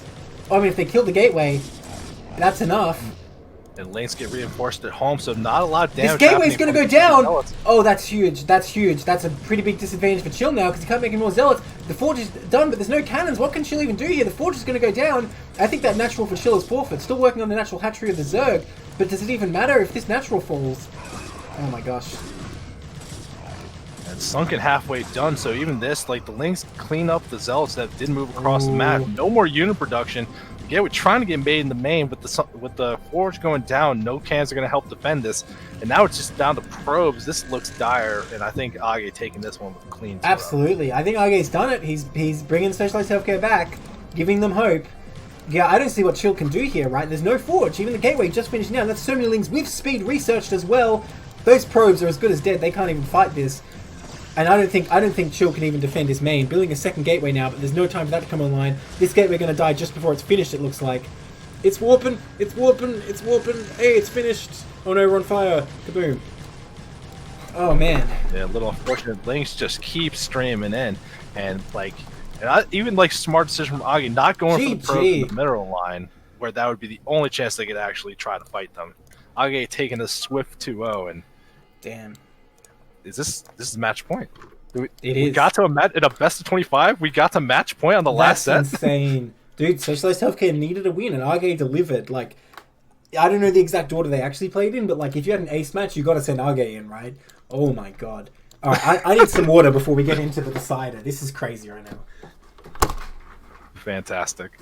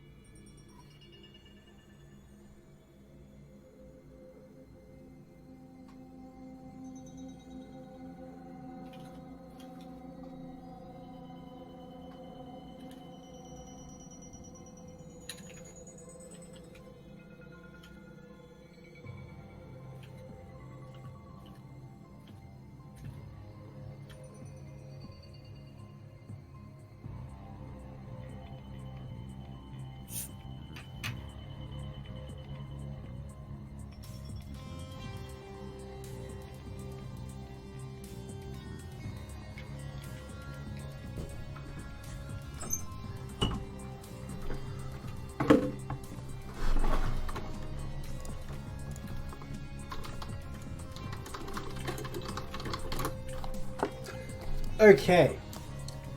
Are we ready for the final series of all CPL 5. Well, technically not. We have third place match to cast, but the one that will decide the grand final.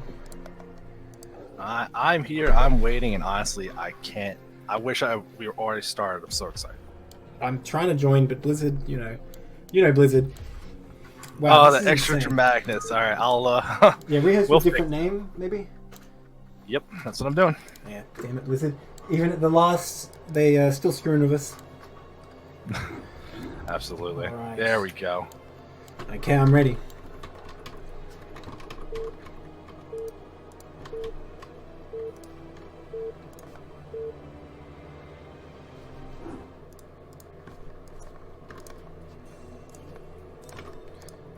In the top left, in the red, for Socialized Healthcare, it's Butzelbear.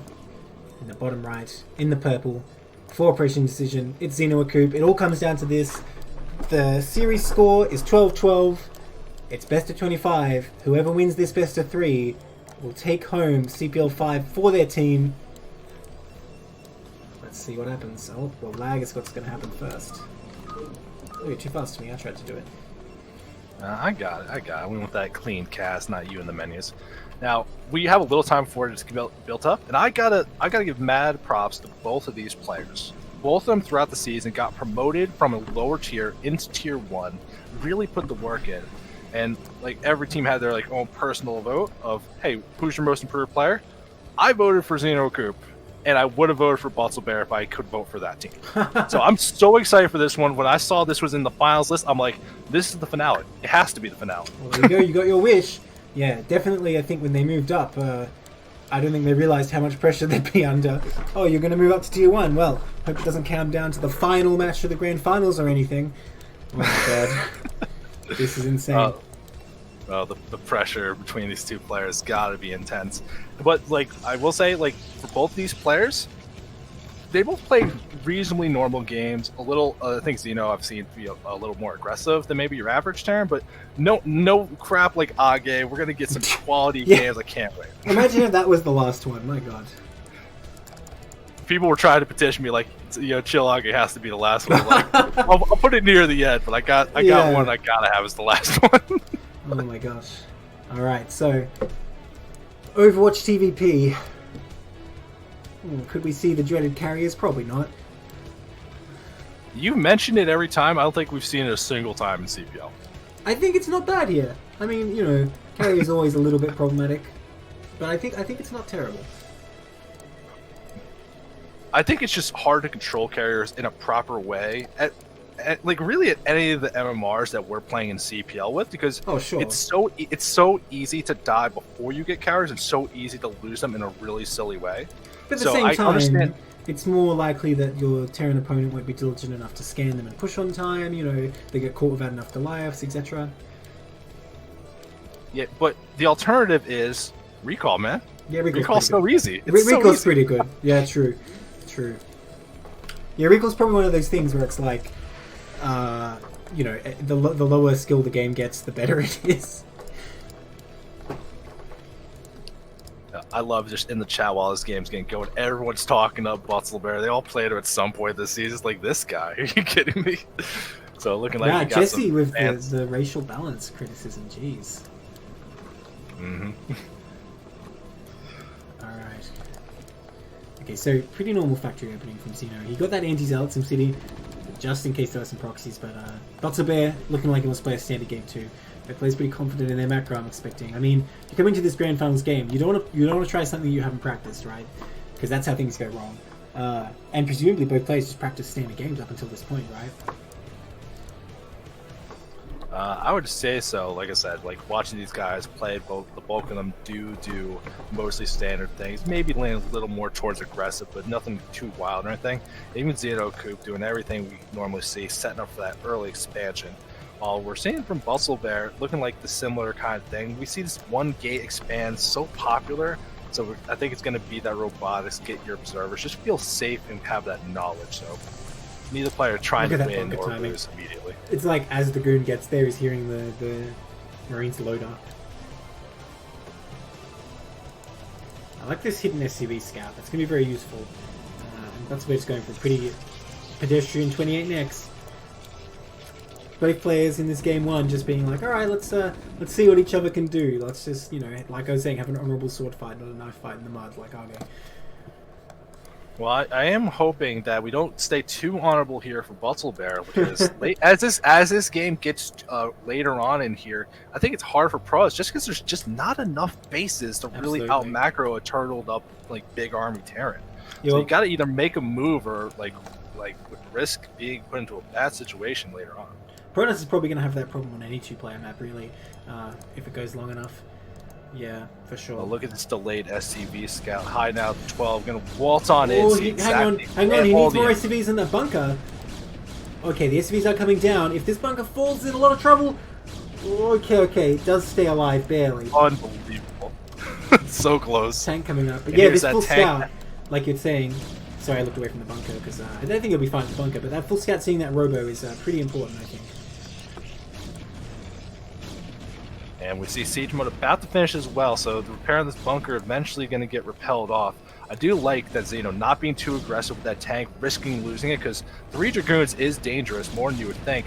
And as I say that, trying to move forward. Alright, he sieges that. There's that siege. Okay, so Xeno going very defensive so far. Doing the bunker and siege, expand. Butzelbear looks like he wants to come back in, but changes his mind. Yeah, with 3 Marines in that bunker, I don't think you really want to tangle with that setup there. Okay, but see, Xeno knows everything. He saw the robo. He saw the second gate. Like, he has a very good idea of what his opponent's doing. So if he chooses to go that path, he should have an easy path to set up a 3rd base here, I'm pretty sure. He's getting that academy. And we're seeing just observatory on the way. Both players just... No one taking any unnecessary risks, and especially so important for Protoss in this matchup to get an observer in the base, see a factory count, see an armory count. Is there a science facility? Gotta know what the plan is for Terran as they move forward, otherwise you're just gonna get blindsided. Okay, we see Protoss going for that 3rd base fairly soon here. Pretty standard, safe, like 2-gate observer play. Not the safest, but definitely not greedy at all. And yeah, I think Terran getting that academy and eBay here. I don't know if maybe he expected Reaver, because I would have thought you want to go for the armory, then the CC, then the eBay here. But just playing it safe, and so far that seems like what Cooper's intent to do this game. And on a map like Overwatch, maybe it does make sense, because like you were saying, if you can eventually split the map, no matter how long you take, there's just only so many bases Protoss can mine, so you can starve them out in the long run. Yeah, and even like all the bases you can't even really consider, because the 2 in the middle of the map that are just so easy for Terran to push, you can't even really count those as a problem. I mean, even if you don't lose the Nexus, like Vultures can harass that mineral only pretty easily. Because like you can go up on the high ground behind it, as well as running in from the sides. Like we have a little view of it here with this observer. Like if you have Vultures up here, it's easy peasy. You're just shooting down probes, no problem. Well, we're seeing a Citadel on the way, so I think Bustle going for that super standard plan. This map, that 3-base Arbiter, looking like that's going to be the choice. We're seeing Xeno starting to add on a bunch of factors, but here's the observer just in time to see it happen. Yeah. So I think Xeno is going to be doing more of a 2-base powering play. I don't think he's going to do a super fast push yet. But we'll see. You can try and push against this type of Arbiter play, but I don't think it's reliable. Especially not on this map. This map is actually kind of tricky to get across with a 2-base push. I mean, wouldn't you have seen an armory already if there was going to be some kind of, does he not have an armory? Yeah, I suppose you're right, actually. With no armory, I think you're right, he is compelled to push. That's why I was confused, because he got the academy. I assumed he got the armory along with that, but indeed he did not, so we probably will see a push, you're right. Well, I mean, we see that 3rd for Butzel already up and established. Didn't transfer a lot of probes there yet, on the way now. And that pylon wall already set up to make sure no harassment really goes through. And here comes that explosion of gateways. So we're going to get that big macro, big gateway man kind of army. Yeah, it's looking good for Butzelbear. Great reaction there. Seeing that factory count just go straight up to 8 gateways. Doesn't even start the Temple Archive and Stargate. Because with this kind of Arbiter timing, you're probably not going to quite be able to... well, scan's going down, by the way. He sees the gateway count. With this kind of Arbiter timing, you're probably not going to be able to quite rely on that to save you from a 2-base push. So I think it's smart to just go up to these 8 gates right away. Getting a shuttle. Butzelbear's response looking perfect to this push right now. Because Xeno Cook's army also looking formidable. I mean, this is why I was stressing so much. You got to get that observer in the Terran base and see what's going on. And you can see Bustle outside that bridge. So if Xeno tries to push the short way, the greedy way, to make sure he gets things going, he's going to get trapped in that bridge, and these goods are going to have a shooting down.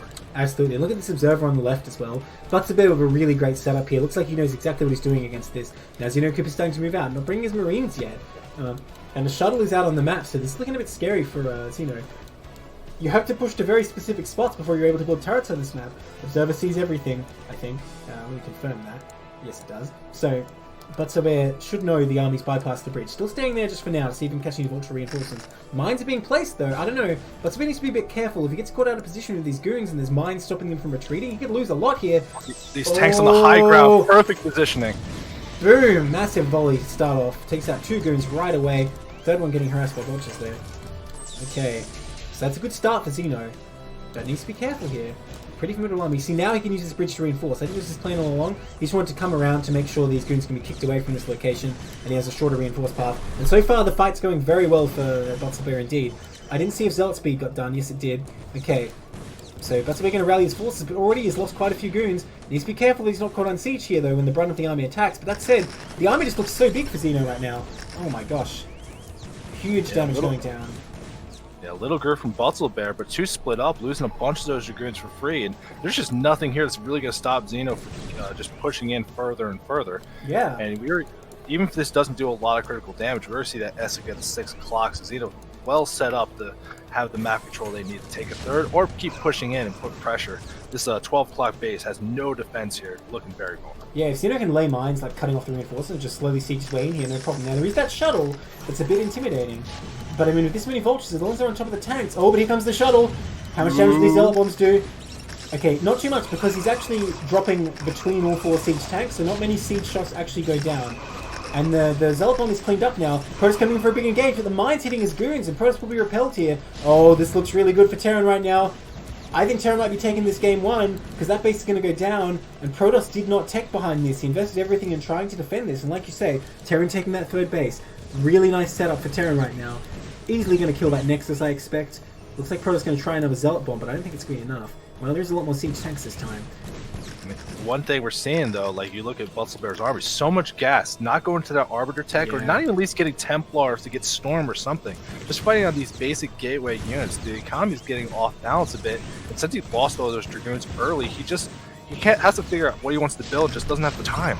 Look, I think going up to 8 gates and delaying the tech was the right choice, but yeah, maybe pull off gas a little bit or make more goons, less Zealots, I'm not sure what. Oh man, such an efficient little trade there for Terran, even though he gets broken through, like, those mines just doing so much damage. Protoss is going to have a hell of a time trying to push across the map and counter. And look at this, Terran actually going to come in for the kill here, he's not going to wait. Lots of tanks available here. Protoss just leaving. I mean, if you put a bunch of mines on this bridge and get in the Protoss natural, Terran doesn't care that much if you counter and do a bit of damage, really. And look at all these mines set up. Like, Xeno could really set up to defend his 3rd, but he does not have much guarding his main bridge. Protoss trying to come around for the flank from behind, but there's no time. These tanks can get siege up and range the natural nexus before Gutzel can actually do anything. Oh my gosh. These mines at the back going to slow everything down. You can see Xeno being very responsible, not sieging all the tanks immediately. Yeah. Like, make sure they're in a good position for... mines hitting those Zealots in the back. Oh my gosh, the Zealot bomb doing decent damage. A bunch of Dragoons from the back. Is this enough for Protoss to clear this? Oh, these vultures absorbing so many shots from those goons. Oh, great mine drag. Really great mine drag. Those 3 tanks are on such low health. I think Protoss clears it. Okay, Protoss clears the attack. But at what cost? I mean, if you're getting the attack cleared off, the impending threat of a loss out of the way, but Vulture's coming back through. And remember, that 12 o'clock base got shut down. We're going to have to reestablish that while Terran is sitting comfortably on 3. They got their armory up. They're starting those upgrades, and they can start adding on more factories. This mid-game is going to look very difficult for us to deal with. Looks like Terran did not transfer anything to their 3rd base yet. More goons are going to get taken out here, though. They're not retreating, though. So Xenocrit might just come in for a round 2 here. He's like, alright, I didn't kill you that time. Let's try again. And, you know, the whole time he's holding him back, like you say. He's just still progressing in the game. Templar Archives is almost done, though, so there is some tech progress from Butterbear, but Templar alone aren't going to be enough. Arbiters really would be very helpful here. Oh, I really want to see some SCVs transfer to this 3rd, though. This is real sad. Okay, there we go. Bunch coming from the natural. Butterbear realizing how hard that 12 is going to be and trying to sneak the 9 o'clock, taking that risk right now. I don't think there's any way to defend this, but I feel like it's a good decision. Something you've got to get done. Try to get back in this game. Xeno's still macroing very well for how late we are in the game. Keeps reinforcing. There's no observer with this army. Oh my god. Big mine hits. Doing so much damage. Nothing dies, but those Zealots are so weak now. Oh. And Terran takes this opportunity once again to get in this position close to the natural. If you can push forward a little bit further. Okay, Terran needs to be careful though. He could get flanked from the high ground. It looks like that's exactly what Buttsbear's going to do. No mines back here, and Buttsbear knows it with the observer there. Vulture's out of position. He needs to get on top of these tanks right now. Zealots coming into that minefield, even dragging onto the Vultures a little bit, but the tanks are going to get Zealots right on top of them right away. Okay, Buttsbear easily cleans that up again. Yeah, but 2 Vultures over at the 9 o'clock base find this Nexus. Oh, that's pretty big. Buffalo are going to let that finish, because knowing that's there, that's a hard base to defend for Protoss. There's so many good angles to attack it and split positioning in a way it's going to be annoying to deal with. Butzelberg does clean up their army, but loses a good amount of units in the process, and you can see, like, this is not the situation Protoss ever wants to be in. They're down 50 supply in the mid-game. That's going to be terrible to deal with. Yeah. And you know what? Xenocoop's laid so many mines here. Like, I can't see a large-scale counterattack coming. He's going to do, like, a little Zealot drop here, which is not bad, but I don't think it's going to get the efficiency he needs. And it might even get taken out, because there is turrets available that were not quite finished in time. Well, I guess he'll get a tank for his trouble, but if he loses that shuttle, I don't think it was worth it. And he will lose the shuttle. He even picks up a Zealot into it first. And these Zealots are here to clean this up right away. Oh, those mines on the map doing huge work as well. And yeah, I don't think this 9 o'clock Nexus will survive. I mean, it's going to go down very slowly, but at the very least, it's a hard position to defend. I mean, this might give the opportunity for Butzel to try and reestablish their 12 o'clock if Terran's going to lean into that side of it. But just looking at the map and the setup we see from Xenocoop, like, you got it. He feels super good right now. Even getting into that science vessel tech soon, they're going to be able to really make sure there's nothing that's going to blindside him big in play. Okay, so Butzelbear's going to come over us here and deny this Vulture, but the main Terran push is coming now. I think it's only a matter of time until Terran gets into that position. Oh, even going to lay mines, I think, behind these Dragoons. No, just going to reinforce that holding line there, you know, which is pretty important. Okay. Hard for Terran to get up this ramp a little bit, but if he manages it, that's all he really needs to do. Okay, nice scan. I love what we're seeing from Xenocoop, preemptively adding in a bunch of Goliaths. You've been noticing Butzelbear just on gateway tech for too long. No Templar, no real tech.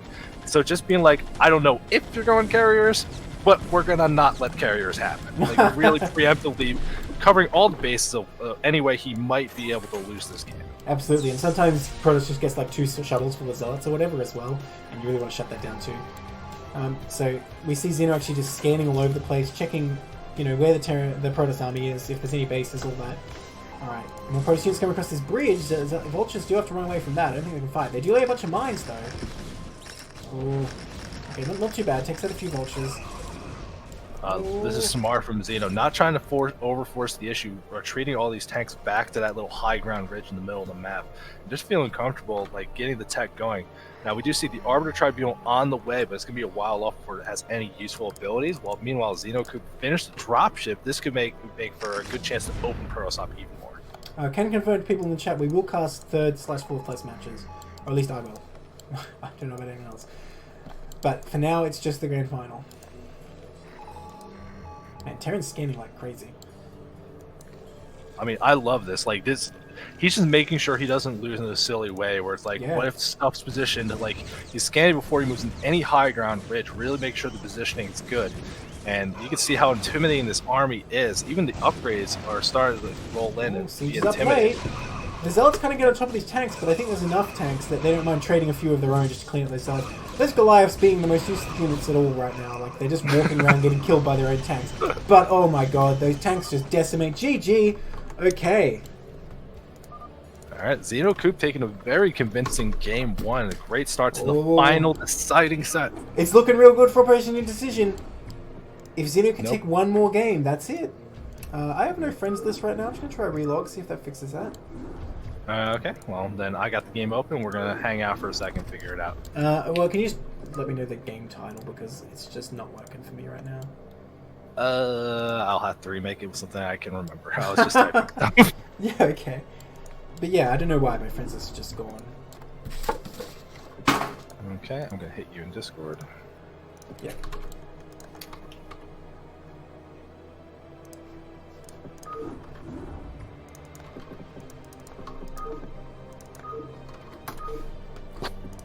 Invalid password, of course. Hang on, let me try again. Don't freak out. Okay, yeah, that's got it. Okay, good. Alright, there we go. Yeah, Blizzard trying to make sure this series doesn't end, but don't worry, we're finishing it tonight. There's no concerns. Alright, here we go. Into game 2.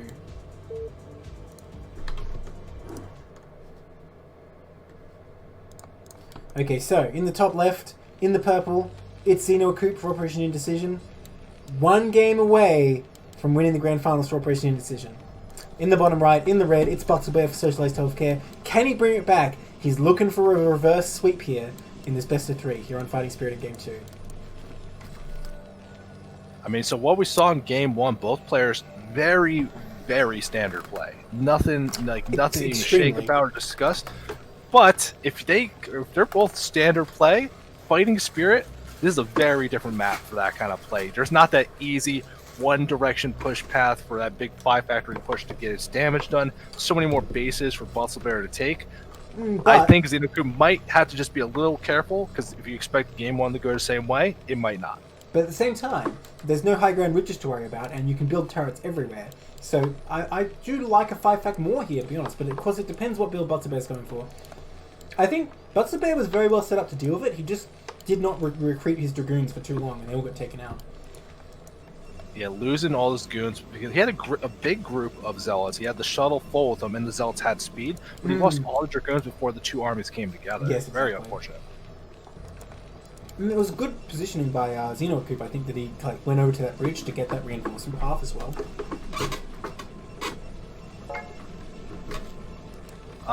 So I'm a little intrigued on this one. You see, Bear hasn't started a gateway yet. Is this going to be a Nexus first?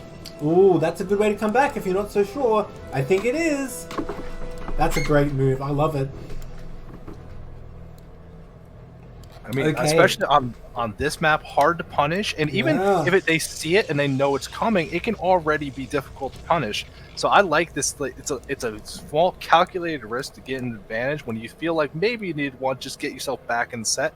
Very smart, a strategic decision from Bear. Yeah, and in cross positions here, it becomes almost impossible to do anything about it with the Vulture Marine type stuff. So this looks really good for Bear already. This is the kind of first step he needs to take these games back. Now, so if you're Terran and you see, like, you went for a normal kind of opening and your opponent goes Nexus first, is that just a loss, you accept you're behind, or is there a reaction you can go be like, no, I'm going to slam a 2-fact down your throat? Yeah, no, you can't really do something like 2-fact. If it's close positions, then you go for the Marine Vulture, but if it's not, then you basically just try drop is the best move. It depends, because there's a couple of variations, right? Protoss is doing what I'd call the greedy variation, where they go the gas right away here. Whereas sometimes they just get a bit more Zealots before they go into gas, so I don't know. Maybe you can get like some mines out before observers are out and take your own third. That is also an option. But I would say drop is the most common way to do it. Well, this is an interesting decision we're seeing from Zeno Cope. Kept 2 guys in the gas, and he's scouting the 2 close positions before scouting the cross position. Yes. So really looking like they have a reaction if it's close spawns, and he's going to be disappointed to find out that's well, you know what he's doing here? He's actually looking for Nexus first. That's what he's doing with the 2 close spawns. And unluckily, it's cross position, so that's really unfortunate for Xeno. He even has 3 Marines, right? He could have come across the map right away if it turned out to be Nexus first in close position. Well, here's that 2-factory. We're going to see. You said it doesn't work, but we're going to find out for sure. I mean, the more Zealots Bear makes, the better 2-fact is, but he did only make 2 here.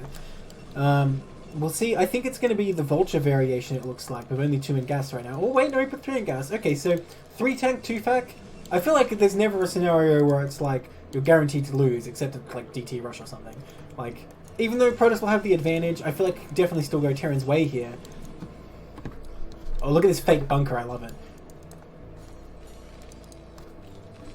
I mean, there's definitely nothing wrong with using a 2-fact just to put on pressure and like get in your opponent's face a little bit, because it's the kind of thing where it's like maybe they skimped a little bit on Unity, or like maybe they mismicroed a little bit. One good mine hit. There's so many things that could make this happen. These Zealots right as the bunker finishes. Well, they know there's no expansion. They're just going to walk on in. They're going to see exactly what's going on. Okay, so Xeno sees the Nexus first, and he decides just to go for like some Vultures here. And I don't mind this, like, when you know you're not probably going to win against the Nexus first, you just get like a bunch of Vultures out fast for harass. But it is going to be a big economic disadvantage, right? Because he's going to start his CC just now, when the Protoss one's been finished for like almost a minute. But maybe you can get some map control with mines here, try and take your third faster, or just delay the Protoss third enough to catch up. Well, one thing we are seeing a little bit that might come into play, Bustle Bear has the 2 gateways, but only making goons out of one of them. So even though he should know at this point it is that 2-factor, he saw that since the 2 vultures were there so quickly to help defend against the zealots moving in, he should have an idea, but he's not really leaning into getting this big army up in time. Just, making sure he sets up all the tech he's looking for first instead. Yeah, I think, if Protoss just gets an observer out and then takes the third, like, there's nothing Terran can really do that means that Protoss is behind there. Okay, I guess technically Terran could just, like, take a third base without any units and hope that Protoss doesn't ever come across his side of the map. But Protoss, even moving out right now, oh man, a Vulture backstab could do a lot here if Xenocube comes in at this exact moment. The moment the Vulture's just chilling, though. Yeah, Bustle Bear cutting off the bulk of the entrance with these pylons, so should be able to block against this and trying to get something done with these Dragoons. But that's if you move into the 12 o'clock. Is Xenocube trying to double expand? I mean, I think that's what you have to do here, but he needs the mines first, and he researched Siege just now. No mines up yet. Oh, repair! He needs more SCVs than this. There's not enough. The Vultures will buy a little bit of time, but they die very quickly. The tank also doing its best, but it can get taken out quite easily. Okay, more SCVs show up. In fact, a lot of SCVs show up, so I think he will be fine. Gonna Siege up now as well, so we'll repel this aggression. And the Vultures actually come home. And everything kind of going wrong for Xenocube here. It's quite unfortunate. Yeah, a little unfortunate there. Finally, mines on the way, but an armory nearing completion, so at least Xenocube realizing I'm probably not going to win anytime soon and really committing to getting this late game going instead. Yeah, I mean, from here, because these goons already have map control, I'm thinking what you do is you go like 2 base powering and just try and split the map. Like, you don't even try and push across to Protoss' other main, just try and take that one and drag it out like super long. I think that's the best strategy for Terran in this case. I'm going to be curious to see what the choice is from Bustle Bear. That Citadel on the way. In game 1, we saw it was a big gateway man kind of style. Lots of gateways, no tech. But, I mean, if you have your opponent like turtled up like this is the kind of situation maybe you want to actually get those faster arbiters. Yeah. Get that tech going on as fast as you can. It's definitely an option. 2 base arbiter is quite good versus 2 base parent Terran. Of course, 2 base arbiter fears a push, but if Terran is waiting to power up and take his third base, 2 base arbiter is almost kind of ideal. Templar Archives on the way, making it seem a little more likely. And actually, we saw Bustle Bear start the Zealot Lightspeed and immediately cancel it, changing his mind about what he was going to do. Well, maybe he's something signaled to him that there's no push coming. Oh man, look at this. Xenocube trying to set this depot wall up at the third. This could be pretty good. If he suddenly pushes these goons back, and then he already has the wall at the third, like, Bustle Bear might not be ready for that, and Xenocube can kind of secure it when he shouldn't really be able to. Alright, tank advancing. Xenocube really just wants to push these goons away, but if they go into the third, it's not going to be a good thing for Xeno. Bustle taking this time, finally started the Nexus down at the 6 o'clock, so not going to fall behind in bases while Xenocube setting up for the 12, but it hasn't actually started the CC there yet. Yeah. I mean, these goons are sitting here tanking right now. I don't know if that's ideal. It doesn't seem particularly great to lose this stuff for free. Stargate on the way, so that fast Arbiter looking like the choice we're seeing. And back at home, Bustle Bear is a macro looking very sharp. Lots of Dragoons made already and going to be set up good. Even though he has to lose that foothold he had around the natural, they bought him all the time he needs to get his base online and the tech rolling without fearing a push from that 2-factor laning in. Yeah, you know, I don't think Xenocube's position is that bad considering how this game started. Like, the supplies, it's like, 15 or so difference. That's not terrible for Terran. And, he's getting his third base quite early here. Almost on par with the Protoss one. So, I think this is reasonable for Terran. The problem is just going to come when Protoss, is max and has stasis. It's going to be a pretty scary time for Terran. Okay, that Observer has speed, by the way, which is freaking amazing. Did you see it zooming around? Yeah, it's so but fast. the Observer does see that CC up at 12 o'clock, so also they're aware of what the situation is. Curious to see what the response is. Yeah, I'm surprised opting not to do a full wall here is leaving like this gap with mines. Maybe he wants to bait the Protoss into attacking and just getting obliterated by mines, but I don't know. If Protoss is determined with enough speed zealots, he could bust it. I kind of like that. Especially with stasis. I kind of actually like that choice to leave the opening on the side. Bustle Bear had such a strong chokehold by that bridge that would give an opportunity to Zealot for Vultures to leave through the north and get around to do some damage behind if he really gets contained and stuck in his base. Depot below, the units will flow. That is not going to block Zealots, my friend. Oh my god. Look, I gotta tell him. It's important. I don't know. I guess I can make a prediction here that I think if Protoss decides that he doesn't want to attack this base, comes in here with stasis, it will easily fall to a bunch of zealots running in. That's what I think will happen here. Of course, Protoss could just say, well, you know, it's a third base on Fighting Spirit, I'm not even going to look at it again, which would be fair. Yo, look at these goons. There's a pylon wall trapping these vultures down the bottom, see if he can escape, but then he pulls away just in time to not lose a bunch of vultures for free. Oh, that probe. He could have got that probe and denied the fourth, but he ran right past it, unfortunately. Okay, so Terran on, like, double army with only 2 factories. This is kind of crazy right now. I mean, I'm not saying he's macroing badly at all. This is all he can really afford, going for this, like, balls to the wall third. I kind of like how Terran is playing this. He's, like, skimping on everything he can, trying to just keep up here. I think that's a good decision we're seeing here, but all I really want to see is a rush towards recall, not for stasis, not for breaking through, but you're going to see for a while Xenocoop's just not going to have the army needed. And he's going to have to position it out of where I think a big recall could be devastating if it gets off soon enough. Yeah, there's definitely going to be a period of time where Butzel Bay will have the Arbiters and Terran's not ready to push out. But that doesn't necessarily mean that Protoss can do anything. If Terran just sets up good recall defense, the recall becomes even a bad thing for the Protoss because it'll just be inefficient. And look at this, he's even putting depots around the armories. I think that's definitely key here because Protoss loves to just recall a bunch of zealots and take those down. One thing that does concern me though is there's no wall at the natural. If Protoss has stasis available, it's not that hard to get in here with no wall, like if you stasis a bunch of tanks. Yeah, though we're seeing like the Xenocoop really committing, like that observer seeing the real commitment to double armory, like getting that late game going. Now just adding factories. Also, we're taking this opportunity, taking both bases in the bottom left, going up the 5-base economy, and really like abusing the fact that this map, unlike game 1, way more open, way more economy to play with. I just like there is restraint for Baltimore. He's not like trying to charge in with his lead and throw it away. He's waiting it out the way he should be, getting towards max, then what's going to serve it. Yeah, and we see that early game advantage kicking in, currently 50 supply ahead. You know, at first I think Xenocoop was keeping up pretty well, but, you know, it really shows how many more probes Butzel Bear had early on, in that he has so much more money now. It's definitely going to be a rough one, but the upgrade's starting to catch up for Xenocoop, about to finish the 1-1 with the +2 weapons nearing completion. And we're not seeing a lot of upgrades from Butzel there, but a ton of gateways getting added on as it's approaching max, really getting set up for that big macro style of Protoss that you're used to seeing.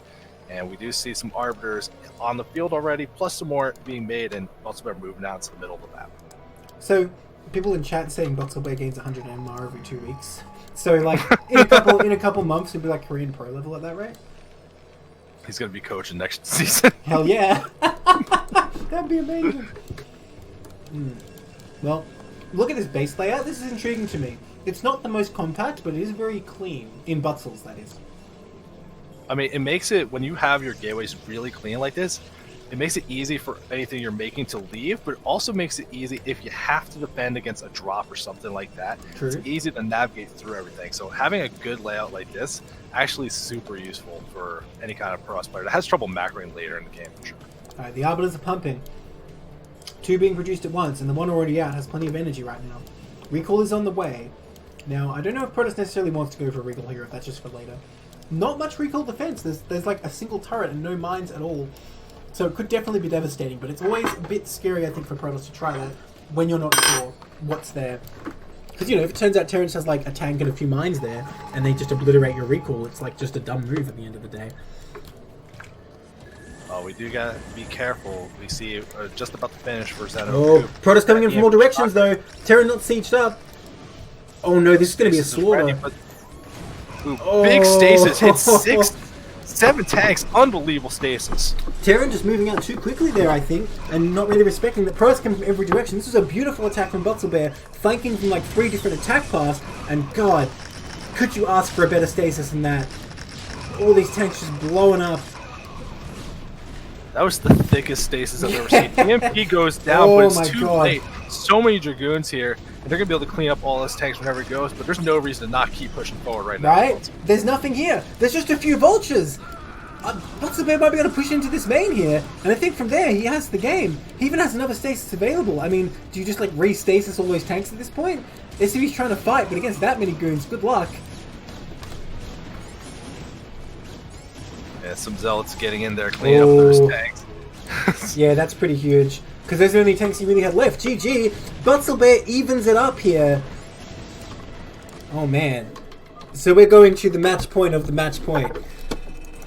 Ooh, this is dramatic. I love it. I love seeing these players both play normal, reasonable games. No weird stuff that's like robbing us out of a good experience. They're just showing, hey, this is what I learned all season.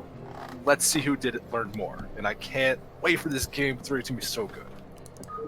Oh, there it is. I was going to say, is BattleNet failing for me now? But I see it. Oh my god. I can't believe it's coming down to this. Oh, okay.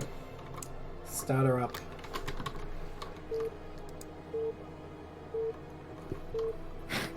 Alright, last one. Come on, Operation Decision. Alright, in the 12. In the red, it's Butzelbear trying for the reverse sweep here for Socialized Healthcare. In the bottom left, in the purple, it's Xenocoop trying to win it for Operation Decision. Both players just need this map. This is it. This is the last map of the CPL 5 Grand Finals. Who's going to take it? Man, I don't know if they knew at the time, but if you know it's down to just this game, what do? Do you just like proxy the dirtiest thing you can imagine? Proxy 2-gate into DT or like BBS as Terran? I don't know. You got a 2-fac. It's Silphid. Silphid's such a good map for 2-fac. Oh, so many things they could do. Yeah, like you didn't. Yeah, you just kept just like, what do you do? And kept saying things. If I'm a Pro S player, there's bias. I'm not gonna say a thing. But yeah, 2-fac on this map, so strong. There's no ramps. It's a short distance. The push distance is so easy. You even got those like multiple paths to work your way through. It's gonna be so hard to actually stop a strong 2-fac. And we saw Xenocoop. He's open 2-fac in this series. I know he's comfortable doing it. I would love to see it in this map particularly. Josino saying, that's not Josino. Prenogo saying 2-port Wraith vs Corsair Master Kill Terran Lifter Buildings. That sounds about right. I'm sure that's the game we'll see today. What about 10-15 on this map? Set 0, like... I exclusively do 10-15 on this map. I believe in it all the way, but no one else does it, so I'm not expecting it. Too many people are... They just don't want to risk. If you commit that hard for it and don't get the kill, it becomes very difficult. You end up having to double expand and put yourself in a weird spot. A lot of people just don't want to do it, but they should. It's so good. Well, you know, I present to you a problem. 2-fac's quite good on this map, and here's the solution. Just go 10-15. Because if it's not 2-fac, you're not 100% dead. Maybe like 90% some of the time, but like, if it is 2-fac, you win pretty easily. Yeah, it seems that way, and I just think people just don't want to put that risk on a map like this, especially like one thing I gotta say that does, like, I understand why some Pro S players won't go 10-15. This map is so good for arbiters too. So committing to like a normal kind of game, you're going to be able to get your gases, you're going to be able to get the arbiter, and there's so much space in that main that you would have to cover with 1,000,000 turrets. Like, it's so easy to get the arbiter game plan online. I respect that choice too, but I love goons, man. Just Dragoons, they're great. Okay, so he's going for a cybercore here, not a second gate. About arbiters here, the recall's best in the back of the Terran main because you have that cliff to fly over, and like it's a kind of annoying area of the map for Terran to have to keep a vassal in. That said, like, you know, since there's no ramp, it's not super hard for Terran to get units back in. It's like, I'd say this map is like above average for recalls, but not super good. It's not like Gladiator. Oh god. Anyway, this game's on Silphid. Let's not talk about Gladiator now. No, we're good, but Xenocoop pulling some guys out of gas, but we've seen that move before. You never know. That could be a little bit of a misdirection. You think he'd try it? He is making enough Marine right away here. Now I don't know. Do you think he's that devious? No, I do think it is going to be just a normal expansion. You see that SCV in position or at the front, looking like they can start making that bunker, making sure they can repel the pressure going through. But we've seen it before, and Chipro's got to be careful walking into some Marines. Take some shield damage and trying to get out, but don't leave the main. You can't leave the main here. Too much important information. Well, he got to leave sooner or later because those Marines will kill the probe. And look at that, the bunker already going up. Still in modern gas. I'm pretty sure he is just going to expand here, right? Ooh. Okay, first screen coming across. We're seeing that first add-on going in, so I do think it's just going to be a normal kind of expansion, get those tanks on the line to have that muscle.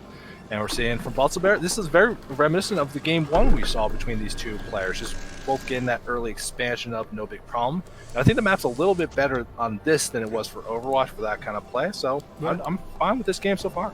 We'll say this map pretty good for a 2-base Terran push as well, if things go that way. Oh, okay, so Protoss getting the second gate here before the expansion. Okay. Ooh, Protoss being goon a all bit in. cheeky, yeah. So Goon all in. he's going to suddenly show up with way more goons than you would expect. But Xeno has this SCV. If he can scout this, he will be able to prepare. Now, does Butson get a robo from here? Is that what you do? Like you add a robo on and get zealots and drop, or do you just go with goon production? I mean, the fact you're adding these gateways before they really start becoming effective, you. I got the vision. Does Xenokip sees a building, can click on it. How much did he see? I can't really see anymore. He saw the bottom one, but not the top one. I mean, I don't know. He knows there's no nexus at that timing, though. That's all he really needs to know. So I'm expecting an eBay to go down here. I don't know. That's a pretty good scout for Terran. Yeah, there you go. There's the eBay. Where's he building it? Building it in the main there. And, you know, Terran already getting siege, which is ideal against this. But if Protoss just unexpectedly runs past, I don't know. Terran already has 3 Marines in there. I think Protoss is really trying to abuse the fact that, like, you know, this natural is a bit wide open with this unbuildable spot up here.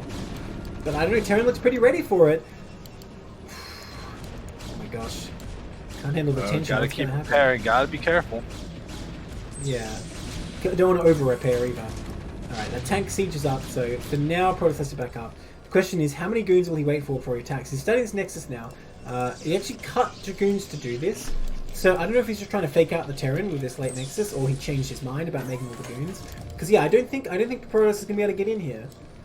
Yeah, if the Sim City was worse, you could try to dive in past it, but since you would only have to be able to walk through the north part, SCV is going to get pulled to mess that up. You're never going to get to the tanks before you take too much damage. I like that Buttsbear backing off, abandoning the big attack, and just trying to expand behind it, which this kind of stuff ends up working pretty okay. He has the choice of getting a third Nexus, or here comes that robotics. You can get that shuttle, and that could be your key in.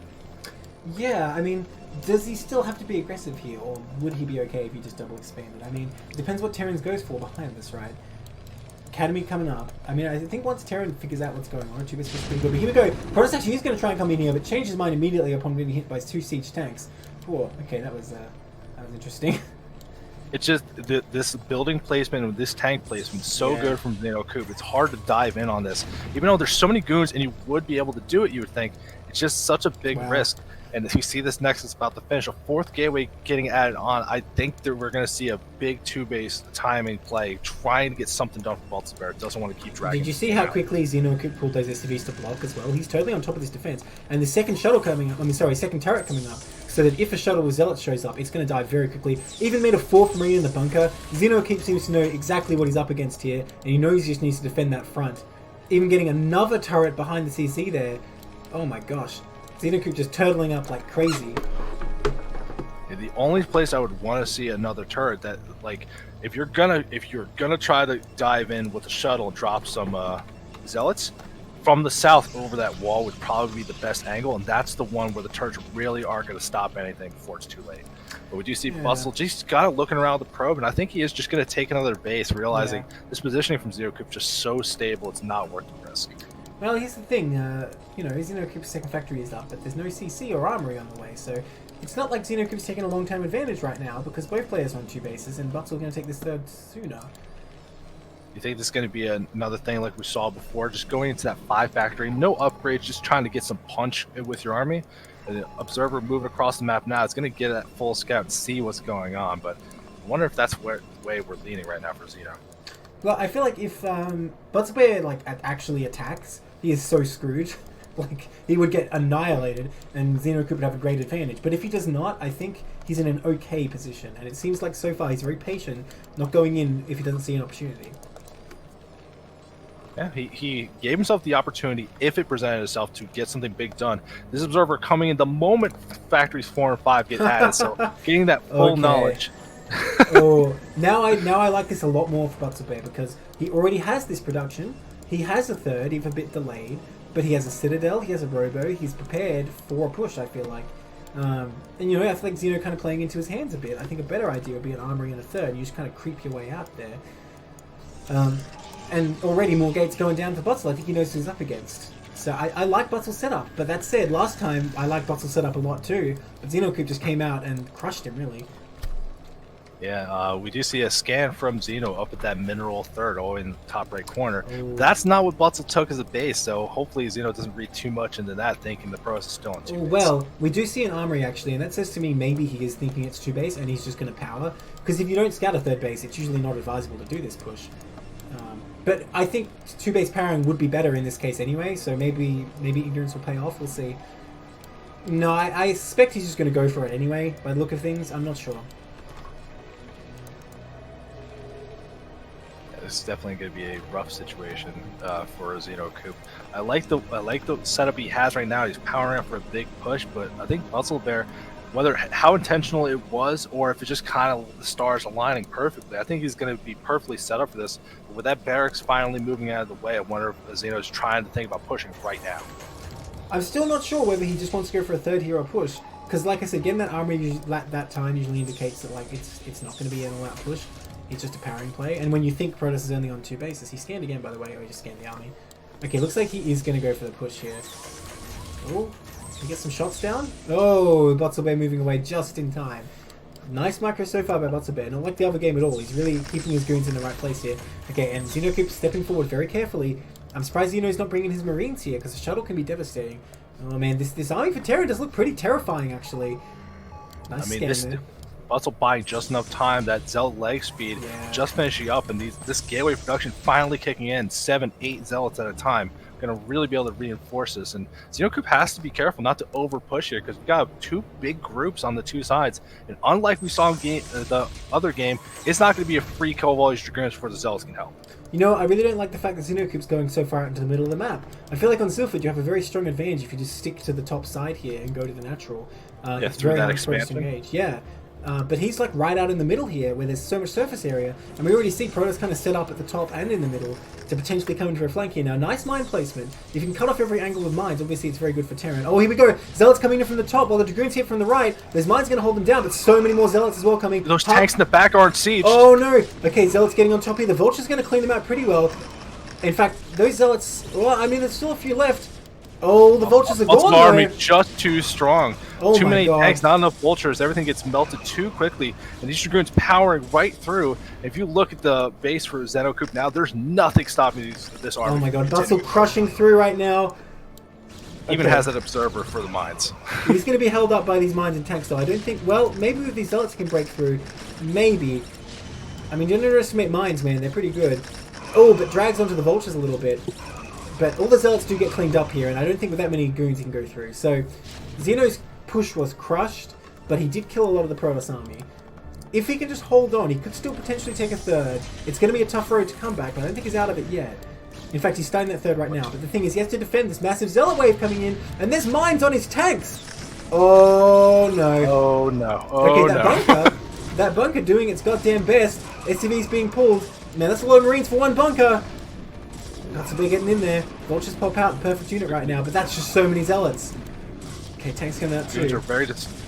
Goons are distracted by the barracks, didn't help out here. Zealots getting a lot of kills on these tanks done, but even if you keep resetting this army count, when you have 8 gateway production from Protoss, and you keep sending stuff in, you can keep that pressure going, and that 3rd base looks very vulnerable right now. Sorry, had to jump off for a second. I'm back. No, it's all good. There's no tanks right now for Terran. There's a bunker here with some SCVs, but that's all it is. Here comes a couple more tanks, but there's already a lot of army here. That bunker about to go down, but so much repair. Actually staying alive longer than I thought. Tanks finally siege up and should be able to reflect this Dragoon push just a little bit, but more reinforcements on the way. Just wait for those a little bit, Butzel. This attack will go so much better. Pulls back for you, sacrificing too much more stuff, but end of the day, with that big attack, the army kept getting reset. Butzel definitely got the better end of it. Yeah, I mean, Xenocoop looks like he's in a really tough position, but the CC is like kind of hidden. I don't think Butzel knows about it. He has that observer so close just by the factories. If he just moves it a little bit over, it would give it all away. So just on that nice edge of being found out here. Vulture's trying to reestablish mines, but here comes that next wave. And Zealots, a couple Zealots taking out a lot of mines here. Not a bad trade at all. Still not a lot of tanks here to help defend against this. Dragoons pushing in, going to be able to clear out some more of these tanks. Just keep going for that trade with tanks versus gateway units. Oh my gosh. Okay, so I mean, He doesn't have that many SCVs, but he has enough, I think, to trade like this. And, you know, Butzel's still on 3 base. Arbiter's a long way away. If Xenocoop can somehow saturate this third, maybe he can hold on here. But he needs to get the SCVs over there and set up a defense. And I like this decision. We see Bear finally pulling back, realizing like, all right, we're trading too evenly, but the perfect time. Psystorm's already finished. Just finished the Stargate. Arbiters are going to be on the way shortly.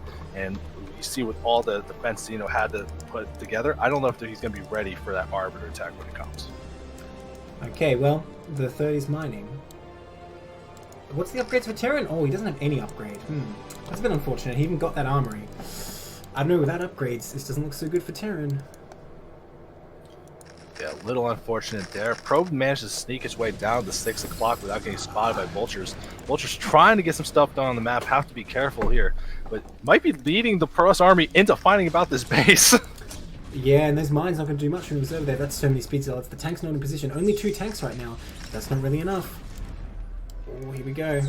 Oh no, not like this. Observer gonna go in. The base has been found out, and the defense isn't fortified yet. Just a couple tanks behind. Though. Vulture's good against zealots, and they're cleaning them up so far. These tanks doing their best as well. Oh, lag, why now? Okay, these zealots trying to stream through, but I think those vultures will clean them up. I think Xeno holds onto this location, if barely. Oh, I know this tank's getting taken out one by one. Oh, it's so close. I guess Butzel Bear barely breaks through here. Oh my gosh. Okay, last tank gonna get taken out. Oh my god. This defense is so tight. It's so close here. But there's this little reinforcement group from Butzelbear. He's not bringing up there. Just fighting with the Dragoons he has. The Arbiter's in production. Stasis is on the way. And like I said, we keep just trading these like core units, not advancing. So when Arbiter shows up and that next level of tech's available, it's going to be big. And there's a group of units across the north side going to keep pressure on. I think this third's going to fall for sure. Oh my god. More zealots. I mean, more vultures coming out. I mean, there's mines on the right hitting those reinforcements pretty well, but a lot of SCVs are falling. These units at the north side of this base, the fight on the third base is going to get split with the fight for the natural as well. I think Xeno just has to give up and let the CC. These zealots getting on top of these tanks. Oh my gosh, gonna lose every tank here, I think, except that one that's being repaired, maybe. Oh, this third falling. I think this might be Xeno's last hope in this game. Has Butzelbear pulled this off? Oh, Zealot going in natural. It finally lifts that CC. Oh, this is looking real bad for Xeno right now. I mean, now that he's been pushed back here, this natural is going to mine out pretty soon. The main's going to mine out really soon as well, so this is unfortunate. All this pressure being put on, and Butzel not even like losing the perspective of what to do. Still taking a fourth base, still getting their tech up and getting their upgrades. Their army is looking like in a great spot. Xenocoop's going to have to get something massive done to stay in this game, but I just don't see what it's going to be. Okay, well, Zealot's coming across. I mean, harassment's always an option, but there is a pylon wall set up with a cannon. Oh, it's those Zealots. Okay, so Protoss backed off for now. The CC did survive. The third CC is still alive, so if Terran can somehow reclaim that location, there's still a chance. Oh, but the Arbiter. More Vultures coming out. I think Xeno realizes he's in a terrible position here and needs to make something happen to Vultures. But Butzelbear everywhere, covering every possible attack. Yeah, I love it. Like it's all laying into the groundwork that Butzel is trying to set up the whole game. But these faraway expansions, it's gonna be hard for Xeno to just kind of poke out and get something done. So like the discipline to not take that easy base in that middle of the map, and it's like really making Xeno hard to do any kind of counterattack damage. But moving forward, the big Gateway army now, even the Gateway army has an attack upgrade compared to Xenocoop's nothing. And with Arbiters having stasis, building up that energy, this is going to be one difficult situation to get out of. Well, he doesn't want to wait for stasis. He's coming right now. Look at this tank spread, though. That's a really good spread. And actually, Butzelbear can't actually attack into that. Man, Xenocoop defending a lot with a little right now. Probe's transferring to the fourth, though. Okay, here we go. Coming in there with this Arbiter. Stasis is available. Turret's hitting the Arbiter, but he stasis the back tank. Stasis is an observer as well. Suddenly it's only Goons attacking. But more Zealots coming in. Oh, there's only 3 tanks here. I don't think Xenocoop can do it. GG. Alright. Well, that means we have our monster. winner. Oh my god. Alright. So the final score. We have 13 for Socialized Healthcare. and 12 for Indecision. So congratulations, Socialized Healthcare. They're the winners of CPL Season 5. Wow, what a great grand finals. That was amazing. Yeah, that was a fantastic finals. The fact that a best of 25 went to last set, last game, unbelievable. You couldn't have scripted it better, but there was no script. It's just two teams trying their hardest and being so evenly matched. Fantastic series from both players. Everyone both really teams. gave it their all there. Like, you know, it's such great plays from all players involved. That was an amazing finals. Now, we are done with the grand finals, this has been fantastic. Team Socialized Healthcare pulling it out. They came into the playoffs as the second seed, won their way through, well earned of that championship. But I think there's a little bit more celebration we need to do for the league, and we got to introduce the teams voted for their most improved players. They deserve recognition for the work they put in the season. I think we got to give them a little bit of love. All right, let's start us off with the list then. Okay. Well, do you want to go like by tier or by team? Let's go by team. Well, then I say we start off with our newly crowned champions, Team Socialized Healthcare. Absolutely. Everyone nominated. We got 3 from every team. The first one on the list, it's Bustle Bear. This guy clearly, like, he fully deserved the improvement he made. Started the season at tier 3 and is tier 1 and looks so strong at tier 1. Unbelievable. Wow, and the work going through is unbelievable. What a story for him to like come and finish in the grand finals like that. Wow, and he played so well. Like this last game as well, he just cut off like everything Xenoko could do. He looks so solid. So tier 0 next season, right? I wouldn't be surprised. Honestly, just make him a coach. He knows how to improve better than maybe anyone in the league. Is this Tim Mark II? Because Tim had the same story. He went from tier 3 to like S rank. Oh, it's possible. Oh my gosh. The second person that we have from Team Socialized Healthcare is a tier 2 player, Martial. We saw them play in the grand finals as well. Nice, solid play. Looking like they're getting all the aspects of the Terran. They didn't move up through the tiers, but definitely improved as the series went through. Yeah, definitely. A really strong Terran play we've seen out of Martial, especially in these playoffs for sure.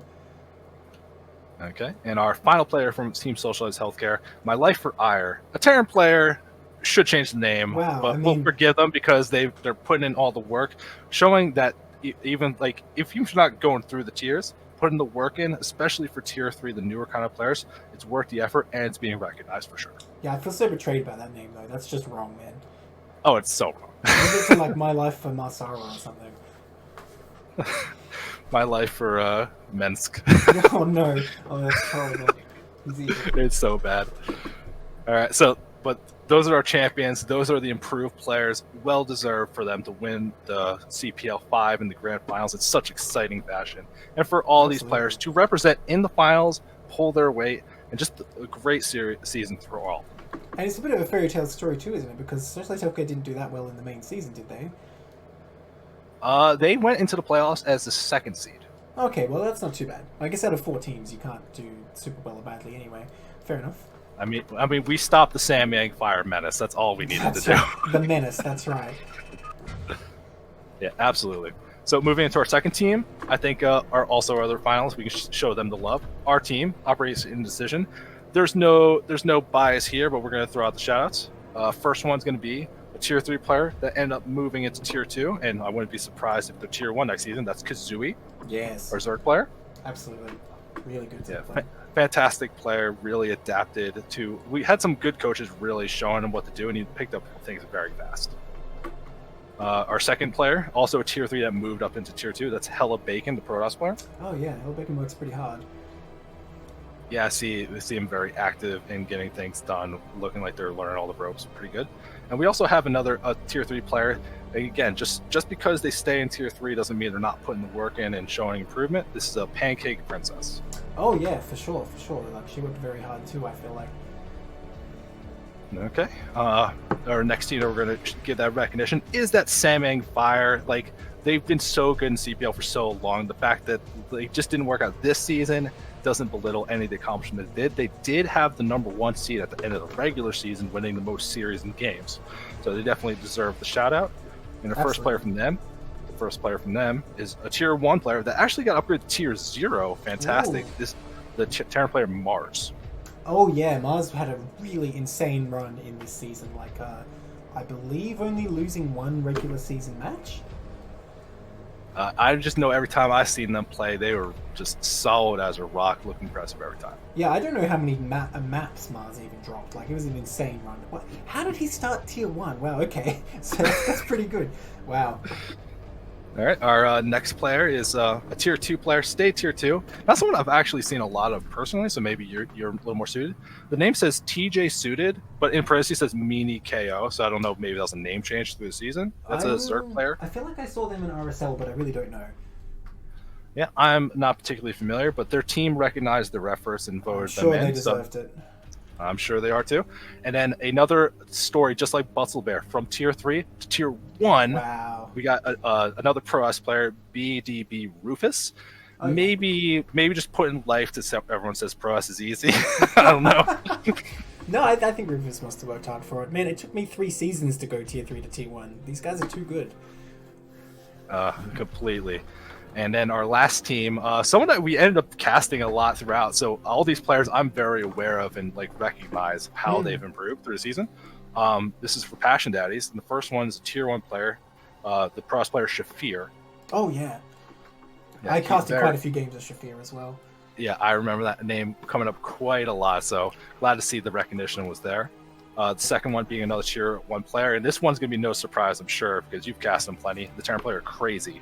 Oh my god, yeah, he works ridiculously hard. Like, we would just be grinding, like, 20 games in a row, like, and, when he started, like, he'd just be losing every one, but he was not deterred, right? He works super hard, and he is mechanically a beast, for sure. Keep an eye on him. He needs to go to tier 0 pretty soon, I reckon. Maybe not yet, but soon. Yeah, the big thing I gotta just preach to him, because this is a good thing for some new players to know, or especially anyone coming from StarCraft 2. Crazy was a high-level StarCraft 2 player. Yes. Came into Brood War, just didn't have the experience, but that macro, clean as a whistle, that macro pulled him through.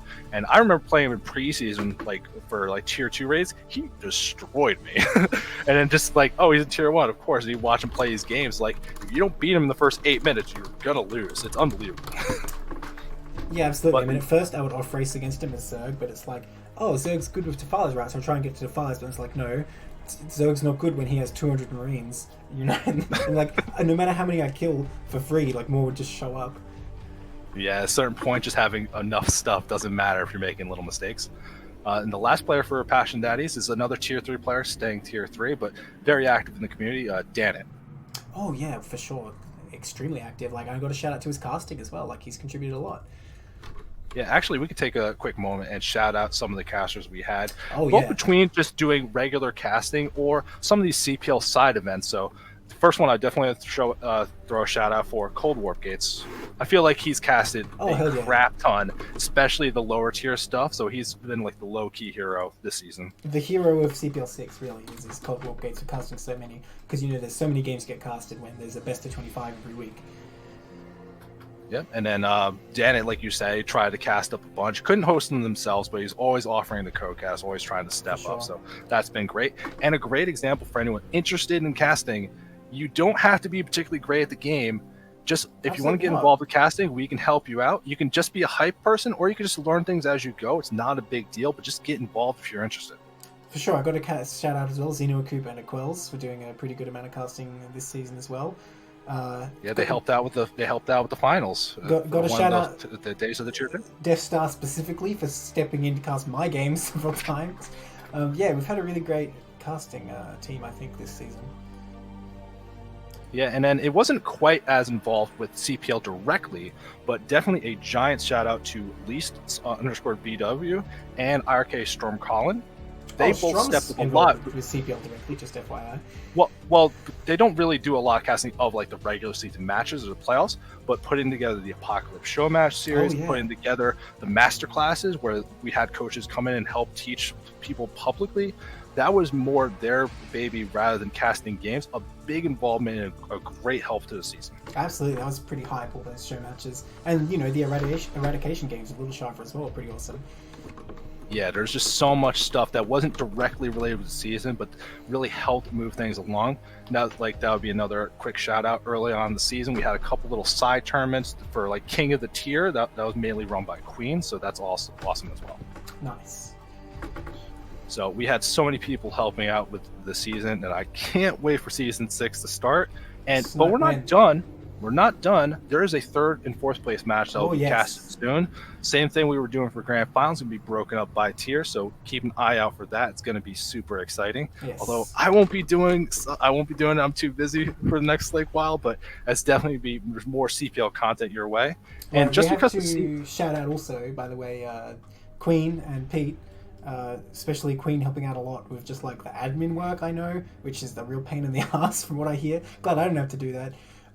So yeah, there's a lot of people behind the scenes making CPL happen for sure. And of course, how could we forget Snipe himself, even like telling us in chat, shout out other people, it makes it all happen. Yeah, there's definitely a lot of people behind the scenes that are helping out with things. Cyan helping out with the graphics, and there's a special project working on for next season he's going to be very involved in. Gorgonoth helps out a lot too, so we have a great support staff helping keep everything running smoothly all the time. For sure. But this has been an amazing grand finals week, Cass. I'm so glad we got it done in a very concise manner. It was a fantastic set of a best of 25, unbelievable again. And like we have all the VODs here. We're going to put all the VODs on YouTube, spread it around, show everyone what CPL is about. If you know friends that might be interested, get them involved. This finals will definitely get them hyped about it. And the 3rd and 4th place match we'll be announcing on the CPL Discord, of course, as soon as it's scheduled. Like I said, expect it will start this week. We'll let you know when we know. Yep, exactly. Alright, I think that's about it. Did we forget anything? I mean, I could thank you. You've been doing a great job of casting. Oh, well, thank you, Sate Zero, for... You're doing the coordinating. I'm just doing the casting, really. We've both been how can I trying forget? hard. I got to shout out Gorgonoff for uploading all this stuff to YouTube. I tried, but it's way too slow for me. Yeah, like just so much behind the scenes stuff from a lot of people. And hey, really try to help out. let's not forget, let's shout out all our coaches who volunteered their time to help us learn this beautiful game.